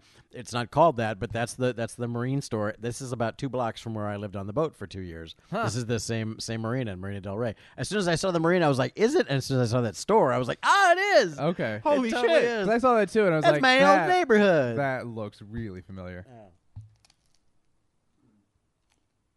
So for whatever reason, they went all the way down to Marina del Rey. Yeah, it's got to be that Holiday Inn because there's only one in the whole Hollywood area. Okay. So there you go. So the church in the background of that Totally could have been, yeah. is where, if it is, it's where they shot the gymnasium scene at the beginning of Back to the Future. Huh. And the climax of Back to the Future. Which is another yeah? movie with okay. About being in the 50s and the 80s. Yes, which is a movie kind of ostensibly about time travel that actually works. We didn't know we it. should At do the, that one We someday. didn't know it at the time, but I almost feel like this movie could have been funner if Nathan Fillion and Brendan Fraser switched roles. Probably true. Probably It true. is. It's funny how totally teenage Nathan Fillion looks in this thing, and it's only like 3 years before Firefly. Yeah. Yeah. But he looks like it's probably the haircut. He they looks put him 18 in this Yeah, movie. He looks like a total kid. He was on Buffy, right? He was, yeah. Yeah, a little bit. So would he have been on Buffy at this point? Buffy was, Probably- no, Buffy was later than this. I think. Was it? What? No. No. Started in the 90s. Well, no, but like Fillion wasn't there until like seasons 3 and 4. Yeah, but Buffy. Firefly was because Whedon did Buffy. So Buffy Yeah, started yeah. in the Buffy 90s. was 96, 97, I think. I'm no 90, expert. 97 to 2003. Oh, there you go. So he probably wouldn't have been on Buffy yet, but the show had been on the air. Yeah, this would have been right around the same time, I guess. Maybe he got the role in Buffy because of his performance in Because Buffy. of his masterful performance in Blast from the Past. Bear in mind, we still haven't met Dave Foley. There's that much movie I left. know. Still. Haven't even met Dave Foley. Yeah, you're right. I hadn't realized how, oh my God, padded this movie is. Yeah, it really It goes drags. on. I was watching the timer going, wow, there's still 90 minutes of this to go. And I get it. He's from the 50s, and Jesus, come on already. And she's angsty, and she Yeah. pretends not to care. I understand. I just remember when I watched it, I So didn't we're even about halfway make at it to him getting to the surface. It was like, because it's a full half hour in that fallout shelter at the beginning, and it's like, wow. That's the 10 getting on the 405. It's not quite cut Act 1, but you could certainly trim Act 1 a little bit. And she's not driving that thing at all. Not even a little bit. There we go. Now you're for no reason because they're on a straight shot, but it's okay. Yeah. Does it drive anyone else absolutely nuts constantly? Is how people treat steering wheels when they're pretending to be driving? Well, they do that little wiggle left, back and right, forth. left, like, right, nin- left, nin- right, nin- left. Well, actually, that goes all the way back to John Wayne told a story when he was in some movie with whether it was John Ford or whoever, one of his early movies. The same thing happens with horses, where a guy's sitting on a stagecoach, like, "Yeah, we're riding a stagecoach," and they just kind of like wave the reins, and like anyone who knows horses goes, "That's what are you doing? That's not how you do it." John Wayne told a story about how he pointed that out, like, "Yeah, the guy's kind of doing a thing." And the director was like, "Oh, the new kid wants to tell us how the guy's supposed to hold the reins." It was like John Wayne's like when I was first in show business story. Like I was telling the guy about the reins, and They wouldn't The guy listen. didn't know he was talking to John Wayne? he didn't realize he was John Wayne yet. Oh, that's a shame. If he had realized it sooner. Yeah, just goes to show everyone starts somewhere. There was once a time in American history where John Wayne was alive, but there was no John Wayne. Yeah, well, he was Marion Morrison at the time, and went to USC. Really? Yeah. I figured he was from Texas or some shit. No, well, I don't know if he may have been. He went to USC in the one of there was I don't know if it's still there, but there was a dorm that was famous from. That's where he it was that old. It was this crazy, really weird, ancient dorm building that was famously where John Wayne stayed when he went to USC. How you guys feeling about Brendan Fraser in this?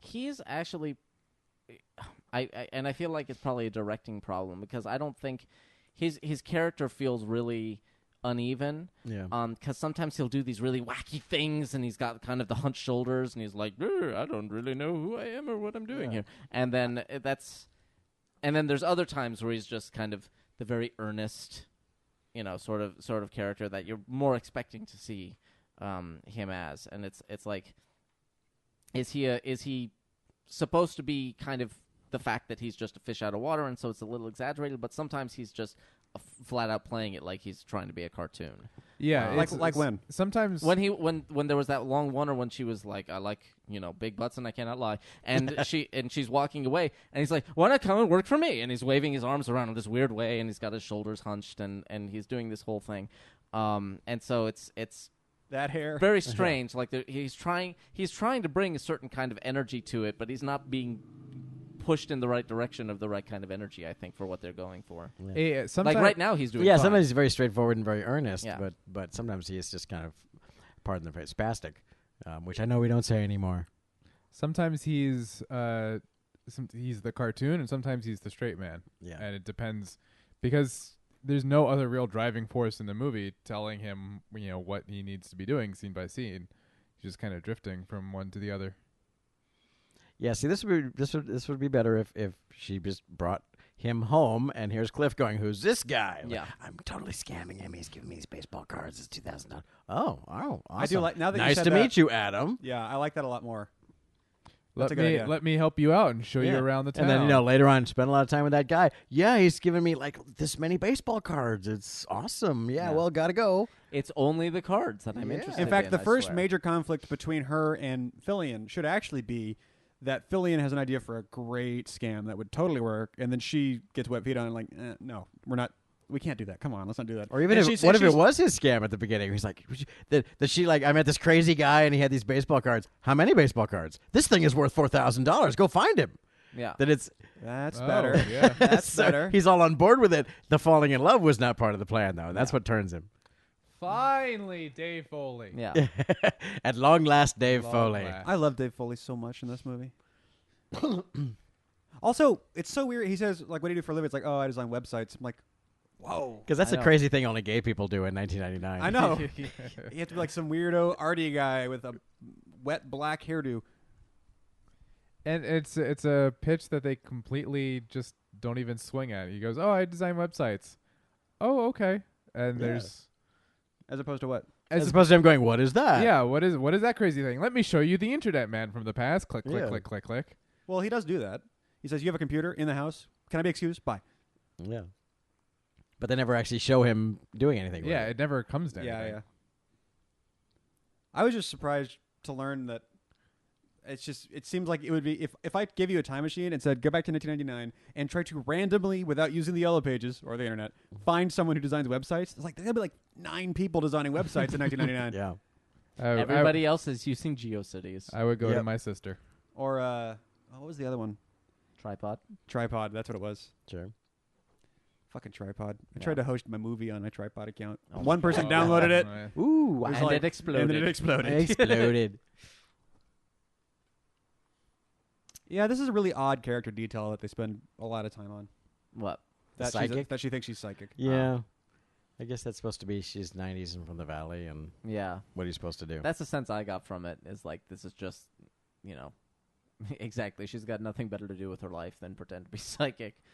And then there's the whole thing like she's totally way off. I mean, they kind of run with this whole thing like, I'm totally from Alaska, and then they run with that for a while. Like, you're not from Alaska at all. Is kind of the thing. You lied to me about being from Alaska. You're right. That is a pretty clearly- heinous lie. Yeah, you lied about being a psychic. So what do you want from me?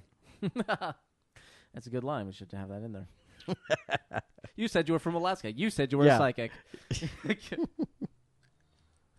Nobody's clean here. That's right. Yeah, that's right. So let's call it a wash and move I'll on. expose you. I'll expose you. There we go. So, Dave Foley is fun. Well, I'm glad he's here. I enjoy his character. It's even nice though- that he's working. Yeah. He was working Or 15 was. years ago. Yeah. Yeah. What is he up to? What's he doing? He is exiled from his own country. I love that apparently response. Not anymore. Apparently that's oh, no, been they cleaned up. worked that out. And he Okay. just did a stand-up special on whether it was HBO or something like that. But I just saw it. It was like it's kind of interesting to see kind of middle-aged, kind of bitter Dave Foley do Aw. a stand-up comedy bit. It was funny, but there was like, yeah, it's been some He's hard. not the boyish, moon-faced, Yeah. It's been some hard miles there. puckish child that we want to see. I love that response he has a second ago where he's like, he's gay, by the way. And he's like, well, good for you. And Foley's like, well, we try. Thank you. Yeah, I like that. We Just will his, try. Just his I'll facial tell the rest expression. at the meeting. Yeah, there you go. Look, it's a Blockbuster period videos. film. The Blockbuster tapes in the background. Oh my gosh. When it was still Blockbuster Video, Yeah. because they rebranded as simply Blockbuster after a point. And look at the princess phone. Yeah. Gay guy has a princess phone. I get it. Oh, Sissy Spacek. We Yeah. totally forgot to mention. Her giant alcohol problem. Which has no payoff whatsoever, but gets a lot of screen time. Because it's funny when people have. It's serious funny when mom problems. drinks. it really is. It seems like. A little Carrie homage, it looks like there. Yeah. Oh yeah.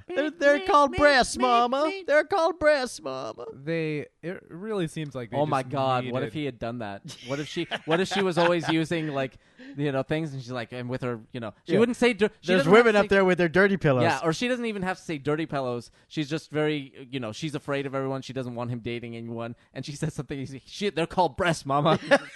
That would have been amazing. I can see your dirty pillows. You would not have been able to restrain yourself from writing that if Yeah. you knew you had Sissy Spacek in Yeah, this, right? no, for real.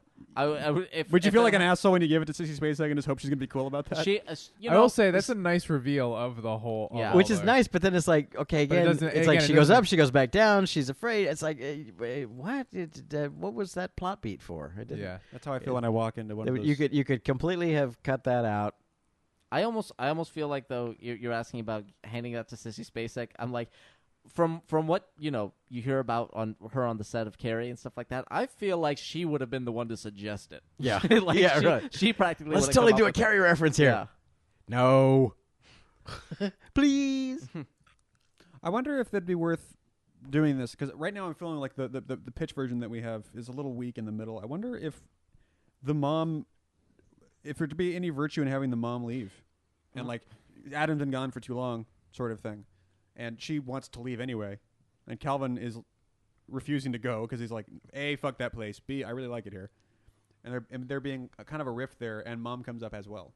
I don't know what she's we'd- got to do. I don't know what we'd benefit She from. has nothing to do. You know what's weird is I feel Or like it could be that while Adam's gone, suddenly need medicine right now, and mom has to go get that. That would be the justification for having it happen is, yes, Adam's been gone. Oh, my gosh. Maybe he'll never come back. I still need to get the medicine because Dad is taking a turn for the worse. But again, then where do you go? Yeah, you what's can that justify her doing that, but then what would you need to? What would be the point of that? That's plot? gonna I want to bring in distract the army of plot-wise. hobos Yeah. somehow. I'm trying to figure out how we can bring that back in to land. That Adam suddenly has something that he needs to do that he needs a lot of people. Oh my God! By the time Adam gets back, now we're changing the theme. By the time Adam gets back, the entire Fallout shelter is like the hobo shelter, and like all of them are down there. They all live down there with mom and dad, and they've all been taken in. So Just got Gilliam on me right now. yeah, I went totally Gilliam on you. But now you're losing the whole fear kind of Yeah. thing. But but like that's the- a different story now. But because they're Of course, if you want to they're make it like 50s values, they take in these people who have been cast aside by the modern society. And they and now shelter it's like them. underground Patch Adams. Yeah, exactly. I want to leave the fear in. I I like don't think that that's a one. stronger choice Um, as the other way. But I will say, here's the weird thing: like we're more than halfway into this, and yet because of the way it's developed and or otherwise or not otherwise, it's like you get that beat where this guy is actually sexy. Like you put him in the Yeah. tight clothes and stuff, and he's not a weirdo. He's sexy. It feels like that's coming too early or like it hasn't developed to the point. There hasn't been enough of her just thinking he's weird, even though we've spent a lot of time For with them oh my together. God, ladies man. Yeah. Because we have the beat later when he can dance and he charms all the gals Yeah. at the club. I mean, we've already got that beat there. Yeah, that's where I feel like it belongs. I feel like we didn't need to see him. This is looking good This whole thing this is another early. filler scene. We could have just Yeah. it's all about her going, oh, he's actually kind of cute and but that happens at the club. So this entire beat with the skating and everything else, chop it out, lose 3 minutes of movie right there. No. We could talk about our third act being thin. Our second act being thin. This second act is padded to hell and back because we just had 2 scenes in a row that really don't advance the plot in any meaningful way. We got to figure out something to do with the hobos. I like where that's all going, and we just I got to think- find a thing for it to be. I think you tie it in somehow to what you were saying before, where Nathan Fillion comes back and he's the reason he No, gets but this scene committed towards can't the get end. cut. This scene is really important, you guys. Oh yeah. The YMCA montage. Nathan Fillion is the reason that he comes back and gets committed, and then he used the hobos to somehow Get him run, out. to run interference or to break him out. Or His do army something. of hobos Yeah. break him out. or Led by mom. he gets tossed in the asylum, the mental hospital, with other crazy hobos. But those But hobos that's it. know the hobos That's on the it. outside. That's where now you're following it right. Yeah. Because he gets Now we're because going full Terry because Gilliam. all the hobos have mental problems. You kind of know this, but he end up thrown in with them. And he's got his whole team. I don't want this to become a jailbreak thing. But They get rounded up too. They Right. get rounded up too because they're crazy people who are become this cult and they can't be ignored anymore. So they all get rounded up. But then he gets thrown in with them, and they're like, "It's the guy. It's our Messiah. You're the one." And so they're all they've together. all had these weird passing experiences with him, and then Yeah. he came, and it's like, I met all of you guys. Really? Wow. But like they all met him at one point, and then it just becomes this weird cult of personality without the personality. What do we do? I met this really kind man. He said his name was Adam, and he Yeah, you know. and then they help him like break out. They're like, okay, I'm gonna go poop on the floor, so the nurse comes over there, and then you run out the door. Now we're talking musical. Like- I want to hear I want to hear that number. And so your second act or the second half of your second act is a whole One Flew Over the Cuckoo's Nest. And that- and that whole scene this would is sound- clearly our third act. That whole scene would sound like sing, like it'd start like, and it's like that whole. Oh, I was going for more of a. I heard they got pinned from Bye Bye Birdie. Well, like a call and response song, you know. See what I'm saying about it? This could be so much fun as a musical. Yeah. I think it definitely. This could be a lot of fun if I want to even- check on the rights to it. I Yeah. do want to check on the rights to it. See? like an equity. We could do an equity waiver version of a musical based on Blast from the Past. I think the hipsters would eat that right up. The other one that like along the same lines as Little Shop, and it's another Alan Menken thing, is the movie Leap of Faith. Oh yeah. When I found out, they made that into a musical. yeah, they That's did. fucking right. genius. That's Of course right. they did. That's a Yeah. great movie. It's for halfway a this. musical already. Apparently, the musical itself wasn't very good. It's too bad. Yeah, I know. That was another on my short list of almost curated movies. There I was love Leap of Faith. that one, this one, that one, and Paper Moon and the Cowboys, y'all. But I've got it on my queue. I'm gonna all right, watch good. it almost. I just rewatched it recently to check it out, and it's like, yeah, it totally still works. Yeah, so this should be the first time that he's ever been in sexy clothes, and Yeah. she should have trouble keeping her eyes off him. And this whole thing should come earlier. This whole like we're gonna introduce you to this, to nightlife in the future, Mhm. and this is how you have to act. It's important to behave this way. Yeah. And it just comes so late. Well, everything in this movie at this point is late because Yeah. there's been so much on it. Actually, with our restructuring, I wonder if what this should be is once Eve has started working with Adam a lot, but it's still scammy, it's still awkward.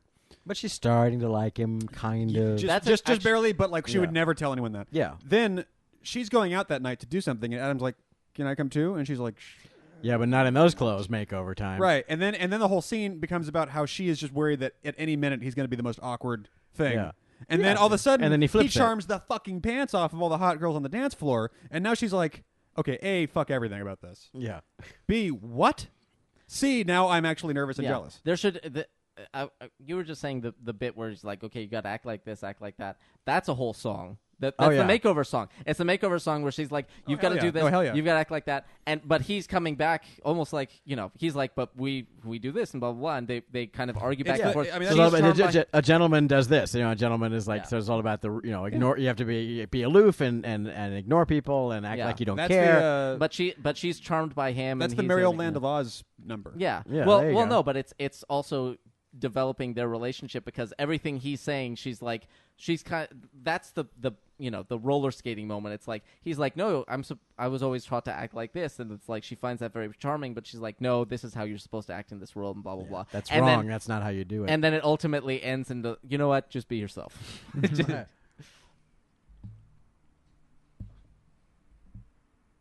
I'll bet you Sophie has diseases. Lots of them. She likes to party. This is a Rob Roy. Very popular drink, I'm told. Hello. Yeah, I'm down. Alicia Silverstone is trying to warn you. Yeah, that's right. She shake your head. She no. she probably has diseases too. I would like those diseases. That's right. But it's worth it. It's Yeah. worth the risk. Come on. Oh, I don't like this gag that they do, where The bitch thing? yeah, well, because it was set up earlier. He's like, yeah, you throw a ball and you hit it with a bat. Oh, the nocturnal flying mammal. It's like, God, stop it. Yeah. Not how people. That's what I said. talk. Is he supposed to be just sheltered or autistic. I mean, what's going on here? Yeah, that exactly? was like almost. It was like it's not that hard to grasp baseball, really. It's not really that hard to understand baseball. I refuse to agree with you on this point. I have never understood baseball. The finer details of Cricket, the on the infield other hand, fly that's pretty rule, easy. fine. But yeah, like what the meaning of the word is. Yeah, This is exactly. a bat. Okay. Yeah, I mean, it's more Done. like you hit it with a bat, just be like, oh, huh? You know, Yeah. like as opposed to then the you run nocturnal around- flying mammal. It's like, okay, Spock, what are you doing in this movie? Yeah. The only reason Dave Foley's in this movie is because she can't talk to herself. Yeah. When you have songs, you lose that problem. You can talk to yourself for the audience's benefit. If you so we take might not Dave need- Foley out of this movie, I'm out. Brian, I'm out. Brian, Dave Foley's character could just come in and go, I don't need to be in this movie. I don't serve a function in the Brian, plot. I will let you keep Dave Foley if you can justify his being there. Listen, I'm the gay The best Dave Foley friend. stays in the picture. Dave Foley, by making it a musical, Robert Evans wrote that, I think. by making it a musical, Dave Foley is sublimated into everything. Yeah. You no longer. Dave Foley becomes We the have Frank. released him from his bodily But see, form. Dave Foley should do the makeover because clearly he does that in the story. So it's like a Frankenfurter. In just 7 days, I can make you a man number. Where it's like like the leather coats and the leather pants and everything, and then you dance, and so it just goes. We're giving no. You know what we're it giving Dave Foley like the Lenny Kravitz role. We totally are. Yes, absolutely. You know what it should be, actually, in seriousness, because you do have a point in the sense that he doesn't really He's only there because she can't talk to herself. exactly. But what a good function for him would be is Alicia Silverstone is telling him, okay, this is how you have to behave in one way. You have to behave like this, and then Dave Foley will kind of like pull him aside and go, no, but this is. She says that because she's a girl, but you're all straight people, so this is how he actually has to go. Yeah. And like That's how you guys do it, and it totally doesn't work. Let me Yeah. just tell you Yeah. from my perspective. Yeah, I don't know and why so- you do that. And so And- Brendan and then- Fraser basically gets two competing contradictory sets of instructions about how to behave, and that's like part of the comedy, part and of the in the farce, end- is he tries to juggle them and Yeah. he totally botches it, Yeah. And invents metrosexuality. Yes. and then ends up just being himself and being self-confident in his like, this is I can do these things, so I'm going to do these things. But there is also the issue where if we're in redesigning it, if we're restructuring it so that she's in a partnership of a couple of kinds with Nathan Fillion's character for most of this, then then the Dave Foley character is extra superfluous in that sense as well. So in his current form as like the roommate best friend, if you can find a way to keep him in there, then obviously that's perfectly fine. Yeah. The scene is fun by itself, though. Yeah. I just like watching good, dances. I like It is. Well, Brendan Fraser is like he's great at physical stuff. I mean, he's great and Did you see the robot he did earlier in that little Yeah, dance montage? exactly. I was like, Which didn't make a lot of sense. Brendan Fraser. Yeah, I have no idea how he knows the robot, but Yeah. I was like, Brendan Fraser could do an all right robot. That's cool. But Alicia Silverstone's face. Fun fact: Oh dear. 86% lips. yeah, They're just gigantic. and it's so unflattering Bear for in her mind, character right now. He knows how to do this because he spent his entire childhood throwing his mom around. swing dancing with his mom. It's cute that he knows how to dance. It's just that it is swing dancing introduces. Yeah. It's like the only weirder one would be like lambada. Like Yeah, your mom taught you the lambada. He could do the Macarena somehow. Yeah, exactly. Mike, why don't you ever go swing dancing anymore? I don't know. Where's the swing dancing club? They do well, exist. Club 40s, right? Yeah. It's Yeah. here And- somewhere, right? So And Highland. also, Clubs I don't just never go did. out of business, Michael. Yeah. If I've learned anything from Blast from the Past, it's that nothing ever changes. The more things change, the more they stay the same. Shit. What are we gonna do with the parents? I'm trying to figure out. Just leave them Well, this down movie there. doesn't do Yeah. anything with them either. Like this is. They're an extra source of conflict. He has to choose between his life up top and his life down That's why I below, think. Yeah, so. he doesn't. They start him on his journey, but they don't come. I don't think there's a valid reason for them to show up again until he I returns. can show you the tunnel, but only you can go up. Yeah, through it. exactly. Because mom is too scared and dad is ill and incapacitated, so he has to go. So it's all about I brought you supplies and everything is fine for you now, but I'm not coming to live with you anymore. And there's also which you would want to set up with his only goal is to get back there for a lot of the period. Like the only thing he wants to do is to get back down there. Adam get is back to his afraid. family. He doesn't want to do this mission. Yeah. He And just then- has to. He'll be the man and do it, but And he then doesn't want to do it. When he finally can, he doesn't. In fact, want well, to. I think you could add a whole like resistance to the call sort of thing there for a beat. That would Yeah. Well, I think the issue is There'd that be his room for his that. mission, the ticking clock, is I have to get these supplies because Mom and Dad will starve. mom and dad will literally starve, and the batteries are failing or whatever else, and I've got to do it. And that's his mission. And he's all about that. The decision about whether or not he's going to go down there doesn't need to come up until the moment happens when he goes, and here are the supplies, but I'm not coming back down there myself. Is the reveal like suddenly he would realize like I actually want to stay up here. Yeah. Yeah, I think they do stay down there, but I think like the coda scene is showing that they come up to visit him every now and then. And he starts the movie, he spends most of the movie as the fish out of water, but in that little coda montage, he will shepherd them through the new scary world. He and Eve build a house on top of the fallout. I was just zone. there you go. I was just thinking that it might be Got the funny. parents in the basement. It might be funny just to rebuild their house on top of like they rebuild it anyway, but literally rebuild it where it was. Yeah. That would be that. See, that would make. And then Calvin can live downstairs and Mom can live upstairs. They see each other all the time. It's just she kind of wants to be up there and he kind of wants to be down there. just take the elevator. I think you want the more uplifting ending where Mom and Dad finally emerge into the world and By the way, they raised him and he literally raises them out of it. bear in mind, one thing this movie doesn't do, and I think the reason it doesn't do it is because to do this would make it an entirely different movie. But this movie doesn't actually let Calvin. I like this. This is a great scene. This is a great scene, but it's also the end of Nathan Fillion in the movie, which is like That's always sad. He got canceled early. But it's a great bit where it's like he just keeps doing it like, yeah, okay, yeah, maybe we shouldn't fight. Pop. Okay, yeah, really, we definitely shouldn't fight. What the movie doesn't do is Brendan Fraser must be huge. Yeah. He's a big guy. He's a tall guy. Oh, He's just like, okay, good night, everybody. okay. Rule of three. If I keep doing it, it won't be funny anymore. See, that would be fine, but they should still be in a relationship at this point. So Yeah. she can come home and go, look, I'm sorry about that, but, still he gave me 5 more baseball cards. She's like, all right, but he's like, okay, but this is going to be over soon, right? You're going to ditch this guy? But that's oh, it. totally. Yeah. Yeah. Because he's starting to piss me off. One thing this movie doesn't do, because the only way to do it completely changes the tone of the movie, is when he tells Christopher Walken, by the way, this is what really happened. Christopher Walken is more just sort of like, sure, about it, as opposed to like massively existentially ruined that he has just wasted the last 35 years of his life. Yeah. I feel like we might too have to avoid that massive character hit that the dad will inevitably take in this story, and the mom in particular. Oh, the mom. Yeah. Finding why it. she's- that's How why does she she's not drinking. just want to kill everybody? Yeah, how Just does she? This Well, movie he- should the musical should end with her going into a post office with a gun. yeah. No, honestly, based on what we see of her character and that truth, It should wreck her. She should Yeah. kill Calvin. She should kill herself. Yeah. Ooh. I mean, Wow. that's dark, but based on the character we're seeing on the I wanna see screen that and number. the fact of the situation as we know it is, that's what that character would do. So it's a problem, you're saying. I'm This- saying it's this- a bit of a problem. This scene is also a problem because, as David Mamet said, when two characters are talking about a third character, the scene sucks, which is true because it's all about them talking about him, and it's like, wow, could you be more expository about things? Although this little run of I don't fall in love with men like yeah you do. I don't fall in love with men who do this. Yeah you do. I don't fall in love with her to do this. Yeah you do. That's a cute run, but the scene itself is like. She should have seen him leave the club with girls. Why does it have to be this conversation instead? Yeah. It's a very not very good way of staging it.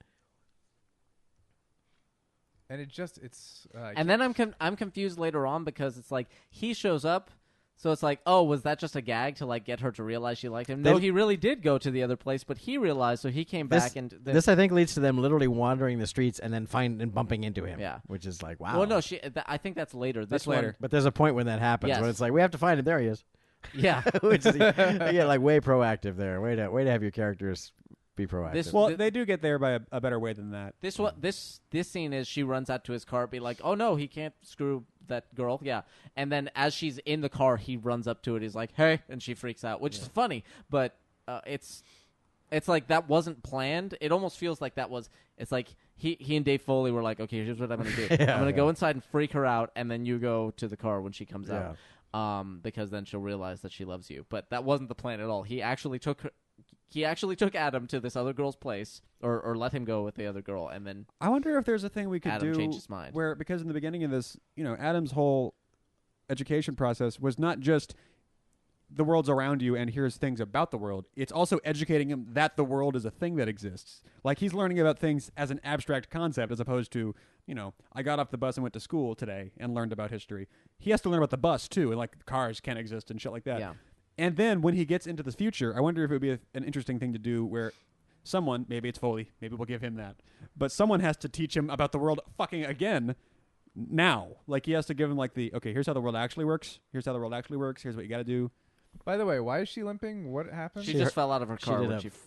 She reacted so extremely that she leapt from her car and fell in the street Okay. and did a backflip. Sure. And that's how she got the Batman role. Now this is a weird line. Dave Foley's about to say, What? "You're a nice boy. What she needs is a nice man." That Yeah. feels like it's Which is like... That's an important. That's trying to be the theme. That's trying in to a be way. the theme. Yeah, yeah. Is the screenwriter going, I know one of these lines has to say the theme Yeah. Yeah. or sound like But it. yeah, there's not really That a never manifestation of Yeah, none what of the that- rest of the movie what that is, changes in what he does. Yeah. So yeah, if it was more like, I mean, how would you approach that? That he's more like, if the idea of everything is like, oh, everything's so fascinating and I'm so excited about everything and but then what would he do different at that It's the- point? There it's- would be. it's I the mean, different- now suddenly he's all like, oh, let me take care of you. But it's not like this is a big change for him. Right. This is still in character for him, what he's been like. Yeah, there's no growth presence. Well, and even if there were growth present here, even if we want to give this as growth, it's like you can't have the guy say you've got to grow up and be like, okay, and then Yeah. literally Oh. the same scene. It's like, Yeah. oh, duh, Well, and then he's let me just tear her pants off then. yeah. That's manly. Let me swab your very Your superficial scrape. tiny scrape. Yeah. There is actually it Yeah, occurs to me. dude, I didn't say go all the way to fatherly. That's creepy. Now you're like her Cherry dad. Papa Daddies. Yeah, wow. Now you're like her dad. That's weird. No, one of the things I was talking about, Christopher Walken should have a massive existential quandary when he finds out. So should Adam. There is no cognitive dissonance in this movie that's being challenged, Yeah. where he's like, I really have to. I spent 35 years in a freaking hole. My parents are insane. You mean none of that happened? Yeah. Like that should rock people. Maybe it should rock Adam. At which point, that's a question. At which point in the story should we reveal to Adam? We never actually see him find out. Right. We see Yeah. him not he should, knowing. He should and then say, we see so him what, knowing. well, what was that like? I mean, to anyone over 35, what was it like when the Holocaust happened? Like the what now? Yeah, Yeah. this movie never actually gives us a scene where Adam finds out. Yeah. Should we do that? I feel like we should, but then I have to imagine that the reason this movie doesn't show you that scene is because this movie doesn't want to be about the necessary result of that scene Yeah. happening. Yeah. Yeah. This movie wants to be a cute rom-com. It doesn't want to be, and that's how we wrecked this guy's brain. Yeah, really. But I feel like it should be there. Well, at least as far It's as the most interesting thing that you could do is say your whole life has been a lie empirically. I think actually, I feel like you can find a way to make that part of the theme because again, it's like this is what it's even more to him. It's like this is what fear does to people. You know, because his dad was so afraid of the Holocaust that they live in a hole and he's still living in a hole. It's like that's what it does to you. You know, it will you go. it will ruin your life. It will literally it will You'll miss your whole you'll life. miss your whole life. it by will living put you in a fear. box Yeah. and you will never get out of that box. How does that relate to the scene where he gets told about it? Well, I'm saying learning about it. You can tie him learning about it back to that's the sort of Yeah, thing but that he you goes definitely through. wanted to be rocked by it, but Yeah. you could let him sort of kind of get past it by his fundamental sort of goodness and everything works out for the best. But the idea that the reason he finally pulls it together is like, but in the end, it's good that didn't happen. Yeah. Isn't it? And the fact that I'm here and you're here, and we wouldn't have met otherwise. And that would, but if we had, if that would if- be a kick in the pants to get over any fear he had of any of that's lingering from behind. It's like fear is what made this happen. Fear is what did this, and there's I can Okay. I So- can go so back that's- into that box, So or that's I can. so that's the thing. So the setup is he's getting the hots for her too, but she has a boyfriend. That's established right from the beginning. And hey, she's got a boyfriend, so hands off. she might as well be married. Yeah, so never mind that. Those but relationships are he's pretty actually serious. he's actually got feelings for her. So when he realizes, like, you know what, you're right, and it was terrible that I lived. We lived our whole lives in fear, and that's why I want to tell you I'm really into you. And she's like, oh God, oh no, But that's when he admits to her that he's got a thing for her. Mm-hmm. Interesting. Fear is a really useful theme. That fear fits into this really well in a way. Like this movie doesn't do anything with fear. No. But you could totally make this about fear. Yeah. Or about Well, it doesn't overcoming deal with the fear. consequences. It's about a story overcoming about fear. Yeah, that well, that's doesn't- what I mean.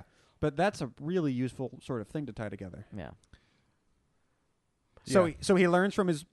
Okay, so we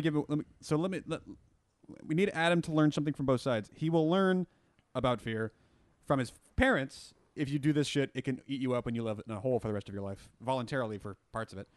And he learns from the 90s something. There are things to be afraid of. No.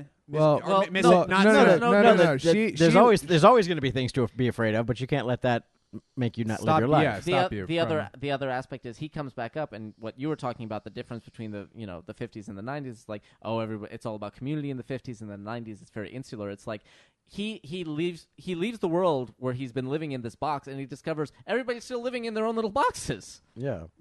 There you go. Oh yeah. Nice. Yeah. Nice. And you tie it into Dave Foley as the website guy. He's got his own little box. And here's the thing. That scene right there that just Nice. happened should be.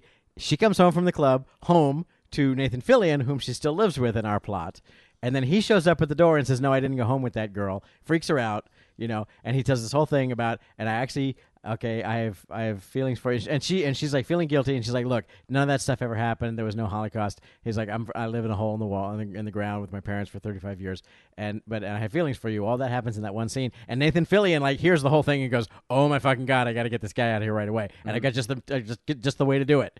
Because he's got this crazy idea that he lives in a fallout shelter for 35 years. So it's all about him. I got this guy's into my girl. Can't be having that. Time for him to go away. Plus, I think he's legitimately dangerous and insane. Yeah. Or even if I don't think of that, this is still a pretext, and I go, and he punched me, he hit me. I went to the club, and he punched me in the face, and you got to get this guy off the street. Help me, authorities.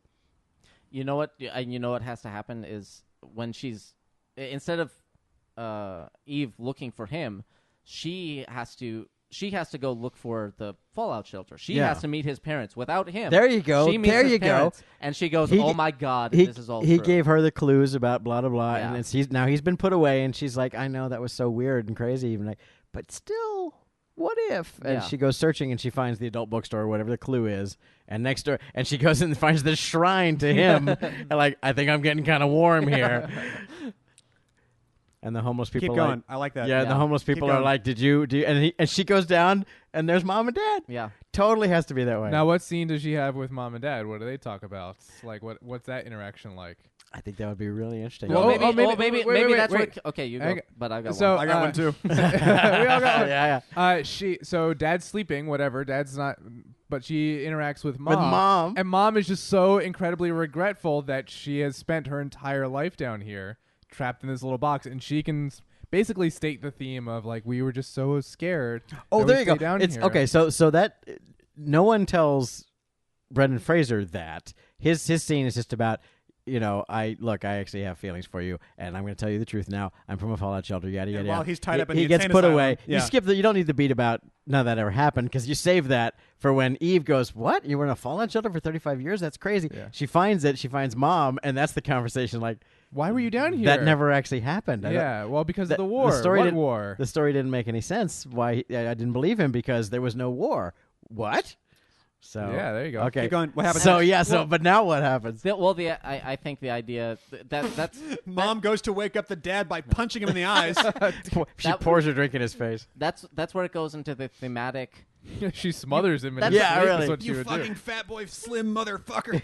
That's the thing that would be is that probably mom would rationalize it, be like, you know what, it was a scary time.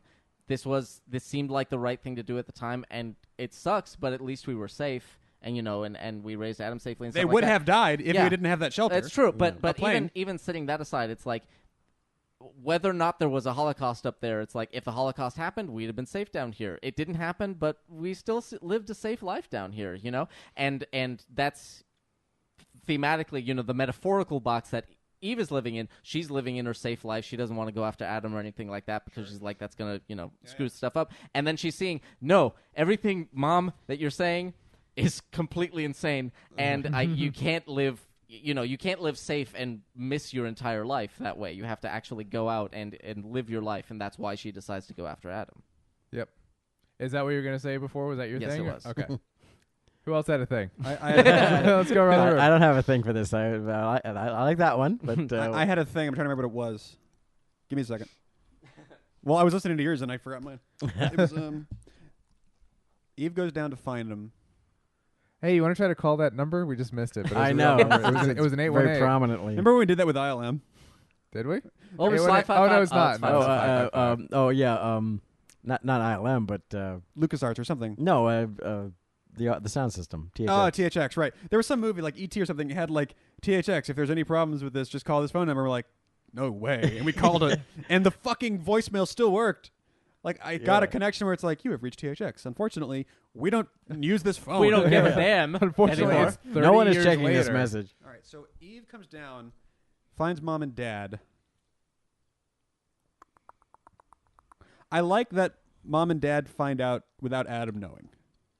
Yeah. Oh, there you go. Okay, yeah, that's a good thing. Dad's there too. It's not just Eve and mom. Yeah, see, Dad. Remember when Dad had a heart attack to start the plot going? He seems to be fine now.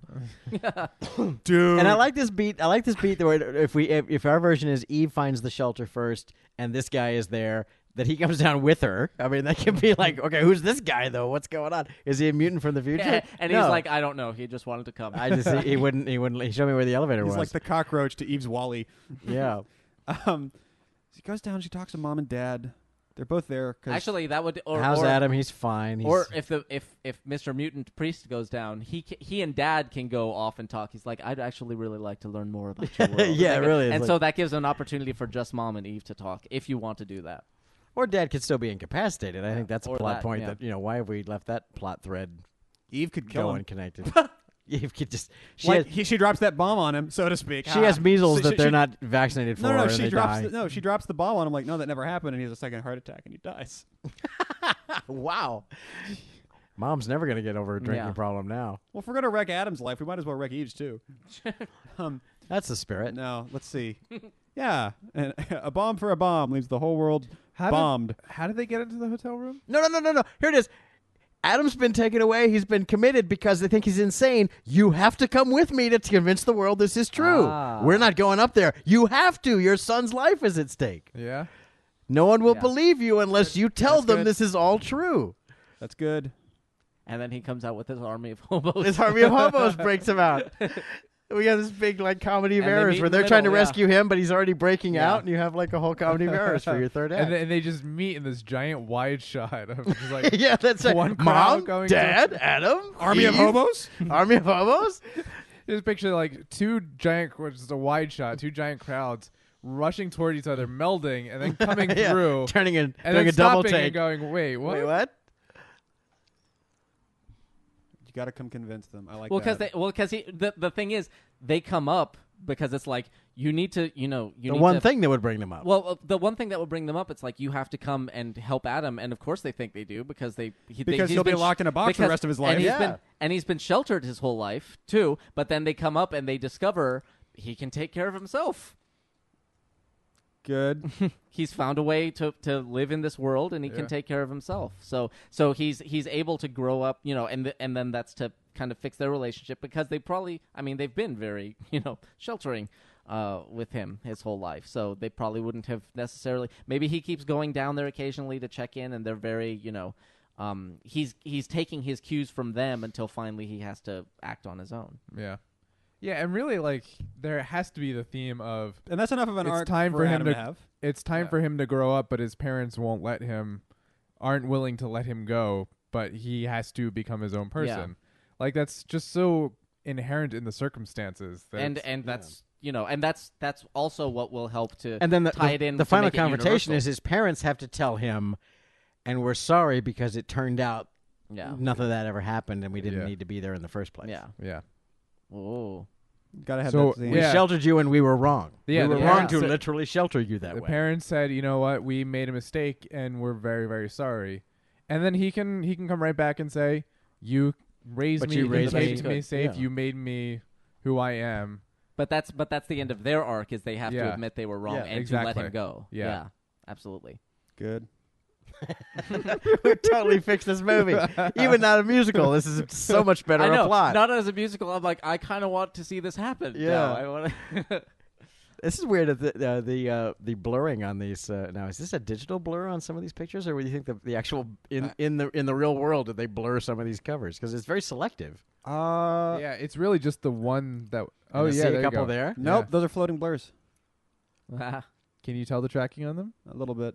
Yep. Wow. Yep. Yeah. Floating The blurs. MPAA, man. Yeah, They was were it just just a straight little, up. just a little. I would love it if they just made a bunch of images that are blurred and put them on the Yeah. covers. Yeah, Like I printed know, up it's blurry like, photos see, for the there's a VHS couple there tapes. back there that are blurred. It's like were they going for a PG-13 and got a PG out of it, or of all things. Yeah, what is the rating?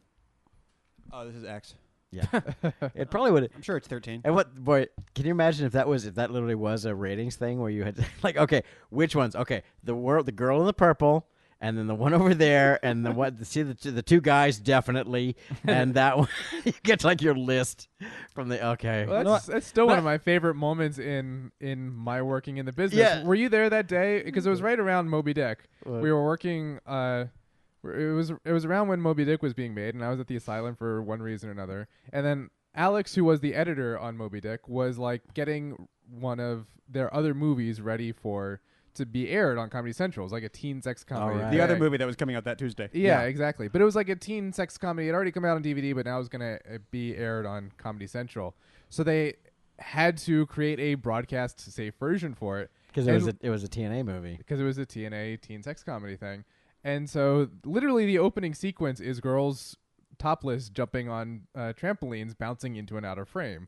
It's the NSFW Man Show opening. That's Yes. exactly. That's exactly what it was for the credits. And so they were going through it frame by frame as the girls are like twisting from, back to frontal to side, going, can you see enough nipple now that it's not okay? Yeah, right. Go back 2 frames. Okay, forward 1 frame. I think that's the frame right there. And like deciding frame by frame when the nudity when was it became acceptable. acceptable versus unacceptable. They do the the MPAA does. They do the same thing with violence. It's like you have to cut 3 Yeah. frames of that gun hit. Yeah. 3. Then it's not violent. Then it's anymore. not violent. There he's walking down the street. Look Yeah. at that. There he is. Hey, it's him. That's great. Yeah, exactly. They didn't have to hire a PI or anything. They Yeah, just drove around for a just little drive while around. till you Well, find it's the valley, so it. She Hey. dropped that box of highly valuable baseball cards onto a wet street. God Yeah. damn it. And now it's worth nothing. But they've got the stock certificate, so it's okay. Yeah, so they've got a backup. it's okay because it's true love. I'm Yeah. astonished. And the other thing about the stock certificates, to me, when they introduced that, I was kind of like, so is he going to make like little snowflakes out of them or something? Because he Yeah. was told that they're worthless. Yeah. So why wouldn't he just make? But he brought art them for projects some out of reason. them? Yeah. I think they mentioned that it's. Yeah, see, this works. It's a mom and dad. I think, but this beat should have been, okay, Adam's never coming back. Yeah. And so we have to seal it up, and here comes someone, but it's a girl. What the hell? It's like, no, Adam's. And it can be like, we can wait 12 more hours for him to come back, and then we've got to yeah. seal it up for other, because he's not coming back, and Yeah. then we've got to seal it up before the world gets inside. Yeah. That beat me. Maybe we do need some hint of the beat rather than Dad going up first and going, "Oh, it's horrible up there." It should be like, we have to go check for Adam. They Mom and Dad go up for 10 seconds to go, "Oh my fucking God," and go back down. Yeah. Like there's no way he could have survived up there. Like a yeah. a bike he gang was happens surely to go eaten. by Yeah, at that they see all moment. that stuff that he saw in the very beginning, and Yeah. there's she-males up there. It's horrifying. Oh my God. I like the detail of the dust, like the Yeah, gigantic it's just a little bit cloud of dust. little puff of dust. Yeah, you don't want it would ruin the comedy, but I kind of wanted them to be a little more troglodytish after 35 years down there. Things are a little more worn out and threadbare and kind of like barely hanging in there. But they're still trying. They're trying to keep Yes. it Yeah. looking good. There isn't really a whole lot of wear and tear evidence in Yeah. the production design as it goes on. Yeah. And meanwhile, he brings her down and is like, well, they took that well. Yeah. And that's it. The fact that they're just kind of like, oh hey, first human we've seen in 35 years. Yeah. What's up? I almost expected it to be like they devolved to these tribal rules. It's like, Yeah. all right, you bring the woman down. Look, it's society says collapse. We got to society's go back to collapsed. base principles. You bring the woman down, and she'll just make babies. and then we'll maybe grab a couple more to cook or something. And like, Yeah. it's like no. And the fact that they're having a dinner party and it just hasn't come up. By the way, there was no Holocaust. Just I know it's rude to bring it up, but there really wasn't one.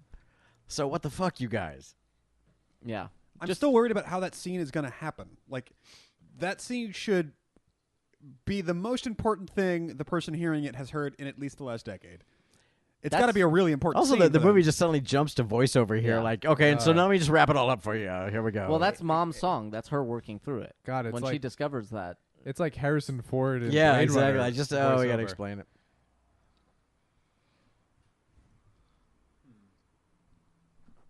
Yeah. I think she tells Mom, and Mom freaks out, but rationalizes it to herself like this was ultimately the right thing to do because it was better for Adam and us. And it's like, no, this was the worst thing. And was the worst Actually, possible thing. there's another connection to Little Shop I hadn't thought of, but effectively, Sissy Spacek could be the sequel to Audrey in Little Shop because she just wants to be somewhere that's green. essentially, yeah. So I was she could thinking have that that a number. little bit. Yeah, I was thinking that a a little bit. reprise, and there they are. She just wants to live somewhere that's not green, Yeah. somewhere that's real green, not fake green.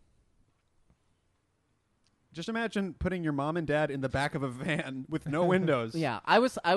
They're probably handcuffed to the wall, just to be safe. Yeah. I'm thinking though. There's Yeah. a cow in there in somehow. that version, Mom and Dad are on the same page. I think we do away with Mom Yeah. being quite so desperate to go up top and having a drinking problem and stuff like that. I think she would be more on board with it to make that work thematically. But you could also, I mean, maybe you could find a little bit of redemption in the fact that, but you did, thank God for your baseball card collection because if these would have been lost over time, but because you had them for 35 years and you kept these safe, you're millionaires now. They're worth all this money. Why is Dave Foley there? Yeah, Because he just it's really more of a had to family be. thing, Dave. Yeah, jeez, Dave.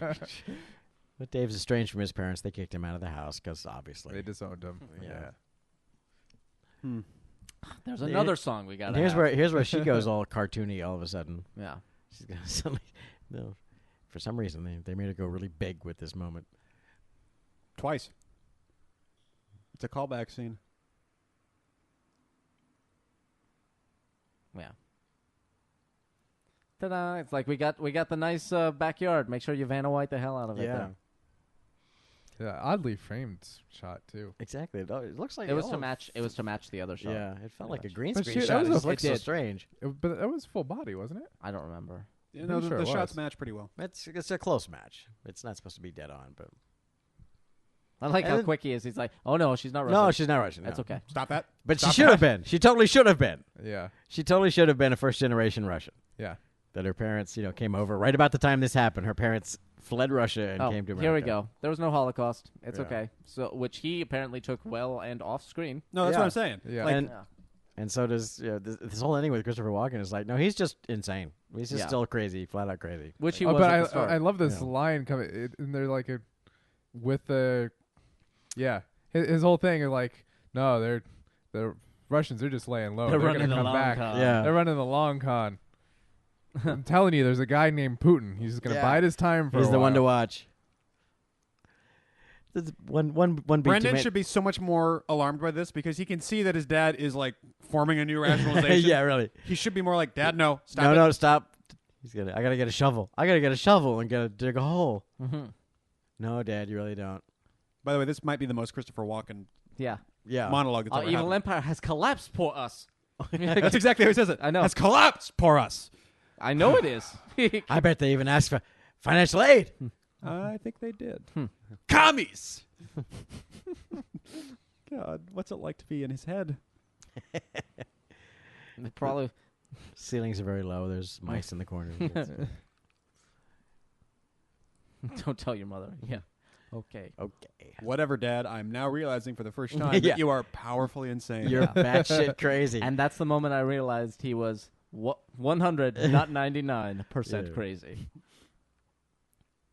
Oh, and that other attempt at here's the theme we were going for all along of, oh, the parents take care of the children and then the children takes care of the parents. At least that's that what was it the had- theme? They're just adding. They're just like That's adding what it's shit. at. They're just Alicia Silverstone throwing is things. improvising. And the moral of the story is a stitch in time saves 9. Mm. Oh, I get it. I totally get it. What's he doing here? I have no idea. I think Is he he's trying to measure? I Like, think he's measuring off a new fallout shelter. I think that's the idea because the Russians are coming back or something. So nobody learned anything. But if you save your baseball cards, you'll be a millionaire. You can't get a more '90s story than that. Hooray! I think this is a real house. They built the house. I know. So you usually don't see a roof like that, but it's in the middle of This was bleeding fun nowhere. as hell. Ugh. Well, that turned out all right. I like story room episodes. These are fun. Anyway, Wow. I still have a lot of affection for this movie, but we just made it like 40 times better. Yeah, exactly. And now By every time I talking watch about another version now of it. every time I watch Yeah. this movie, I'm gonna be like, ah, shit, we got to do the other one now. We got to do the other one. I want to like I we might have ruined this movie for me because now I'm just like, God, but there's such a better version. We could do this anyway. But fuck yeah, I mean, super cool. I had a great time on this one, Brian. Yeah, well, that's definitely 4 hours of my life there. 4 hours? Doesn't it I feel good had to twice? watch it twice. Oh, that's true. Yeah, that's true. Doesn't 4 it feel hours good the to past stretch 24. those like writer muscles? But though? no, that was a very enjoyable story. Story room. I just kind of suffered through it the first time, but rewriting it made it go much faster. yeah. Darkman. Yeah, pretty much. I'm kind of like, okay, this is fine, but I enjoyed. I enjoyed taking another swing at it. So that was that made this a very enjoyable episode, but generally because we weren't really talking about the movie. Yeah, I but don't our think own like thing. Blast from the Past fans are gonna enjoy this. Like Yeah. they're gonna come over here from IMDb and be like, oh, they're talking about All it. For three of them. yeah. Well, Yeah. that big blast from the past message board. They're not Yeah. going to be Yeah. happy with us. Oh my God, that Makeup is department head Ben Hot dog. Nye. Holy Yeah. shit. Is that the same as the makeup guy? Yeah, I that's, think so. That's the Oh, makeup there you guy. go. That's He's- a great get for the movie. Well, yeah, now he's like the godfather of makeup. Yeah. Whatever. Trey? Yeah. So any Blast from the Past fans, come at us, bro. Yeah. And be, I mean the one. be sure and tell us what we Sid missed Dutton. about this one. Sid Dutton. visual Cool. arts, Yeah. Who's So- Sid Dutton? Matte painter guy. Yeah. I met him. I worked with him. Well, not work. I didn't work with him, Produced by Rennie Harlan of all but people. I worked alongside him and saw him on Smoke Breaks at Zoic There you go. years ago. Yeah, this movie is. Turns out this movie is kind of like a frog. It's more fun when you just cut it open and look at all the parts, than Just itself. watch it. Yeah. Just watch it. I guess by itself it doesn't really do that much, but it's cool to cut it open and see what's inside. Trey, your analogies are so fantastic. Oh, thank you very much. My analogies are like a sunny day in London town. It reminds me of a line from Community. There's a line in Community where it's like, that's like getting mad at the owl for me being really bad at analogies. Anyway. Exactly. It's exactly like that. This has been What Are You Doing movie, and we found out, man, what you are doing movie. Yeah. You Or can what always it and we should've been didn't like anyway. it. find Yeah. more episodes at friendsinyourhead.com. Go to twitter.com/friendsinyourhead, Facebook Friends in Your Head, friendsinyourhead@gmail.com. Go to the forum. Wonderful community of people, and it's growing every week. Buy our shirts, give us money, Holden Hill Design, and hitting the website. And until next time, my name is T. Christie. Brian Nice, Finnicker. Scott. Trey Stokes. This has been What Are You Doing movie. Good night, good night.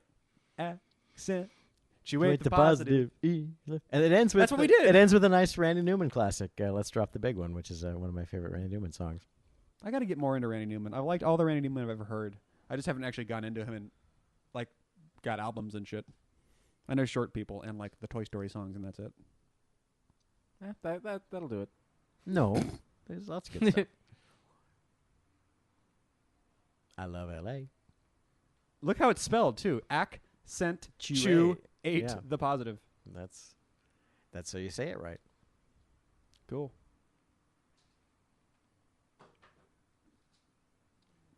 Whatever. Definitely Okay. went out with a bang there. That's great. Yeah. Woo! And I like the honey wagon driver got a credit. And that's sort of you work your way up in the industry and you go, Mom, Dad, I got a credit, and Blast from the Past as honey wagon driver. What is that, sweetie? Well, Probably when they were driving around at some point. which one? End of the world as we know it. Oh yeah. That's when they get on the freeway for the first time. Right before he's like, let me listen to Terry Como. Whenever it is. Oh, because like 2 seconds of it as they're flipping the channel on the radio. It's literally over like the establishment shot. A lot of clearance going on in this movie. Yeah, man.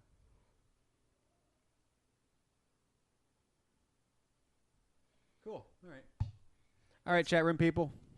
It's funny how the movie doesn't even deal with until Hey, thanks. the last 90 seconds. In the chat, Owen Ward says, I think that was one of the best Fix the Movie episodes you guys have ever done. Well done. Thank you. We chopped and channeled that baby pretty good.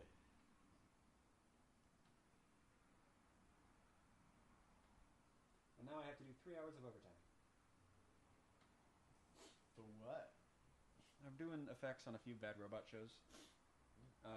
Believe, Person of Interest, Revolution, and Almost Human until it just stopped. Is Revolution? I thought they canceled Revolution. It's No. on the bubble for the end of the Is season. that piece of shit still going? Guess so. So who you working for? It's a company called Chicken Bone. Okay. Chicken Bone for Bad Robot? All right, guys. That will conclude our broadcast day, such as it was. We're gonna, play the national anthem and then go to color bars until the next time we do these. So do you go into the office to work your 3 hours of overtime? Bye, guys. No, I work from home.